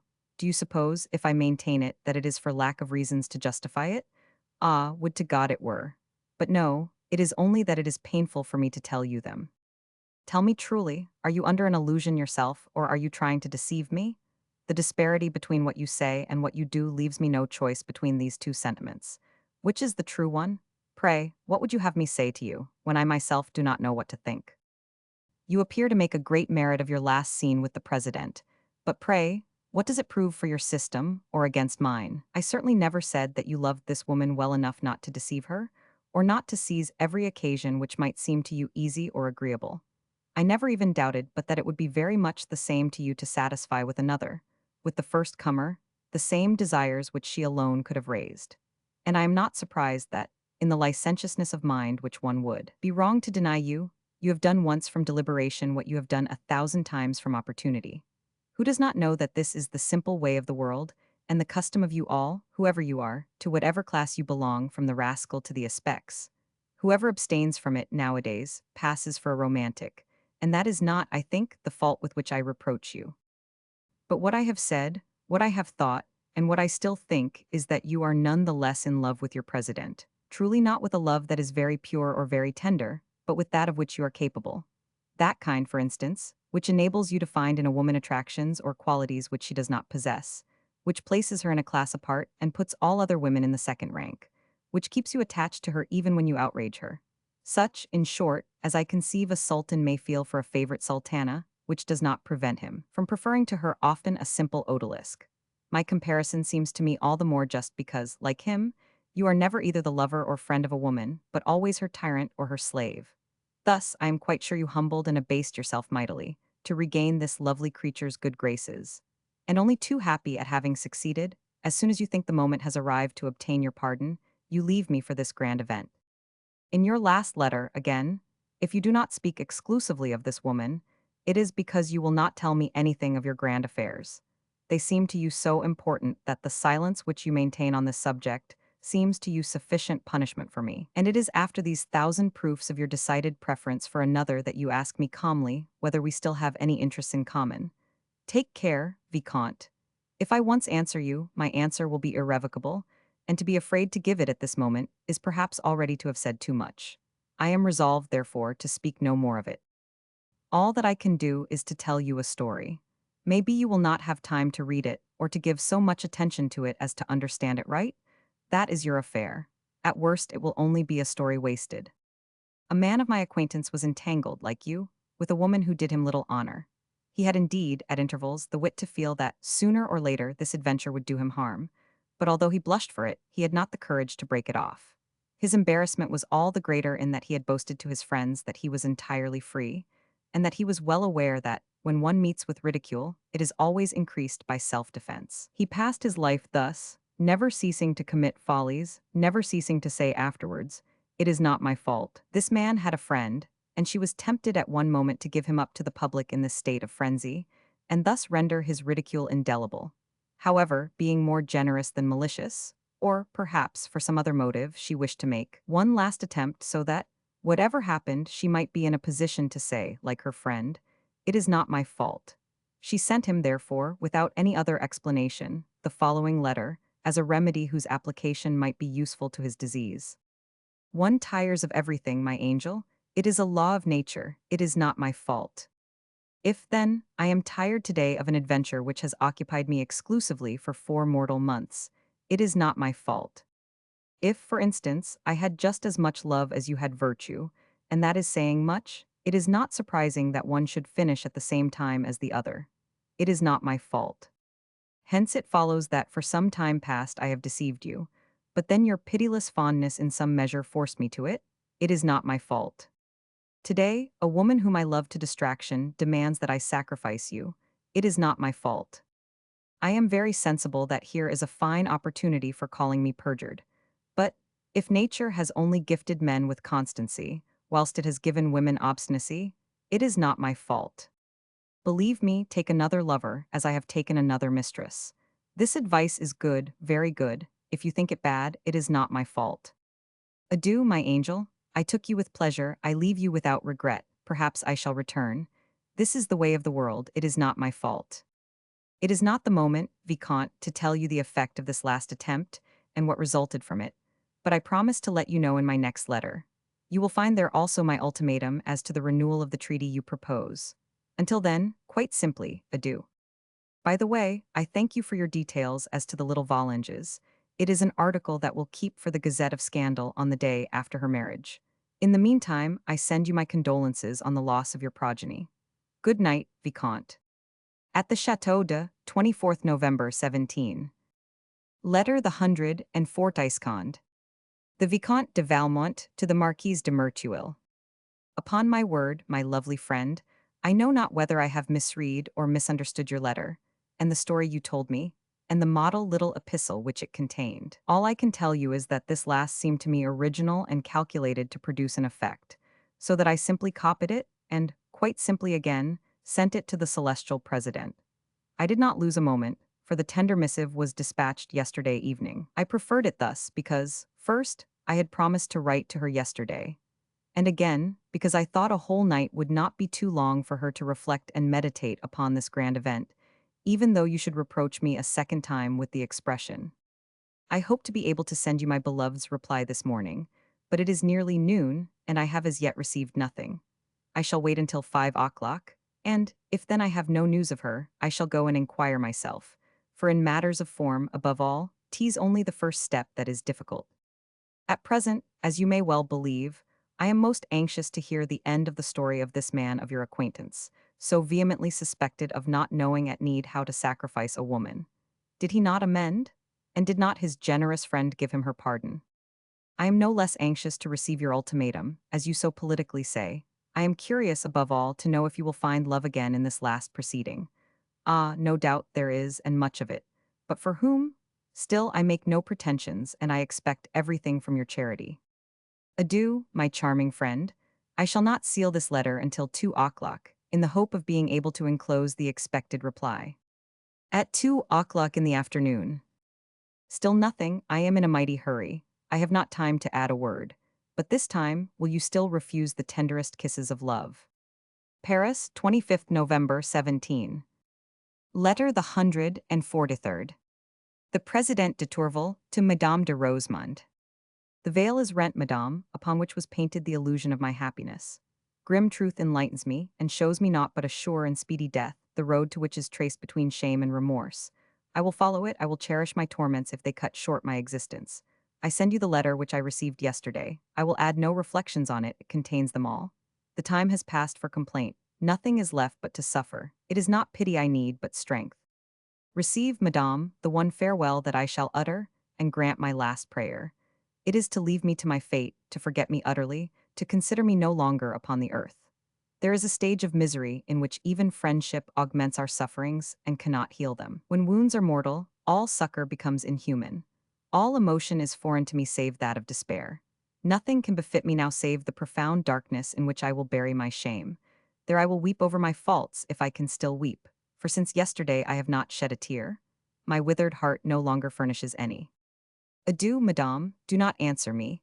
I have made a vow upon that cruel letter never to receive another. Paris, 27th November 17. Letter the 141st. The Vicomte de Valmont to the Marquise de Merteuil. Yesterday, at 3 o'clock in the evening, my lovely friend, being out of patience at having received no news, I presented myself at the house of the deserted fair. I was told that she was out. I saw nothing more in this phrase than a refusal to receive me, at which I was neither vexed nor surprised, and I retired, in the hope that this step would induce so polite a woman to honor me with at least a word of reply. The desire I had to receive it brought me home on purpose about 9 o'clock, but I found nothing there. Astonished at this silence, for which I was not prepared, I sent my chasseur for information, and to discover if the sensitive person was dying or dead. At last, when I had returned, he informed me that Madame de Tourvel had, indeed, gone out at 11 in the forenoon with her waiting maid, that she was driven to the convent of, and that, at 7 o'clock in the evening, she sent back her carriage and servants, saying that they were not to expect her home. This is certainly acting according to rule. The convent is the widow's right asylum, and, if she persists in so laudable a resolution, I shall add to all the other obligations which I owe her that of the celebrity which this adventure will assume. I told you some time ago that, in spite of your uneasiness, I should only reappear upon the stage of the world brilliant with new eclat. Let them show themselves, then, these severe critics who accused me of a romantic and unhappy passion. Let them make quicker or more brilliant ruptures. Nay, let them do better, let them present themselves as consolers, the way is clear for them. Well, let them only dare to attempt the course which I have run from end to end, and, if one of them obtains the least success, I yield him the place of honor. But they will all discover that, when I am at any pains, the impression I leave is ineffaceable. This one I am sure will be so, and I should look upon all my other triumphs as nothing, if in this case I was ever to have a favored rival.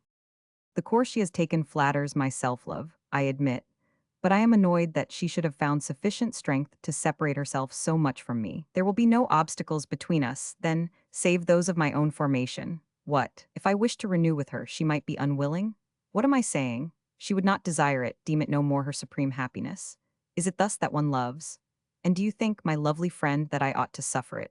Could I not, for instance, and would it not be better, endeavor to bring this woman to the point of seeing the possibility of a reconciliation, which one always desires as long as one has hope? I could try this course without attaching any importance to it, and consequently without your taking umbrage. On the contrary, it would be a simple experiment which we would perform in concert, and even if I should succeed, it would but be one means the more of repeating, when you wished it, a sacrifice which seems to have been agreeable to you. Now, my fair one, I am waiting to receive the reward, and all my prayers are for your return. Come quickly then to recover your lover, your pleasures, your friends, and the current of adventure. That of the little Volanges has turned out amazing well. Yesterday, my uneasiness not allowing me to remain in one place, I called, amongst my various excursions, upon Madame de Volanges. I found your pupil already in the salon, still in the costume of an invalid, but in full convalescence, looking only fresher and more interesting. You women in a like situation would have lain a month on your long chair. My faith, long live our demoiselles. This one, in truth, gave me a desire to see if the recovery was a complete one. I have still to tell you that the little girl's accident had like to have turned your sentimental Danceny's head. At first it was grief, today it is joy. His Cécile was ill? You can imagine how the brain reels at such a calamity. 3 times a day he sent to inquire after her, and on no occasion omitted to present himself. Finally, in a noble epistle, he asked Mamma's permission to go and congratulate her on the convalescence of so dear an object, and Madame de Volanges consented. So much so that I found the young man established as in the old days, save for a certain familiarity which as yet he dares not permit himself. It is from himself that I have learned these details, for I left at the same time with him and made him chatter. You can have no notion of the effect this visit has had on him. Joy, desires, transports impossible to describe. I, with my fondness for grand emotions, completed the work of turning his head by assuring him that, in a very few days, I would put him in the way of seeing his fair one at closer quarters. Indeed, I am determined to hand her over to him as soon as I have made my experiment. I wish to consecrate myself to you wholly. And then, would it be worth while that your pupil should also be my scholar, if she were to deceive nobody but her husband? The masterpiece is to deceive her lover, and above all her first lover. As for myself, I have not to reproach myself with having uttered the word love. Adieu, my lovely friend. Return soon, then, to enjoy your empire over me, to receive its homage, and to pay me its reward. Paris, 28th November 17. Letter the 145th. The Marquise de Merteuil to the Vicomte de Valmont. Seriously, Vicomte, have you left the President? Have you sent her the letter which I wrote you for her? Really, you are charming, and you have surpassed my expectations. In all good faith, I confess that this triumph gratifies me more than all those I have hitherto obtained. You will think, perhaps, that I set a very high value on this woman, whom recently I so disparaged. Not at all. But it is not over her that I have gained the advantage. It is over you. That is the amusing and really delicious part of it. Yes, Vicomte, you loved Madame de Tourvel much, and you love her still. You are madly in love with her. But because I amused myself by making you ashamed of it, you bravely sacrificed her. You would have sacrificed 1,000 of her, rather than submit to raillery.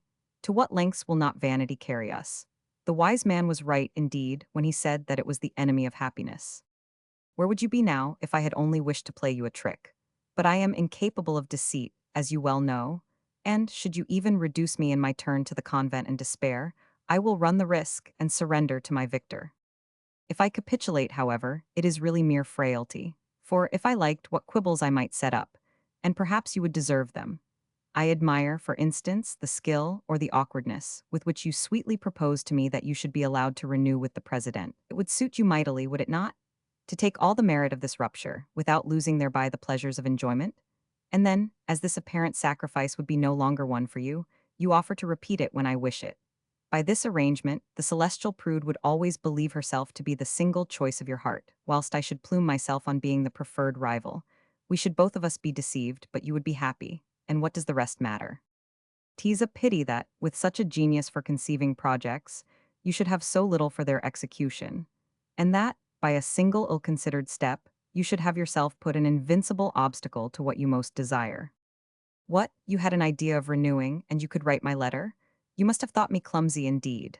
Ah, believe me, Vicomte, when one woman strikes at another's heart, she rarely fails to find the vital spot, and the wound is incurable. When I was striking this one, or rather guiding your blows, I had not forgotten that the woman was my rival, that you had, for one moment, preferred her to me, and, in short, that you had rated me below her. If my vengeance has been deceived, I consent to bear the blame.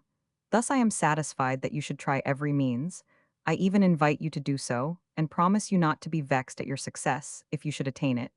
I am so easy on the subject that I will trouble no further about it. Let us speak of something else. For instance, of the health of the little Volanges. You will give me definite news of it on my return, will you not? I shall be very glad to have some. After that, it will be for you to judge whether it will suit you best to restore her to her lover, or to endeavor to become once more the founder of a new branch of the Valmonts, under the name of Jercourt. This idea strikes me as rather diverting, and, in leaving you your choice, I ask you not to take any definite step until we have talked of it together. This does not delay you very long, for I shall be in Paris immediately. I cannot tell you the precise day, but you may be sure that you will be the first informed of my arrival. Adieu, Vicomte. In spite of my peevishness, my malice, and my reproaches, I have still much love for you, and I am preparing to prove it to you. Au revoir, my friend. At the Château de 29th November 17. Letter the 146th.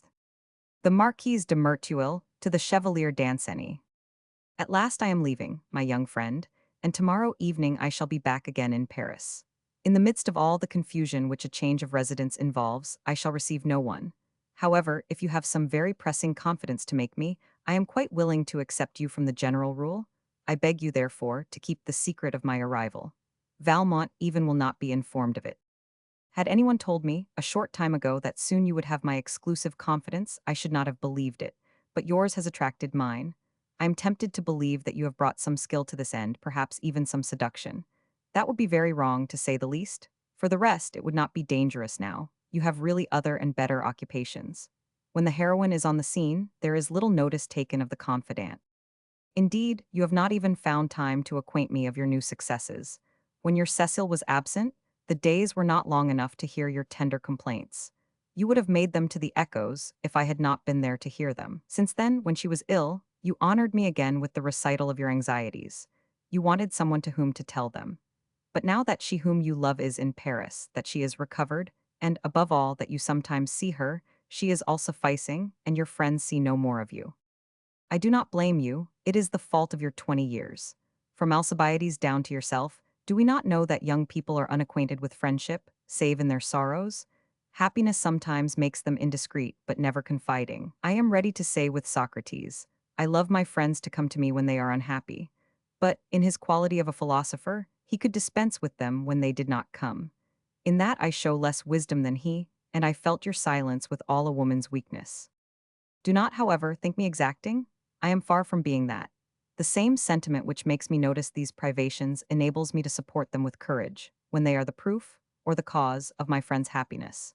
I do not count on you, therefore, for tomorrow evening, save in so far as love may leave you free and disengaged, and I forbid you to make the least sacrifice for me. Adieu, Chevalier, it will be a real festival to see you again. Will you come? At the Château de 29th November 17. Letter the 147th. Madame de Volanges to Madame de Rosemond. I am sure you will be as grieved as I am, my worthy friend, to learn of the condition in which Madame de Tourvel lies. She has been ill since yesterday. Her disorder appeared so suddenly, and exhibits such grave symptoms, that I am really alarmed. A burning fever, a violent and almost constant delirium, an unquenchable thirst. That is all that can be remarked. The doctors say they can make no diagnosis as yet, and the treatment will be all the more difficult because the patient refuses every kind of remedy with such obstinacy that it was necessary to hold her down by force to bleed her. And the same course had to be followed on 2 other occasions to tie up her bandage, which in her delirium she persists in tearing off. You, who have seen her, as I have, so fragile, timid, and quiet, cannot conceive that 4 persons are barely enough to hold her, and at the slightest expostulation she flies into indescribable fury. For my part, I am afraid it is something worse than delirium, and that she is really gone out of her mind. What increases my fear on this subject is a thing which occurred the day before yesterday. Upon that day, she arrived about 11 o'clock in the forenoon, with her waiting maid, at the convent of as she was educated in that house, and had continued the habit of sometimes visiting it. She was received as usual, and seemed to everyone calm and in good health. About 2 hours later, she inquired if the room she had occupied as a schoolgirl was vacant, and on being answered in the affirmative, she asked to go and see it. The prioress accompanied her with some other nuns. It was then that she declared that she had come back to take her abode in that room, which, said she ought never to have left, and which, she added, she would never leave until her death. Those were her words. At first they knew not what to say. But when their first astonishment was over, it was represented to her that her position as a married woman prevented them from receiving her without a special permission. Neither this nor 1,000 other reasons made any impression, and from that moment she obstinately refused not only to leave the convent but even her room. At last, weary of the discussion, they consented, at 7 o'clock in the evening, that she should pass the night there. Her carriage and servants were dismissed, and they awaited the next day to come to some decision. I am assured that, all through the evening, her air and bearing, far from being wild, were composed and deliberate, only that she fell 4 or 5 times into a reverie so deep that they could not rouse her from it by speaking to her, and that, each time before she issued from it, she carried her 2 hands to her brow, which she seemed to clasp vigorously. Upon which, one of the nuns who were with her having asked her if her head pained her, she gazed at her a long time before replying, and said at last, "The hurt is not there." A moment later she asked to be left alone, and begged that no further question should be put to her. Everyone retired except her waiting maid, who was fortunately obliged to sleep in the same chamber, for lack of other room. According to this girl's account, her mistress was pretty quiet until 11 o'clock. She then expressed a wish to go to bed, but before she was quite undressed, she began to walk up and down her chamber, with much action and frequent gestures. Julie, who had been a witness of what had passed during the day, dared say naught to her, and waited in silence for nearly an hour. At length, Madame de Tourvel called to her twice in quick succession. She had but the time to run up when her mistress fell into her arms, saying, "I am exhausted." She let herself be led to bed, and would not take anything, nor allow any help to be sent for. She merely had some water placed near her and ordered Julie to lie down. The girl declares that she remained awake until 2 in the morning, and that, during that time, she heard neither a movement nor a complaint. But she says that she was awakened at 5 o'clock by the talk of her mistress, who was speaking in a loud and high voice, and that, having inquired if she needed anything, and obtaining no reply, she took the light and went to the bed of Madame de Tourvel, who did not recognize her, but suddenly interrupting her incoherent remarks, cried out excitedly, "Leave me alone, leave me in the darkness. It is the darkness that becomes me." I remarked yesterday myself that she often repeats this phrase. At length, Julie profited by this kind of order to go out and seek other assistance. But Madame de Tourvel refused it, with the fury and delirium which she has displayed so often since. The confusion into which this threw the whole convent induced the prioress to send for me at 7 o'clock yesterday morning. It was not yet daylight. I hastened there at once. When my name was announced to Madame de Tourvel, she appeared to recover her consciousness, and replied, "Ah, yes, let her come in." But when I reached her bed, she looked fixedly at me, took my hand excitedly, gripped it, and said in a loud but gloomy voice, "I am dying because I did not believe you." Immediately afterwards, hiding her eyes, she returned to her most frequent remark, "Leave me alone," etc., and lost all consciousness. This phrase and some others which fell from her in her delirium make me fear lest this cruel affliction may have a cause which is crueler still. But let us respect the secrets of our friend, and be content to pity her misfortune. The whole of yesterday was equally tempestuous, and was divided between fits of alarming delirium and moments of lethargic depression, the only ones when she takes or gives any rest. I did not leave her bedside until 9 o'clock in the evening, and I shall return to it this morning to pass the day there. I will certainly not abandon my unfortunate friend, but the heartrending part of it is her obstinacy in refusing all attention and succor. I send you the bulletin of last night which I have just received, and which, as you will see, is anything but consoling. I will be careful to forward them all to you punctually. Adieu, my respected friend. I am going back to the patient. My daughter, who is fortunately almost recovered, sends you her respects. Paris, 29th November, 17. Letter the 148th. The Chevalier Danceny to the Marquise de Merteuil. O you whom I love, O thou whom I adore, O you who have commenced my happiness, O thou who hast crowned it. Compassionate friend, tender mistress, why must the recollection of thy sorrow come to trouble the charm which I undergo? Ah, madame, be calm, 'tis friendship which implores you. O my friend, be happy, 'tis the prayer of love. Nay, what reproaches have you to make to yourself? Believe me, you are misled by your delicacy. The regrets it causes you, the injuries of which it accuses me, are equally imaginary, and my heart feels that between us two there has been no other seducer but love. Dread no longer, then, to yield to the sentiments you inspire, to let yourself be penetrated by all the fires you yourself have kindled. What? Would our hearts be less pure if they had been later illuminated? Doubtless no. T's seduction, on the contrary, which, acting never except by plan, can regulate its progress and its methods, and, from a distance, foresee events. But true love does not thus permit itself to meditate and reflect. It distracts us from our thoughts by our sentiments. Its sway is never stronger than when it is unknown, and it is in shadow and silence that it entangles us in bonds which it is alike impossible to notice or to break. Thus, as late as yesterday, in spite of the lively emotion which the idea of your return caused me, in spite of the extreme pleasure I felt at seeing you, I nevertheless thought myself to be called and guided still by calm friendship only. Or rather, abandoned wholly to the soft sentiments of my heart, I was very little concerned to unravel their origin or their cause. Like myself, my tender friend, you experienced, unconsciously, that imperious charm which handed over our souls to the sweet impressions of affection, and neither of us recognized love until we had issued from the intoxication in which the god had plunged us. But that very fact justifies instead of condemning us. No, you have not been false to friendship, and I have not abused your confidence. 'Tis true, we were both ignorant of our feelings, but we only underwent this illusion, we did not seek to give birth to it. Ah, far from complaining of it, let us only think of the happiness it has procured us. And, without troubling it with unjust reproaches, let us only be concerned to enhance it by the charm of constancy and security. Oh, my friend, how my heart dotes on this hope. Yes, freed, henceforward, from every fear and given over wholly to love, you will participate in my desires, my transports, the delirium of my senses, the intoxication of my soul, and every moment of our fortunate days shall be marked by a new enjoyment. Adieu, thou whom I adore. I shall see thee this evening, but shall I find thee alone? I dare not hope it. Nay, you do not desire it as much I do. Paris, 1st December 17. Letter the 149th. Madame de Vallenges to Madame de Rosemonde. I had hoped yesterday, almost all day, my revered friend, to be able to give you more favorable news this morning as to the health of our dear invalid. But this hope has been destroyed since last evening, and I am only left with the regret that I have lost it. An event, seemingly of scant importance but cruel in the results it caused, has rendered the condition of our invalid at least as grievous as it was before, if, indeed, it has not made it worse.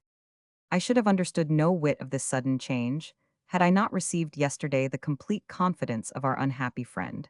As she did not conceal from me that you were also acquainted with all her misfortunes, I can speak to you, without reserve, of her sad situation. Yesterday morning, when I reached the convent, I was informed that the invalid had been asleep for the last 3 hours, and her slumber was so calm and deep that I was afraid for a moment that it was lethargic. Shortly afterwards she awoke, and herself drew back the curtains of her bed. She gazed at us all with an air of surprise, and when I rose to go to her, she recognized me, spoke my name, and begged me to draw near. She left me no time to question her, but asked me where she was, what we were doing there, if she was sick, and why she was not at home. I thought at first that it was a new delirium, only of a more tranquil kind than the last, but I perceived that she fully understood my answers. In fact, she had recovered her reason, but not her memory. She questioned me very minutely as to all that had happened to her since she had been at the convent, whither she did not remember coming. I answered her correctly, only suppressing what might have given her too much alarm, and when I asked her, in my turn, how she felt, she replied that she was not in pain at that moment, but that she had suffered greatly in her sleep and felt tired. I persuaded her to be quiet and to talk little, after which I partly closed her curtains, leaving them half open, and sat down by her bed. At the same time some broth was suggested, which she took and found good. She remained thus for about half an hour, during which time her only words were to thank me for the attention I had given her, and she brought to these thanks that grace and charm which you know. She then maintained for some time an absolute silence, which she only broke to say, "Ah yes, I remember coming here." And a moment later, she cried pitifully, my friend, pity me. My miseries are all coming back to me." Then, as I advanced towards her, she seized my hand and resting her head upon it, "Dear God," she went on, "can I not die then?" Her expression, more than these words even, moved me to tears. She perceived them in my voice and said to me, "You pity me. Ah, did you but know," and then, interrupting herself, "arrange that we can be left alone, and I will tell you all. As I believe I have informed you, I had my suspicions already as to what was to be the subject of this confidence. And, fearing that the conversation, which I foresaw would be long and sorrowful, might, perhaps, be harmful to the condition of our unhappy friend, I refused at first under the pretext that she required rest. But she insisted, and I yielded to her. Instances, we were no sooner alone than she told me all that you have already heard from her, which, for that reason, I will not repeat to you. Finally, while speaking of the cruel fashion in which she had been sacrificed, she added, I felt very certain it would be my death, and I had the courage for it. But what is impossible to me is to survive my misfortune and my shame. I tried to vanquish this discouragement, or rather this despair, with the arms of religion, which, hitherto, had such power over her. But I soon perceived that I had not strength enough for these august functions, and I confined myself to a proposal to call in the peer Anselmi, whom I know to be entirely in her confidence. She agreed to this, and even seemed to desire it greatly. He was sent for and came at once. He stayed for a long time with the patient, and said, on leaving, that, if the physicians judged as he did, he thought the ceremony of the sacraments might be deferred, that he would return on the following day. It was about 3 o'clock in the afternoon, and until 5 our friend was fairly quiet, so much so that we had all regained hope. Unfortunately, a letter was brought up to her. When they would have given it her, she answered first that she would not receive any, and no one pressed it. But from that moment she showed greater agitation. Shortly afterwards she asked whence this letter came. It had no postmark. Who had brought it? No one knew. From whom had it been sent? The portress had not been told. She then kept silence for some time, after which she began to speak, but her wandering talk only told us that she was again delirious. However, there was another quiet interval, until at last she requested that the letter which had been brought should be given her. As soon as she had cast her eyes on it, she cried, from him? Good God! And then in a strong but oppressed voice, take it back, take it back. She had her bed curtains shut immediately, and forbade anybody to come near her, but we were almost immediately compelled to return to her side. The frenzy had returned more violent than ever, and really terrible convulsions were joined to it. These attacks had not ceased by the evening, and this morning's bulletin informs me that the night has not been less stormy. In short, her state is such that I am astonished she has not already succumbed, and I will not hide from you that I have very little hope left. I suppose this unfortunate letter was from 1000. De Valmont, but what can he still dare write to her? Forgive me, my dear friend, I refrain from all reflection, but it is cruel, indeed, to see a woman make so wretched an end, who was hitherto so deservedly happy. Paris, 2nd December 17. Letter the 150th. The Chevalier Danceny to the Marquise de Merteuil. While I wait for the happiness of seeing you, I abandon myself, my tender friend, to the pleasure of writing to you, and it is by occupying myself with you that I dispel my regret for your absence. To retrace my sentiments for you, to recall your own, is a real delight to my heart, and it is thus that even a time of privation offers me still 1,000 benefits precious to my love. However, if I am to believe you, I shall obtain no reply from you. This very letter is to be the last, and we must refrain from a correspondence which, according to you, is dangerous, and of which we have no need. Assuredly, I will believe you if you insist, for what can you wish that does not become my own wish for that very reason? But before being wholly resolved, will you not permit me to discuss the matter with you? Of the question of danger, you must be the sole judge. I can calculate nothing, and I confine myself to begging you to watch over your safety, for I can have no peace while you are uneasy. For this purpose, it is not we two who are but one, but you who are both of us. It is not the same with our wants. Here we can have but one thought, and if our opinion differs, it is, perhaps, only for lack of explanation or from misunderstanding. This, then, methinks, is what I feel. No doubt a letter seems by no means indispensable, when one can see each other freely. What could it say that a word, a glance, or even silence would not say 100 times better still? This seems to me so true that, at the moment when you spoke of our ceasing to correspond, the idea easily crept into my soul. It troubled it perhaps, but did not wound it. It is even as it were, when, wishing to press a kiss upon your bosom, I meet with a riband or a veil. I do but thrust it aside and have no feeling of an obstacle. But since then, we are separated, and, now that you are no longer here, this thought of our correspondence has come back to torture me. Why, say I to myself, this privation the more? Nay, is it a reason, because one is far away, that one should have no more to say? I will assume that, favored by circumstance, we pass a whole day together. Must we waste the time in talking which is meant for pleasure? Yes, for pleasure, my tender friend, for by your side even the moments of repose are full of a delicious enjoyment. But at last, however long the time may be, one ends by separation, and then one is all alone.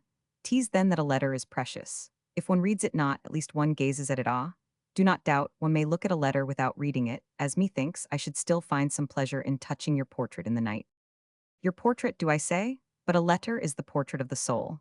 It has not, like a cold resemblance, that stagnation which is so remote from love. It lends itself to our every movement. By turns it is animated, feels enjoyment, is in repose. All your sentiments are so precious to me. Will you rob me of a means of cherishing them? Are you sure, pray, that the need to write to me will never torment you? In solitude, if your heart expands or is depressed, if a movement of joy thrills through your soul, if an involuntary sadness for a moment troubles it, where will you depose your gladness or your sorrow, except upon the bosom of your friend? Will you then have a sentiment which he does not share? Will you allow yourself to be lost in solitary dreams apart? My love, my tender love, but it is your privilege to pronounce sentence. I did but wish to discuss and not to beguile you. I do but give you reasons. I dare believe that my prayers had been of more avail. If you persist, therefore, I will endeavor not to grieve. I will make an effort to tell myself what you would have written to me. But, you would say it better than I, and above all, I should have more pleasure in hearing it. Adieu, my charming friend. The hour is drawing nigh when I shall be able to see you. I take leave of you in all haste, that I may come and find you the sooner. Paris, 3rd December 17. Letter the 151st. The Vicomte de Valmont to the Marquise de Merteuil. I do not suppose, Marquise, that you deem me so inexperienced as to have failed to set its due value upon the tete-a-tete in which I found you this evening, nor upon the remarkable chance which brought Danceny to your house.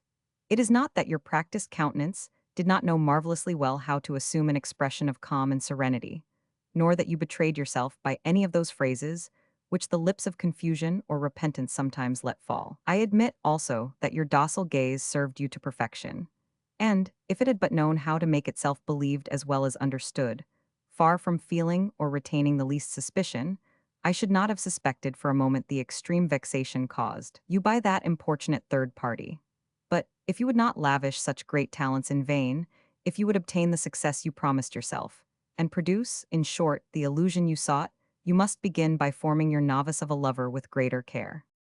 Since you are beginning to undertake educations, teach your pupils not to blush and be put out of countenance at the slightest pleasantry, not to deny so earnestly, in the case of one woman only, the things against which they defend themselves so feebly in the case of all the others. Teach them, again, how to listen to the praises of their mistress, without deeming themselves bound to do the honors for her. And, if you permit them to gaze at you in company, let them, at least, know beforehand how to disguise that look of possession, so easy to recognize, which they confound so clumsily with that of love. You will then be able to exhibit them in your public appearances, without their conduct putting their sage instructress to the blush. And I myself, only too happy to have a hand in your celebrity, promise to compose and publish the programs of this new college. But until then, I am, I confess, astonished that it should be I whom you have chosen to treat like a schoolboy. Oh, on any other woman how speedily I would be avenged, what a pleasure I should make of it, and how far it would surpass that of which she believed she had robbed me. Yes, it is, indeed, in your case alone that I can prefer reparation to revenge, and do not think that I am held back by the least doubt, the least uncertainty. I know all. You have been in Paris for the last 4 days, and every day you have seen Danceny, and you have seen him only. Even today, your door was still closed, and your porter only failed to prevent my reaching you, for want of an assurance equal to your own. None the less, I was not to doubt, you wrote to me, that I should be the first to be informed of your arrival. Of that arrival of which you could not yet tell me the date, although you wrote to me on the eve of your departure. Will you deny these facts, or will you attempt to excuse them? Either course is alike impossible, and yet I still contain myself. There you behold the force of your dominion, but believe me, rest satisfied with having tried it, abuse it no more. We both know one another, Marquise, that word ought to suffice. Tomorrow, you told me, you will be out all day? Well and good if you are really going out, and you may imagine that I shall know. But at any rate you will return in the evening, and, for our difficult reconciliation, the time betwixt then and the next morning will not be too long. Let me know then if it is to be at your house, or in the other place, that our numerous and reciprocal expiations are to be made. Above all, no more of Danceny. Your naughty head was full of his idea, and I cannot be jealous of that frenzy of your imagination, but reflect that, from this moment, what was but a fantasy would become a marked preference. I do not think that I was made for such humiliations, and I do not expect to receive them from you. I even hope that this sacrifice will not seem one to you. But even if it should cost you anything, it seems to me that I have set you a fine enough example, and that a woman of sensibility and beauty, who lived for me alone, who, perhaps at this very moment, is dying of love and regret, is worth at least as much as a young schoolboy, who lacks, if you will, neither good looks nor intelligence, but who, as yet, has neither constancy nor knowledge of the world. Adieu, Marquise, I say nothing of my sentiments towards you. All that I can do at this moment is not to search my heart. I wait for your reply. Reflect, when you make it, reflect carefully that the easier it is for you to make me forget the offense you have given me, the more indelibly would a refusal on your part, a simple postponement even, engrave it upon my heart. Paris, 3rd December 17. Letter the 152nd. The Marquise de Merteuil to the Vicomte de Valmont. Pray, have a care, Vicomte, and show more respect to my extreme timidity. How do you suppose that I can endure the overwhelming thought of incurring your wrath? And above all, how can I fail to succumb to the fear of your vengeance? The more so in that, as you know, if you were to blacken me, it would be impossible for me to retaliate. I might speak indeed, but your existence would be none the less brilliant and calm. In fact, what would you have to fear? To be sure, you would be obliged to leave, if the time were left you for it. But can one not live abroad as well as here? And all considered, provided that the court of France left you in peace at whatever one you had chosen for your abode, it would merely be a case of shifting the scene of your triumphs. Having attempted to restore your coolness by these moral considerations, let us return to business. Do you know, Vicomte, why I have never married again? It is not, assuredly, for lack of advantageous offers. It is solely in order that nobody should have the right to dictate my actions. It is not even that I was afraid of no longer being able to carry out my wishes, for I should always have ended by doing that, but that it would have been a burden to me, that anyone should have had the right merely to complain of them. It is, in short, because I wished only to deceive for my pleasure and not from necessity. And here you are, writing me the most marital letter that it is possible to receive. You speak to me of nothing but the injuries on my side, the favors on yours. But how, pray, can one be lacking to one to whom one owes no wit? I am unable to conceive it. Let us consider, what is all this ado about? You found Danceny with me and it displeased you? Well and good, but what conclusion can you have drawn from it? Either it was the result of chance, as I told you, or of my will, as I did not tell you. In the first case, your letter is unjust. In the second, it is ridiculous. It was indeed worth the trouble of writing. But you are jealous, and jealousy does not reason. Very well, let me reason for you. Either you have a rival or you have not. If you have one, you must please in order to be preferred to him. If you have not, you must still please in order to avoid having one. In both cases, the same conduct is to be observed. Why, therefore, torment yourself? Above all, why torment me? Do you no longer know how to be the most amiable? And are you no longer sure of your successes? Come now, Vicomte, you do yourself an injustice. But it is not that. It is that, in your eyes, I am not worth your putting yourself to so much trouble. You are less desirous of my favors than you are of abusing your empire. There, you are an ingrate. That is enough sentiment, methinks, and if I were to continue a very little longer, this letter might well turn to tenderness, but that you do not deserve. You deserve just as little that I should justify myself. To punish you for your suspicions, you shall retain them. Of the time of my return, therefore, just as of the visits of Danceny, I shall tell you nothing. You have taken mighty pains to inform yourself, have you not? Very well. Are you any more advanced? I hope it has given you a great deal of pleasure. I can tell you, it has not interfered with mine. All I can say, then, in reply to your threatening letter, is that it has had neither the fortune to please me, nor the power to intimidate me, and that, for the moment, I could not be less disposed than I am to grant your request. In truth, to accept you such as you show yourself today would be to commit a real infidelity to you. It would not be a renewal with my old lover, it would be to take a fresh one, and one by no means worth the old. I have not so far forgot the first that I should so deceive myself. The Valmont whom I loved was charming. I will even admit that I have never encountered a man more amiable.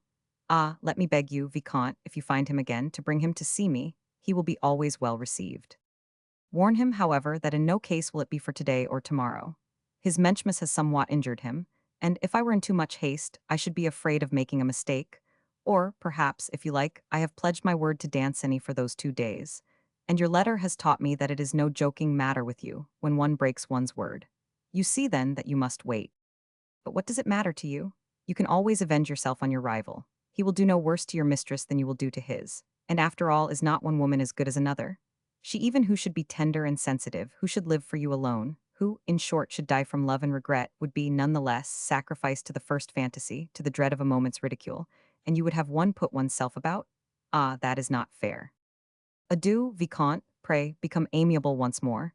You see, I ask nothing better than to find you charming, and as soon as I am sure of it, I undertake to give you the proof. Truly, I am too kind. Paris, 4th December 17. Letter the 153rd. The Vicomte de Valmont to the Marquise de Merteuil. I answer your letter at once, and I will try to be clear. A thing which is not easy with you, when once you have made up your mind not to understand. Long phrases were not required to establish the fact that, when each of us possesses all that is necessary to ruin the other, we have a like interest in mutual consideration. There is no question, therefore, of that. But between the violent course of destroying one another, and that, doubtless the better, of remaining united as we have been, of becoming even more so by resuming our old liaison, between these two courses, I say, there are 1,000 others to adopt. It was not ridiculous, therefore, to tell you, nor is it to repeat, that from this day forward I will be either your lover or your enemy. I am admirably conscious that this choice will embarrass you, that it would suit you better to beat about the bush, and I am quite aware that you have never loved to be placed thus betwixt a plain yes or no, but you must also feel that I cannot let you out of this narrow circle without running the risk of being tricked, and you may have foreseen that I would not endure that. It is for you now to decide. I am able to leave you the choice, but not to remain in uncertainty. I warn you only that you will not impose on me by your arguments, be they good or bad, that neither will you seduce me by any more of those cajoleries with which you seek to adorn your refusals, and that, at last, the time for frankness has arrived. I ask nothing better than to be able to set you the example, and I declare to you with pleasure that I prefer peace and union, but if both are to be broken, I believe the right and the means are mine. I will add, then, that the least obstacle presented by you will be taken by me as a veritable declaration of war. You will see that the answer I exact from you requires neither long nor fine phrases. 2 words will suffice. Paris, 4th December 17. Reply of the Marquise de Merteuil.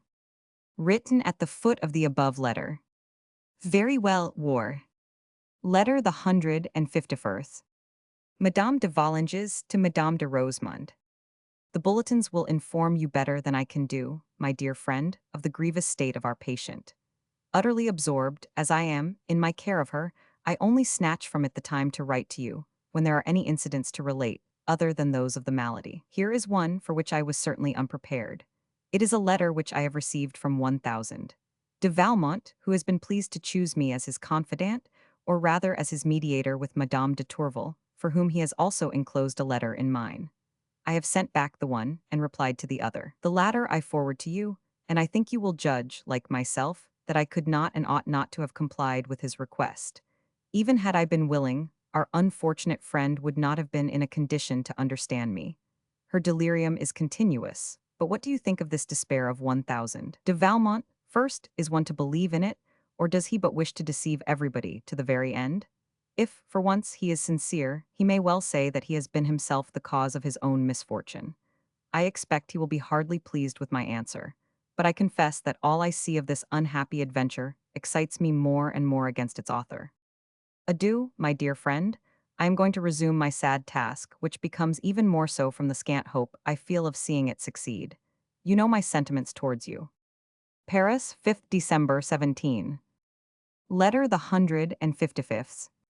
The Vicomte de Valmont to the Chevalier Danceny. I have called upon you twice, my dear Chevalier, but, since you have abandoned the role of lover to take up that of the man of gallant conquests, you have naturally become invisible. Your valet de chambre, however, assured me that you would return this evening, that he had orders to await you. But I, who am acquainted with your plans, understood quite well that you would only enter for a moment, to put on the suitable costume, and would promptly recommence your victorious progress. 'Tis very well, and I cannot but applaud you for it, but perhaps for this evening you will be tempted to change your direction. As yet you do but know one half of your occupations. I must make you acquainted with the other, and then you shall decide. Take the time, then, to read my letter. It will not tend to distract you from your pleasures, since, on the contrary, it has no other object than to offer you a choice of them. If I had possessed your whole confidence, if I had heard from yourself that part of your secrets which you have left me to divine, I should have been informed in time, and my zeal would have been less inopportune and would not impede your movements today. But let us start from where we are. Whatever course you were to take, your rejected would always make another happy. You have a rendezvous tonight, have you not? With a charming woman whom you adore? For, At your age, who is the woman one does not adore, at least for the first week? The setting of the scene must enhance your pleasures. A delicious petite mason, which has been taken only for you, is to adorn voluptuousness with the charms of liberty and of mystery. All is arranged, you are expected, and you burn to betake yourself there? We both know that, although you have said no word of it to me. Now, here is what you do not know, and what I have to tell you. Since my return to Paris, I have been busy over the means of bringing you and Mademoiselle de Volanges together. I promised you this.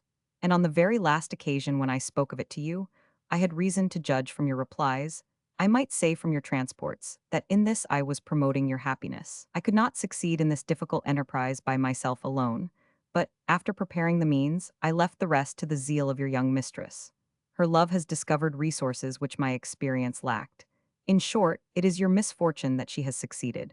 2 days since, as she told me this evening, every obstacle was surmounted, and your happiness only depends on yourself. For 2 days also, she flattered herself that she would be able to give you this news herself, and, in spite of her mamma's absence, you would have been received. But you have not even presented yourself. And, to tell you the truth, whether it be reason or caprice, the little person seemed to me somewhat vexed at this lack of eagerness on your part. At last, she found a means of summoning me to her, and made me promise to forward the enclosed letter to you as soon as possible. From the emphasis she laid upon it, I would wager it is a question of a rendezvous for tonight. Be that as it may, I promised upon my honor and my friendship that you should have the tender missive in the course of today, and I cannot and will not break my word. Now, young man, what is your conduct to be? Placed between coquetry and love, between pleasure and happiness, which will be your choice? If I were speaking to the Danceny of 3 months ago, nay, even of a week ago, I should be as certain of his behavior as I was of his heart. But the Danceny of today, led away by the women, running after adventures, and grown, as the usage is, somewhat of a rake, will he prefer a very shy young girl, who only offers him her beauty, her innocence, and her love, to the attractions of a woman who is certainly very well worn. For my part, my dear friend, it seems to me that, even with your new principles, which, I quite admit, are shared also in some degree by myself, I should decide, under the circumstances, for the younger flame. To begin with, it is one the more, and then the novelty, and again the fear of losing the fruit of your labor by neglecting to cull it. For, on that side, in short, it would be really an opportunity missed, and it does not always return, especially in the case of a first frailty, when such are in question. Often it needs but one moment of ill humor, one jealous suspicion, less even, to prevent the most handsome triumph. Drowning virtue sometimes clings to a straw, and once escaped, it keeps upon its guard and is no longer easily surprised. On the other side, on the contrary, what do you risk? Not even a rupture, a quarrel at the most, whereby you purchase, at the cost of a few attentions, the pleasure of a reconciliation. What other course remains for a woman who has already given herself, save that of indulgence? What would she gain by severity? The loss of her pleasures, with no profit to her glory. If, as I assume, you choose the path of love, which seems to me also that of reason, I should consider it prudent to send no excuses to the rendezvous. Let yourself be expected quite simply. If you risk giving a reason, there will perhaps be a temptation to verify it. Women are curious and obstinate. All might be discovered. As you know, I am myself just now an example of this. But if you leave a hope, as it will be sustained by vanity, it will not be lost until long after the proper hour for seeking information. Then tomorrow, you will be able to select the insurmountable obstacle which will have detained you. You will have been ill, dead if necessary, or anything else which will have caused you equal despair, and all will be right again. For the rest, whichever course you adopt, I only ask you to inform me of it, and, as I have no interest in the matter, I shall in any case think that you have done well. Adieu, my dear friend. I add one thing more, that I regret Madame de Tourvel, that I am in despair at being separated from her, that I would pay with half my life for the privilege of consecrating the other half to her. Ah, believe me, love is one's only happiness. Paris, 5th December 17. Letter the 156th. Cécile Volanges to the Chevalier Danceny. Enclosed in the preceding. How is it, my dear friend, that I see you no longer when I never cease to desire it? Do you no longer care so much about it as I do? Ah, nowadays I am very sad indeed, sadder even than when we were entirely separated. The pain I once had through others comes now from you, and that hurts far more. You know quite well that it is some days since Mamma has been away from home, and I hoped you would try and profit by this time of freedom. But you do not even think of me. I am very unhappy. You told me so often that my love was less than yours. I knew the contrary, and here is the proof. If you had come to see me, you would have seen me indeed, for I am not like you. I only think of what will reunite us. If you had your deserts, I would not say anything of all I have done for that, and of the trouble it has given me, but I love you too well, and I wish so much to see you that I cannot refrain from telling you. And then, I shall soon see afterwards if you really love me. I have managed so well that the porter is in our interests, and has promised me that, whenever you came, he would let you in as though he did not see you, and we can depend upon him, for he is a very obliging man. It is only a question, then, of keeping out of sight in the house, and that is very easy if you come at night when there is nothing at all to fear. For instance, since Mamma has been going out every day, she goes to bed every night at 11 o'clock, so that we should have plenty of time. The porter told me that, if you should come like that, instead of knocking on the gate, you would only have to knock at his window, and he would open at once to you. And then you will easily find the back staircase. And, as you will not be able to have a light, I will leave the door of my room ajar, which will always give you a little light. You must take great care not to make any noise, especially in passing Mamma's back door. As for my maids, that is no matter, as she has promised me not to awake. She is a very good girl, too, and to leave, it will be just the same. Now we shall see if you will come. Ah God, why does my heart beat so fast while I write to you? Is some misfortune going to come to me, or is it the hope of seeing you which troubles me like this? What I feel most is that I have never loved you so much, and have never longed so much to tell you so. Come then, my friend, my dear friend, that I may be able to repeat to you 100 times that I love you, that I adore you, that I shall never love anyone but you. I have found the means of informing 1,000. De Valmont that I had something to say to him, and, as he is a very good friend, he is sure to come tomorrow, and I will beg him to give you this letter immediately. So that I shall expect you tomorrow night, and you will come without fail, if you would not make your Cécile very unhappy. Adieu, my dear friend, I embrace you with all my heart. Paris, 4th December, 17 in the evening. Letter the 157th. The Chevalier Danceny to the Vicomte de Valmont. Do not doubt, my dear Vicomte, either of my heart or of my proceedings. How could I resist a desire of my dear Cécile's? Ah, it is indeed she alone whom I love, whom I shall always love. Her ingenuousness, her tenderness have a charm for me from which I may have been weak enough to allow myself to be distracted, but which nothing will ever efface. Embarked upon another adventure without, so to speak, having perceived it, often has the memory of Cécile come to trouble me, in the midst of my sweetest pleasures. And perhaps my heart has never rendered her truer homage than at the very moment I was unfaithful to her. However, my friend, let us spare her delicacy and hide my wrongdoings from her, not to surprise her, but so as not to give her pain. Cecile's happiness is the most ardent vow that I frame. I would never forgive myself a fault which had cost her a tear. I feel I have deserved your jesting remarks upon what you call my new principles, but you can believe me when I say that it is not by them I am guided at this moment, and from tomorrow I am determined to prove it. I will go and accuse myself to the very woman who has been the cause of my error, who has participated in it. I will say to her, read my heart, it has the most tender friendship for you. Friendship united to desire so greatly resembles love. Both of us have been deceived, but though susceptible to error, I am not capable of a breach of faith. I know my friend, she is as noble as she is indulgent. She will do more than pardon me, she will approve. She herself often reproached herself with betraying friendship. Often her delicacy took alarm at her love. Wiser than I, she will strengthen in my soul those useful fears which I rashly sought to stifle in hers. I shall owe it to her that I am better, as to you that I am happier. O my friends, divide my gratitude. The idea that I owe my happiness to you enhances its value. Adieu, my dear Vicomte. The excess of my joy does not prevent me from thinking of your sorrows and from sharing them. Why can I not be of use to you? Does Madame de Tourvel remain inexorable, then? I am told also that she is very 99. God, how I pity you. May she regain at the same time her health and her indulgence, and forever make your happiness. These are the prayers of friendship. I dare hope that they will be heard by love. I should like to talk longer with you, but the hour approaches, and perhaps Cécile already awaits me. Paris, 5th December 17. Letter the 158th. The Vicomte de Valmont to the Marquise de Merteuil. Upon awaking, well, well, Marquise, how are you after the pleasures of last night? Are you not somewhat fatigued by them? Admit now that Danceny is charming. He performs prodigies, this youth. You did not expect it of him, am I not right? Indeed, I will do myself justice. I richly deserve to be sacrificed to such a rival. Seriously, he is full of good qualities. But above all, what love, what constancy, what delicacy.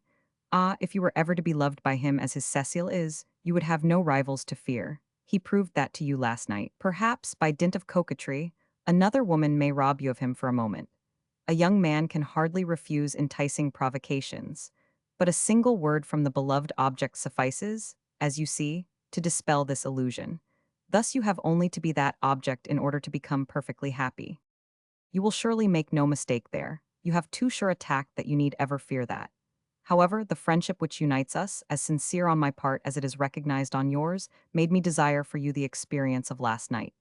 It is the work of my zeal. It has succeeded. But I pray you no thanks, it is not worth the pains. Nothing could have been easier. In fact, what did it cost me? A slight sacrifice and a little skill. I consented to share the favors of his mistress with the young man. But, after all, he has as much right to them as I, and I took such scant account of them. The letter which the young person wrote to him was, of course, dictated by me, but it was only to gain time because we had a better use for it. The one I added to it, oh, that was nothing, next to nothing. A few friendly reflections to guide the new lover's choice. But upon my honor, they were not required. The truth must be told. He did not hesitate for an instant.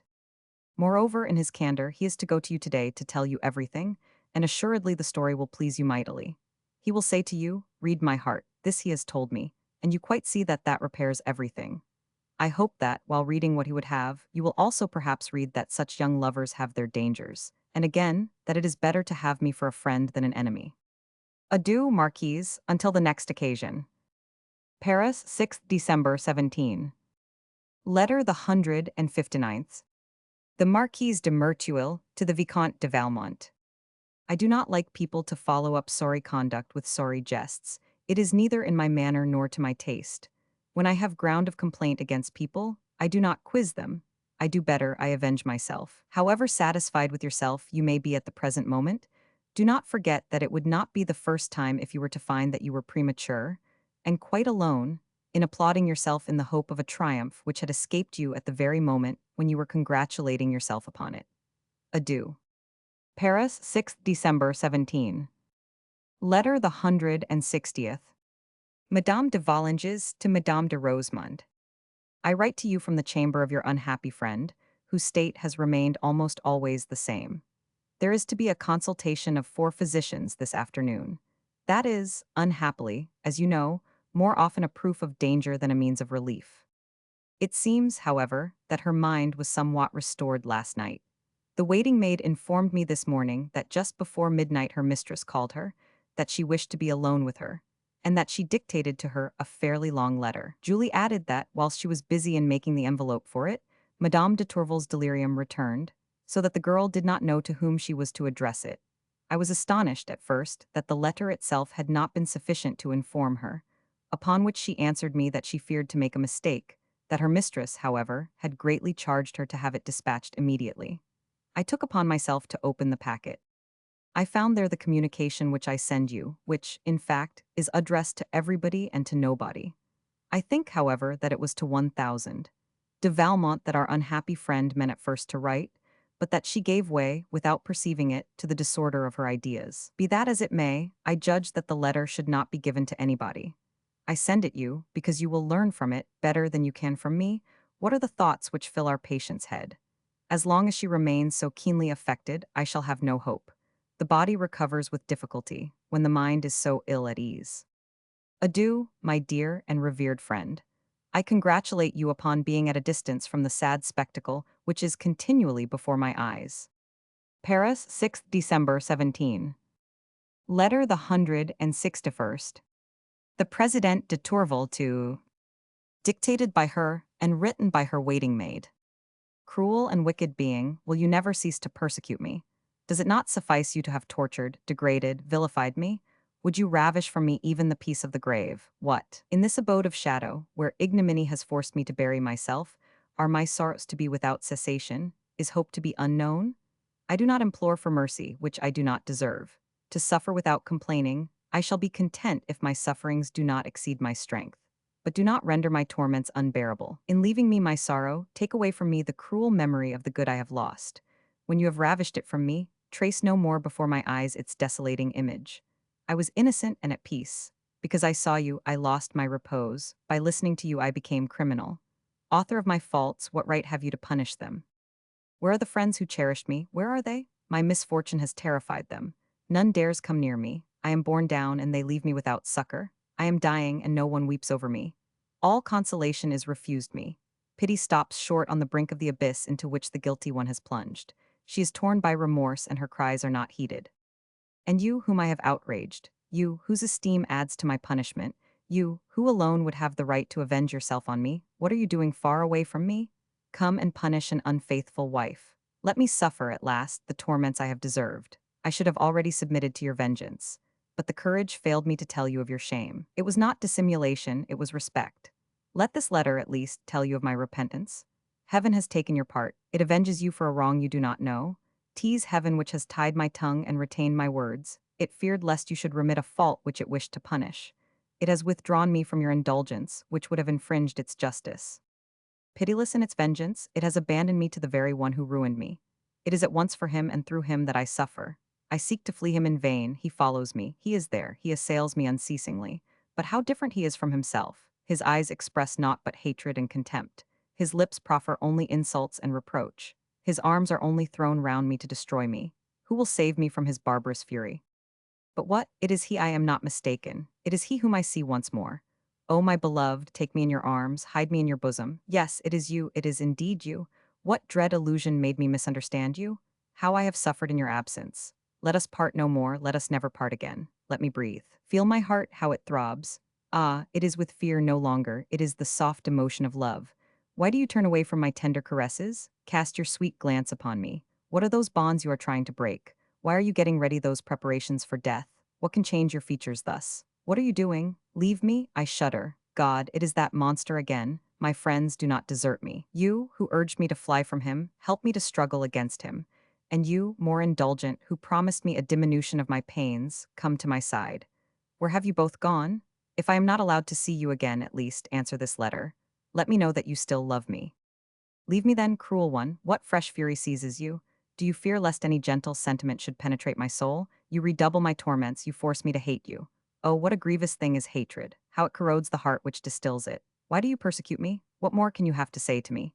Have you not made it as impossible for me to listen to you as to answer you? Expect nothing more of me. Monsieur, farewell. Paris, 5th December 17. Letter the 160th. The Chevalier Danceny to the Vicomte de Valmont. I am acquainted, monsieur, with your behavior to me. I know also that, not content with having unworthily tricked me, you have not feared to vaunt and applaud yourself for it.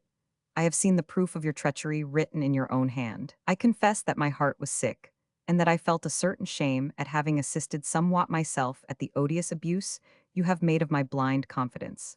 I do not, however, envy you this shameful advantage.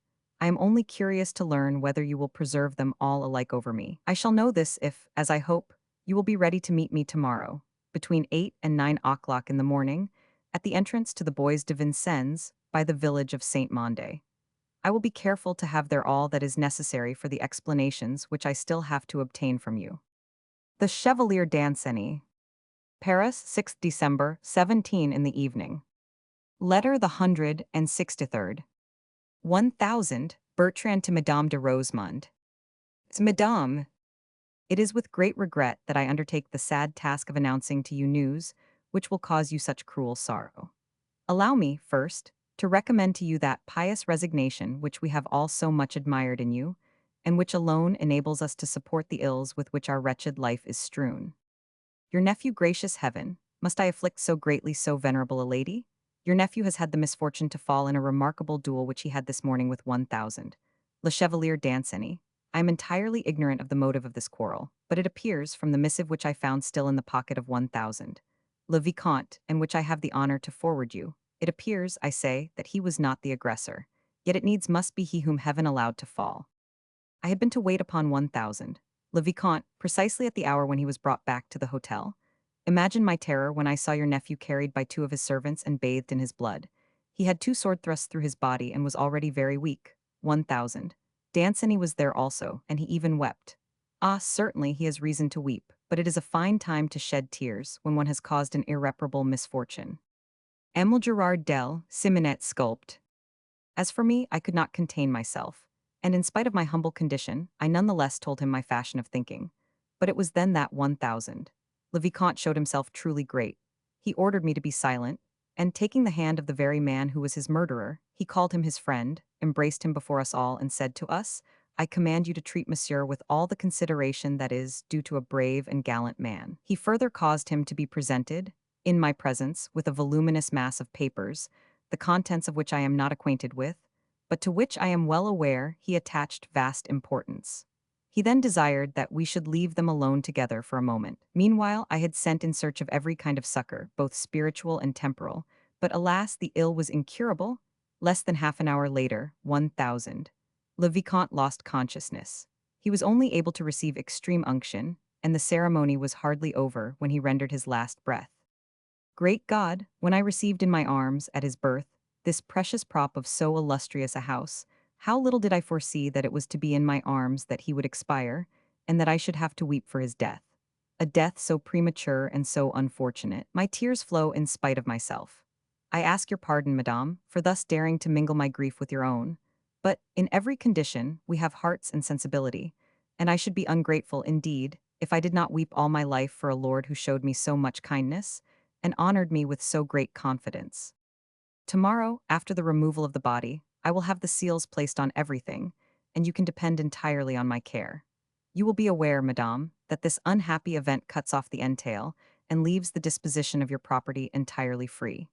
If I can be of any use to you, I beg you to be good enough to convey to me your orders. I will employ all my zeal in their punctual fulfillment. I remain, with the most profound respect, madame, your most humble, etc. Bertrand. Paris, 7th December 17. Letter the 161st.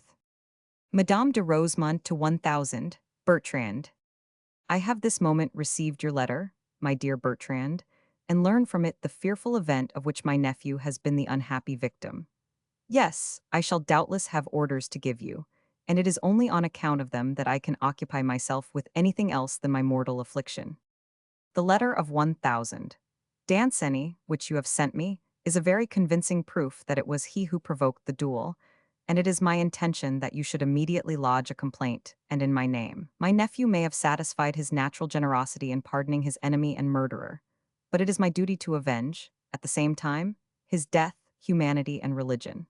One cannot be too eager to invoke the severity of the law against this remnant of barbarism, and I do not believe that this is a case in which we are required to pardon injuries.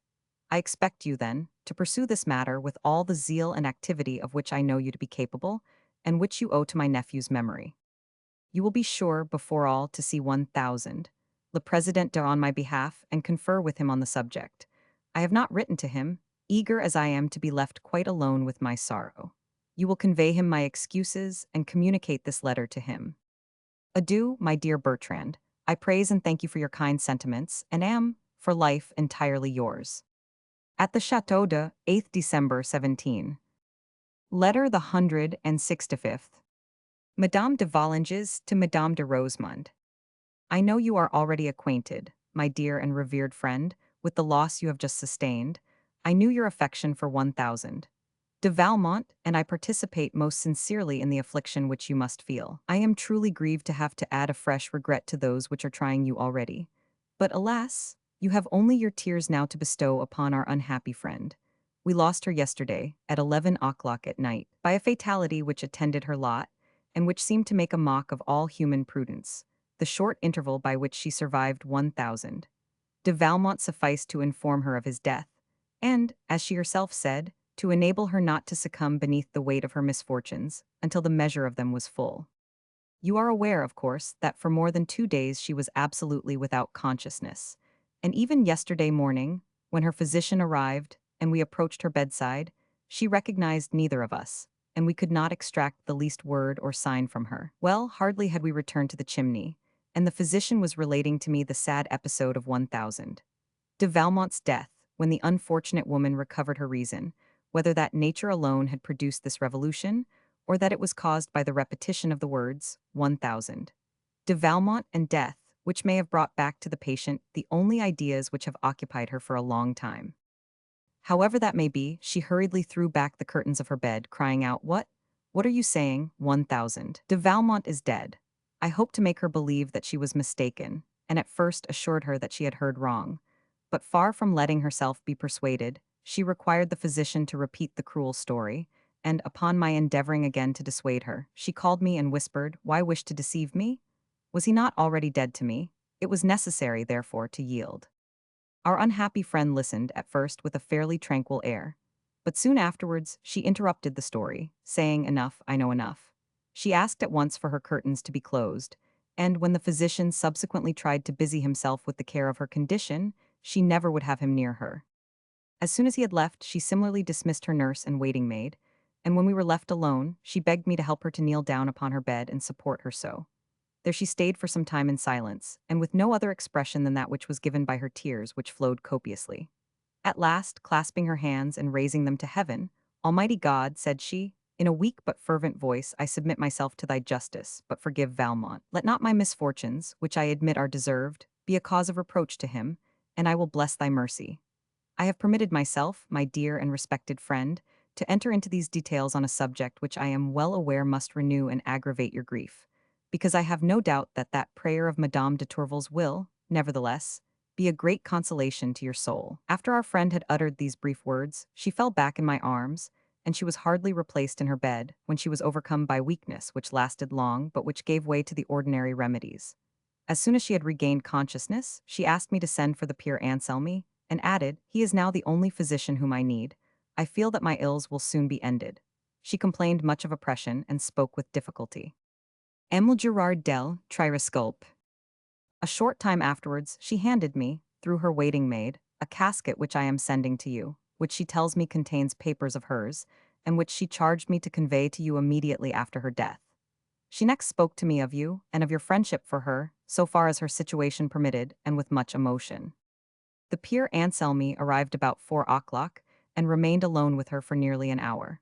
When we returned, the face of the sick woman was calm and serene, but it was easy to see that the Peer Anselmy had shed many tears. He remained to assist at the last ceremonies of the church. This spectacle, always so imposing and so sorrowful, was rendered even more so by the contrast which the tranquil resignation of the sufferer formed with the profound grief of her venerable confessor, who burst into tears at her side. The emotion became general, and she, for whom everybody wept, was the only one not to weep. The remainder of the day was spent in the customary prayers, which were only interrupted by the sufferer's frequent fits of weakness. At last, at about 11 o'clock at night, she appeared to be more oppressed and to suffer more. I put out my hand to seek her arm. She had still strength enough to take it, and she placed it upon her heart. I could no longer discern any movement, and indeed, at that very moment, our unfortunate friend expired. You will remember, my dear friend, that, on your last visit here, not a year ago, when we talked together of certain persons whose happiness seemed to us more or less assured, we dwelt complacently upon the lot of this very woman, whose misfortunes and whose death we lament today. So many virtues, laudable qualities and attractions, a character so sweet and easy, a husband whom she loved and by whom she was adored, a society which pleased her and of which she was the delight, a face, youth, fortune, so many combined advantages lost through a single imprudence. O Providence, doubtless we must worship thy decrees, but how incomprehensible they are. I stop myself. I fear to add to your sorrow by indulging my own. I leave you to return to my daughter, who is a little indisposed. When she heard from me this morning of so sudden a death of two persons of her acquaintance, she was taken ill, and I had her sent to bed. I hope, however, that this slight indisposition will have no ill results. At her age, one is not yet habituated to sorrow, and its impression is keener and more potent. Such sensibility is, doubtless, a praiseworthy quality, but how greatly does all that we daily see teach us to dread it. Adieu, my dear and venerable friend. Paris, 9th December 17. Letter the 166th. 1000, Bertrand to Madame de Rosemonde.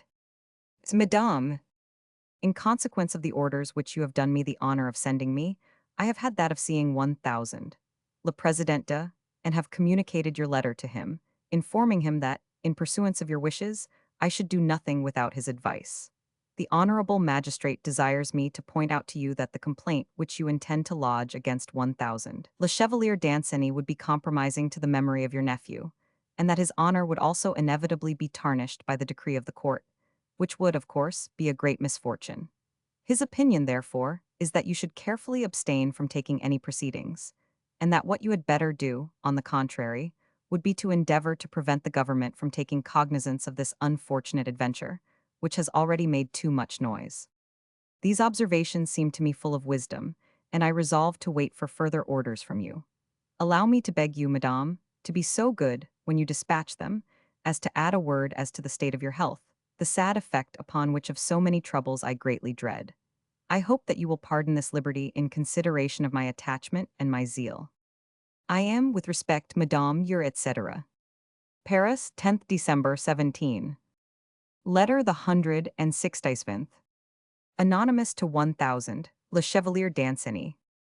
Monsieur, I have the honor to inform you that this morning, in the corridors of the court, there was talk amongst the king's officers of the affair which you had a few days ago with 1000, Le Vicomte de Valmont, and that it is to be feared that the government will take proceedings against you.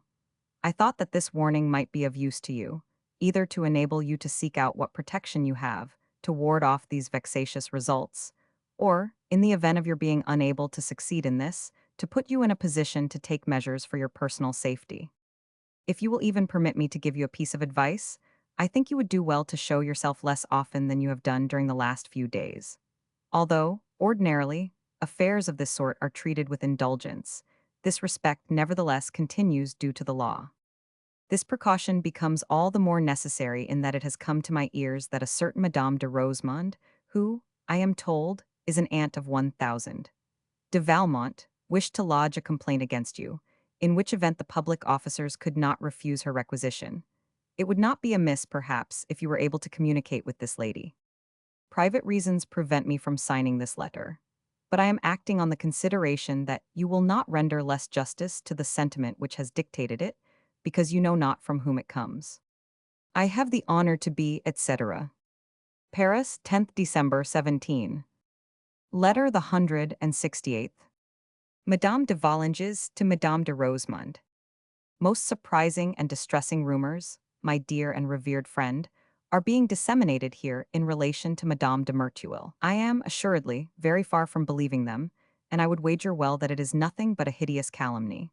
But I am too well aware of the ease with which even the most improbable slanders acquire credit, and of the difficulty with which the impression they leave is effaced, not to be greatly alarmed at these, easy as I believe it to be to refute them.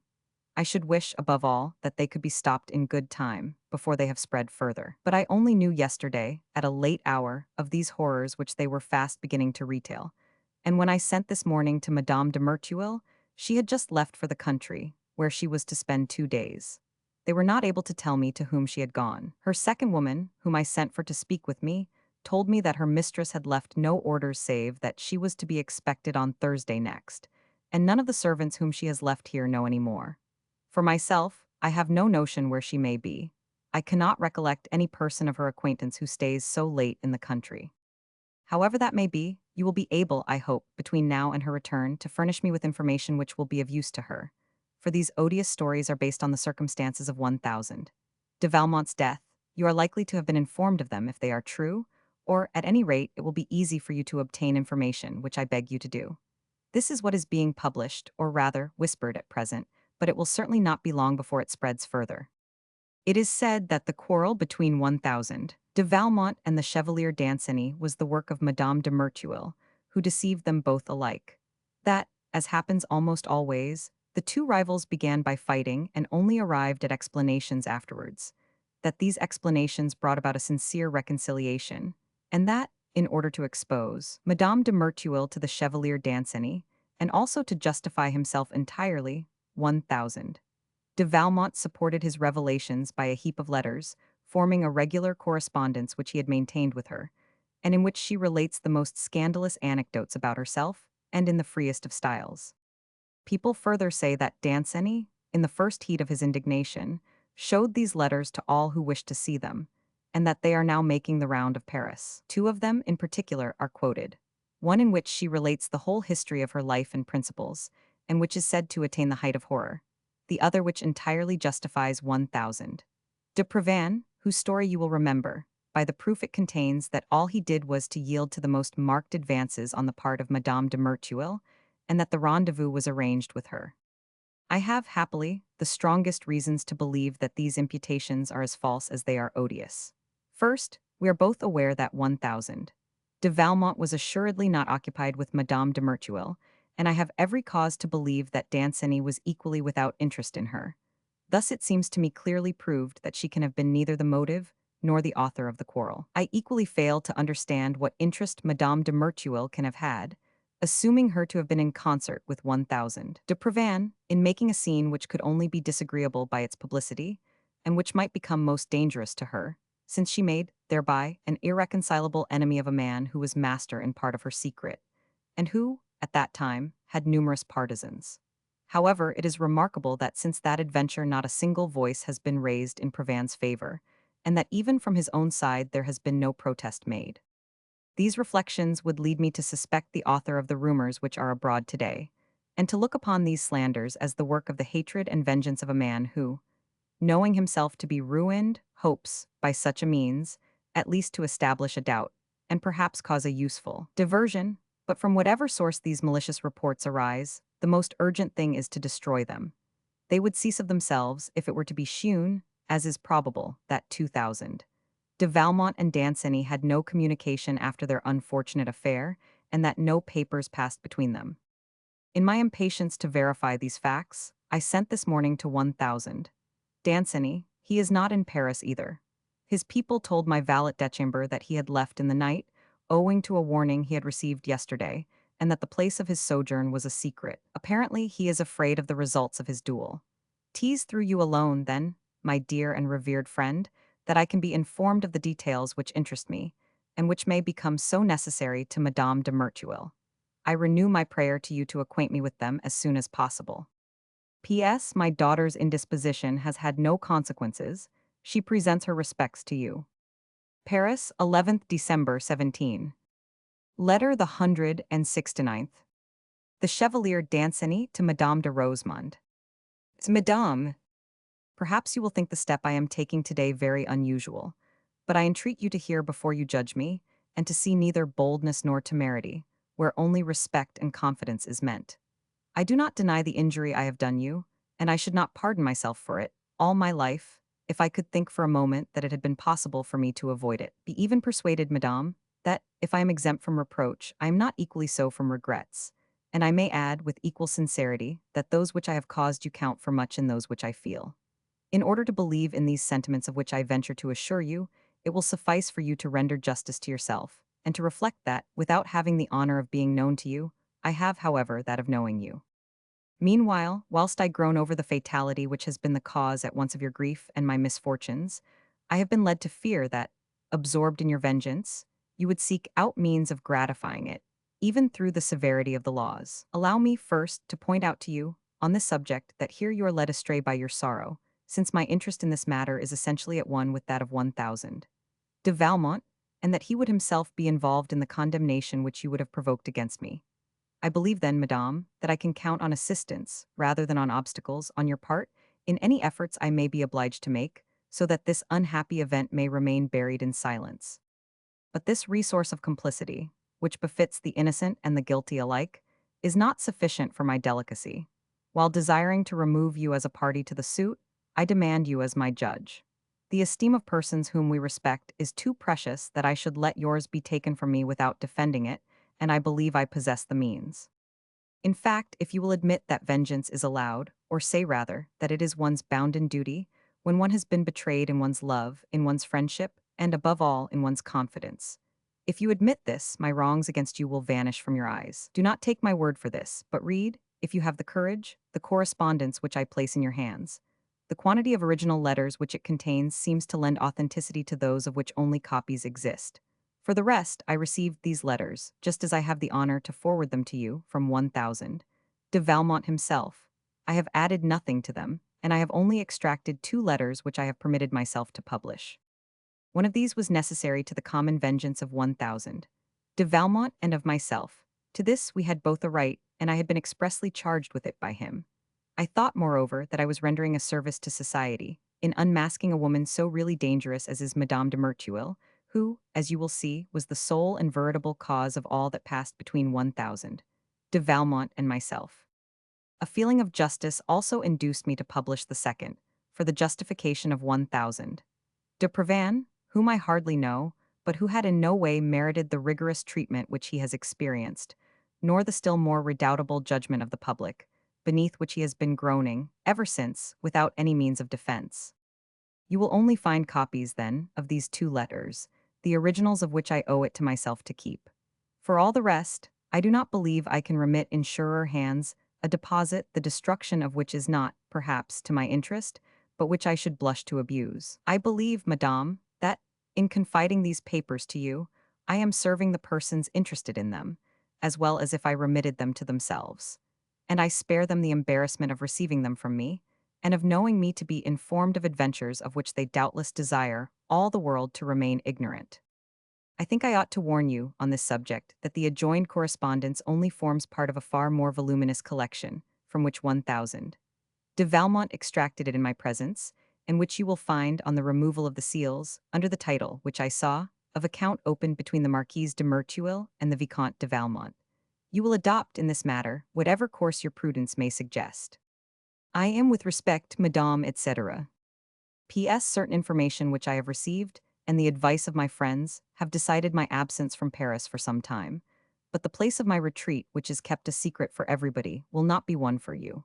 If you honor me with a reply, I beg you to address it to the Commandery de by P, under cover to 1,000. Le Commandeur de, it is from his house that I have the honor to write to you. Paris, 12th December, 17. Letter the 170th. Madame de Valanges to Madame de Rosemond. I move, my dear friend, from surprise to surprise and from sorrow to sorrow. One must be a mother to form an idea of what I suffered yesterday all the morning. And, if my most cruel anxiety has been calmed since, there still remains to me a keen affliction, the end of which I cannot foresee. Yesterday, about 10 o'clock in the morning, astonished that I had not yet seen my daughter, I sent my waiting maid to know what could have occasioned her delay. She returned a moment later, highly alarmed, and alarmed me even more by informing me that my daughter was not in her apartment, and that, since the morning, her maid had not seen her there. Judge of my situation. I summoned all my people, and the porter in especial. All swore to me they knew nothing, and could give me no information upon this event. I went at once to my daughter's room. The disorder which obtained there assured me that she had apparently only gone that morning, but I found no further clue. I searched her presses, her writing desk. I found everything in its place and all her wardrobe, with the exception of the dress in which she had left. She had not even taken the small stock of money which she possessed. As she had only heard yesterday of all that is said of Madame de Merteuil, as she is greatly attached to her, to such a degree, indeed, that she did not but weep all the evening. As I remembered also that she did not know Madame de Merteuil was in the country, my first idea was that she had wished to see her friend, and had been so imprudent as to go alone, but the time which elapsed before her return brought back all my uneasiness.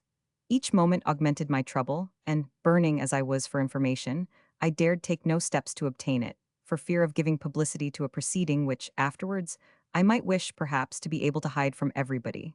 Never in my life have I so suffered. Finally, it was not until past 2 o'clock. I received at the same time a letter from my daughter, and one from the superior of the convent of my daughter's letter, only said that she had feared lest I should oppose the vocation, which she felt, to become a nun, and that she had not dared speak to me of it. The rest only consisted of excuses for the course she had adopted without my permission, which I would assuredly not disapprove of. She added, if I knew her motives, into which she begged me, however, not to inquire. The superior wrote to me that, seeing a young person arrive alone, she had at first refused to receive her, but that, having questioned her and learned who she was, she had thought to do me a service by giving my daughter shelter, in order not to expose her to further journeys, upon which she seemed resolved. The superior, while offering, as a matter of course, to restore my daughter to me, if I were to demand her, urges me, obeying her condition, not to oppose a vocation which she declares to be firm. She told me also that she could not inform me earlier of this event, owing to the difficulty she had in making my daughter write to me, as her plan was to leave everyone in ignorance of the place of her retreat. It is a cruel thing when our children argue so ill. I went immediately to the convent, and, after seeing the superior, asked to see my daughter. She only came reluctantly and in a very tremulous state. I spoke to her before the nuns, and I spoke to her alone. All that I could extract from her, amid many tears, was that she could only be happy in the convent. I decided to let her remain there, but without entering the rank of postulants, as she desired. I fear that the deaths of Madame de Tourvel and 1000 de Valmont have unduly affected her young head. Whatever my respect for a religious vocation, I could not see my daughter embrace that career without sorrow, and even without alarm. Methinks we have already duties enough to perform, without creating fresh ones, and, again, it is hardly at her age that we best know what befits us. What enhances my embarrassment is the nearness of 1000 de Jurcourt's return. Must this most advantageous marriage be broken off? How, then, are we to make our children's happiness, if it is not sufficient to desire it and devote all our cares to it? You will greatly oblige me by telling me what you would do in my place. I cannot fix upon any course. I find nothing more terrible than to have to decide another's lot, and I am equally afraid of bringing to this occasion the severity of a judge or the weakness of a mother. I reproach myself unceasingly for augmenting your sorrows by speaking to you of my own, but I know your heart. The consolation which you could give to others would become to you the greatest you could yourself receive. Adieu, my dear and revered friend. I await your 2 replies with much impatience. Paris, 13th December 17. Letter the 171st. Madame de Rosemonde to the Chevalier Danceny. After what you have brought to my knowledge, monsieur, nothing is left for me but to be silent and to weep. One regrets that one still lives, after learning such horrors. One blushes to be a woman, when one finds one capable of such excesses. I will willingly concur with you, monsieur, so far as I am concerned, in leaving in silence and oblivion all that may have brought about these sad events. I even hope that they may never cause you any other grief than that inseparable from the unhappy advantage which you obtained over my nephew. In spite of his errors, I feel that I shall never console myself for his loss, but my eternal affliction will be the sole vengeance I shall permit myself to obtain from you.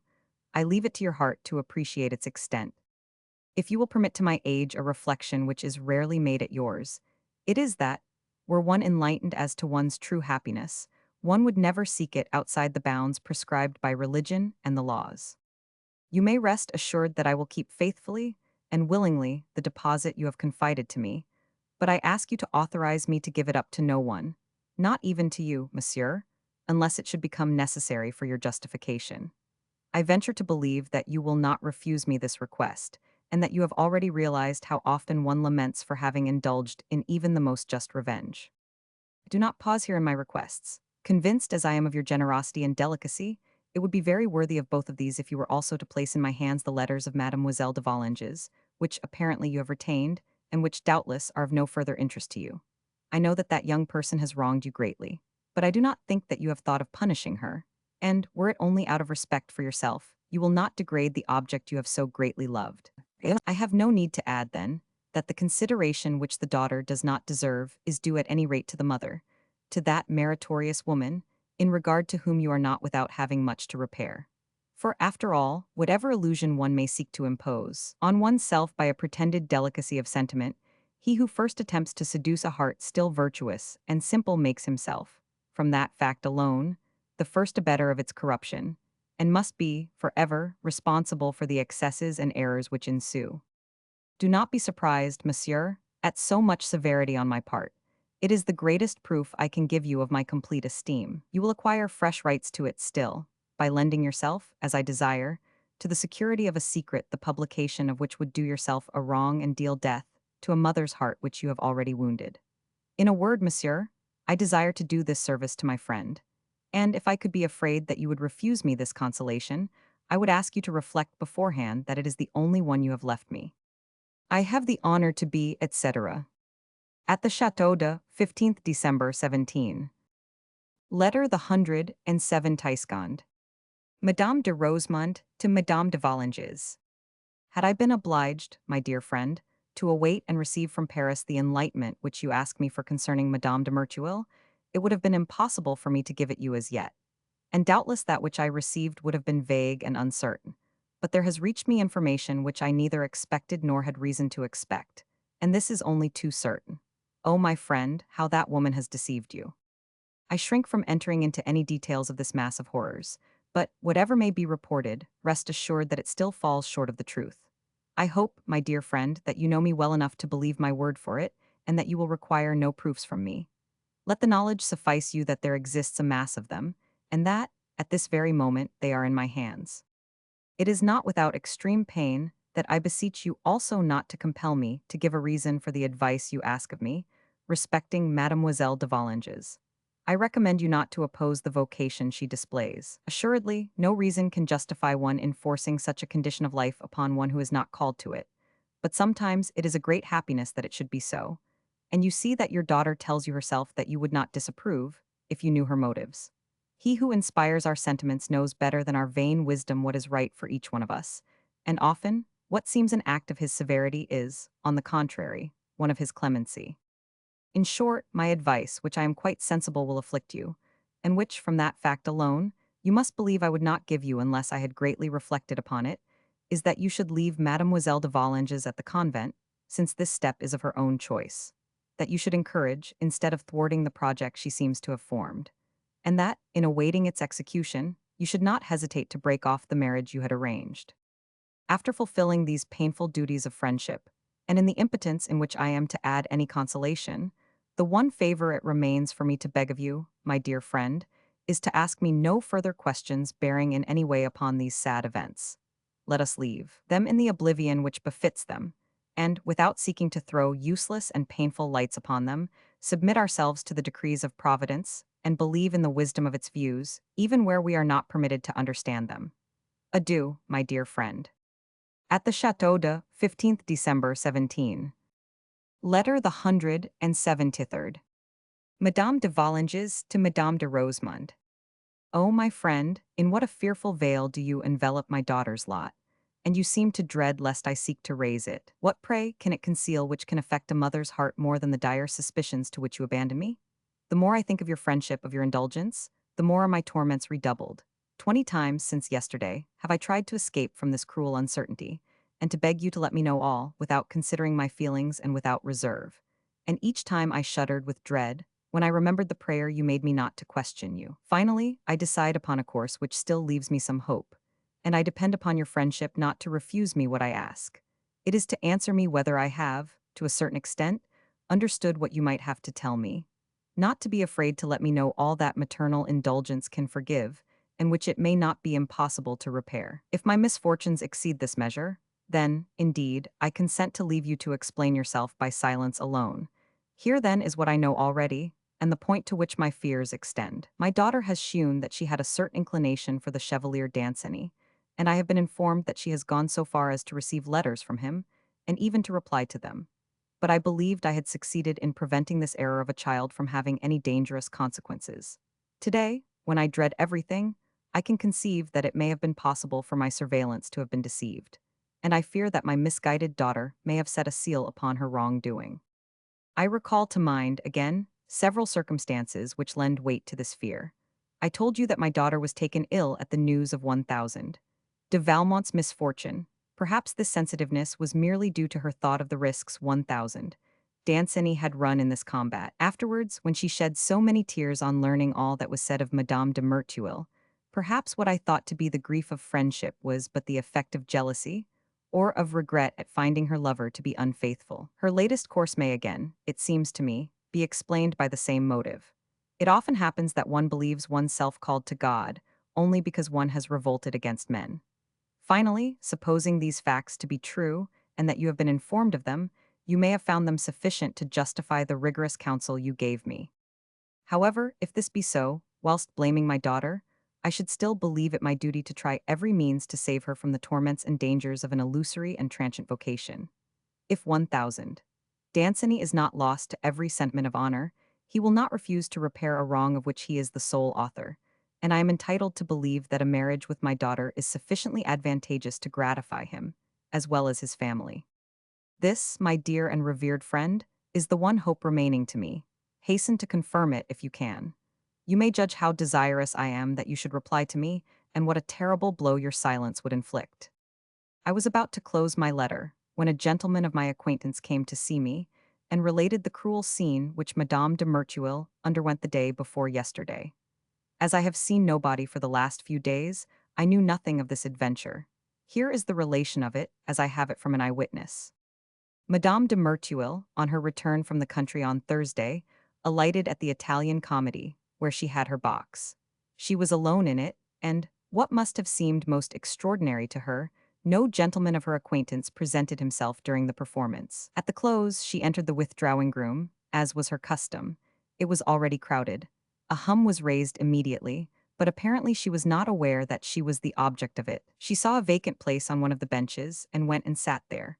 But at once all the women who were there before her rose, as if in concert, and left her absolutely alone. This marked sign of general indignation was applauded by all the men, and the murmurs, which even amounted, it is said, to hooting, were redoubled. That nothing might be lacking to her humiliation, her luck had it that 1,000. De Prevan, who had shown himself nowhere since his adventure, should enter the withdrawing room that same moment. As soon as he was recognized, everybody, men and women, surrounded and applauded him, and he was carried, so to speak, in face of Madame de Merteuil by the crowd, which made a circle round them. I was assured that Madame de Merteuil preserved an appearance of seeing and hearing nothing, and that she did not change her expression. But I think this fact exaggerated. Be that as it may, this truly ignominious situation lasted until her carriage was announced, and, at her departure, the scandalous hooting was redoubled. It is fearful to be related to such a woman. 1,000. De Prevan met with a great reception the same evening from all the officers of his regiment who were present, and there is no doubt but that he will shortly regain his rank and employment. The same person who gave me these details told me that Madame de Merteuil was seized the following night with a violent fever, which was at first thought to be the effect of the terrible situation in which she had been placed. But it became known yesterday that confluent smallpox had declared itself of a very dangerous kind. Truly, it would be a piece of good fortune for her if she were to die of it. They say, further, that all this adventure will damage her case, which is on the point of being tried, and in which they assert that she had need of much favor. Adieu, my dear and revered friend. I see the wicked punished in all this, but I find no consolation in it for their unfortunate victims. Paris, 18th December 17. Letter the 171st. The Chevalier Danceny to Madame de Rosemonde. You are right, Madame, and certainly I will refuse you nothing within my power to which you attach any value. The packet which I have the honor to forward you contains all Mademoiselle de Volanges' letters. If you read them, you will see, not without astonishment perhaps, what a wealth of perfidy and ingenuousness can be united. That is, at least, what struck me most on my last perusal of them. Above all, can one refrain from the liveliest indignation against Madame de Merteuil, when one reflects with what a hideous pleasure she brought all her pains to bear on the corruption of so much innocence and candor. No, my love is dead. I retain nothing of a sentiment so basely betrayed, and it is not that which makes me seek to justify Mademoiselle de Volanges. Nevertheless, would not that simple heart, that gentle and pliable character, have been influenced for good more easily even than they were seduced to evil? What young person, issuing similarly from a convent, without experience and almost without ideas, and bringing into the world, as almost always happens then, an equal ignorance of good and evil? What young person, I say, would have been able to offer more resistance to such culpable artifices? Ah, to be indulgent it suffices to reflect upon how many circumstances beyond our own control the terrible alternative between the delicacy and the deprivation of our sentiments depends. You rendered justice to me, then, Madame, in deeming that the wrongs of Mademoiselle de Volanges, which I felt most keenly, did not, however, inspire me with any ideas of vengeance. 'Tis quite enough to be obliged to renounce my love of her. It would cost me too much to hate her. I needed no reflection to desire that all which concerns and could harm her should remain forever unknown to the world. If I have seemed to delay the fulfillment of your desires in this matter, I think I need not conceal my motive from you. I wish to be sure beforehand that I was not to be troubled with the consequences of my unfortunate duel. At a time when I was craving your indulgence, when I even dared believe I had some right to it, I should have feared to have too much the appearance of buying it by this condescension on my part. And, convinced of the purity of my motives, I was proud enough, I will confess, to wish you to be left in no doubt of them. I hope you will pardon this delicacy, perhaps too susceptible, in view of the veneration which you inspire in me, and the value which I attach to your esteem. It is the same sentiment which bids me ask of you, as a last favor, to be so good as to let me know if, in your judgment, I have fulfilled all the duties which have been imposed upon me by the unhappy circumstances in which I was placed. Once at ease in this respect, my intention is fixed. I leave for Malta. I will go there to make gladly, and keep religiously, the vows which will separate me from a world of which, while still so young, I have had such good reason to complain. I shall go, in short, to seek to lose, beneath an alien sky, the thought of so many accumulated horrors, whose memory could only sadden and wither my soul. I am with respect, Madame, your most humble, etc. Paris, 26th December 17. Letter the 175th. Madame de Valanges to Madame de Rosemond. The fate of Madame de Merteuil, my dear and revered friend, seems to be at length complete, and it is such that her greatest enemies are divided between the indignation she merits and the pity she inspires. I was right, indeed, in saying that it would be a happiness for her to die of her smallpox. She has recovered, it is true, but she has been fearfully disfigured, and in particular she has lost an eye. You will imagine that I have not seen her, but I am told that she is really hideous. The Marquis de, who never misses an occasion for saying something malicious, said yesterday, in speaking of her, that the disease had transformed her, and that now her soul was to be seen in her face. Unhappily, everyone found the expression just. A further event has just come to add to her disgrace and to her prejudice. Her case was tried yesterday, and the verdict was given against her unanimously.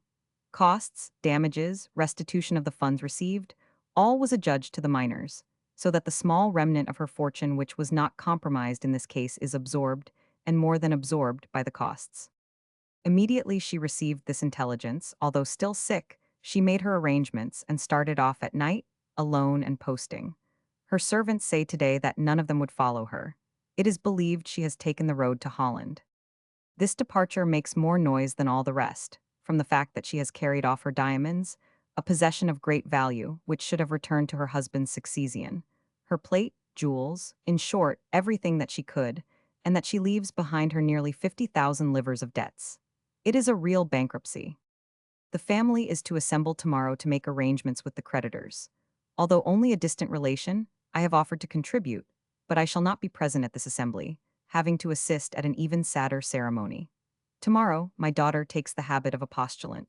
I hope that you will not forget, my dear friend, that, in making this great sacrifice, I have no other motive for being compelled to it than the silence which you have maintained towards me.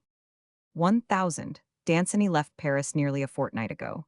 It is said that he is on his way to Malta, where it is his intention to remain. There would be still time, perhaps, to recall him. My friend, my daughter is guilty indeed, then. You will forgive a mother, no doubt, for only yielding to this awful certainty with difficulty. What a fatality has fallen upon me of late, and stricken me in the objects dearest to me, my daughter and my friend.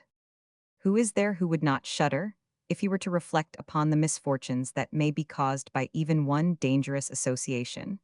And what troubles would one not avert by reflecting on this more often?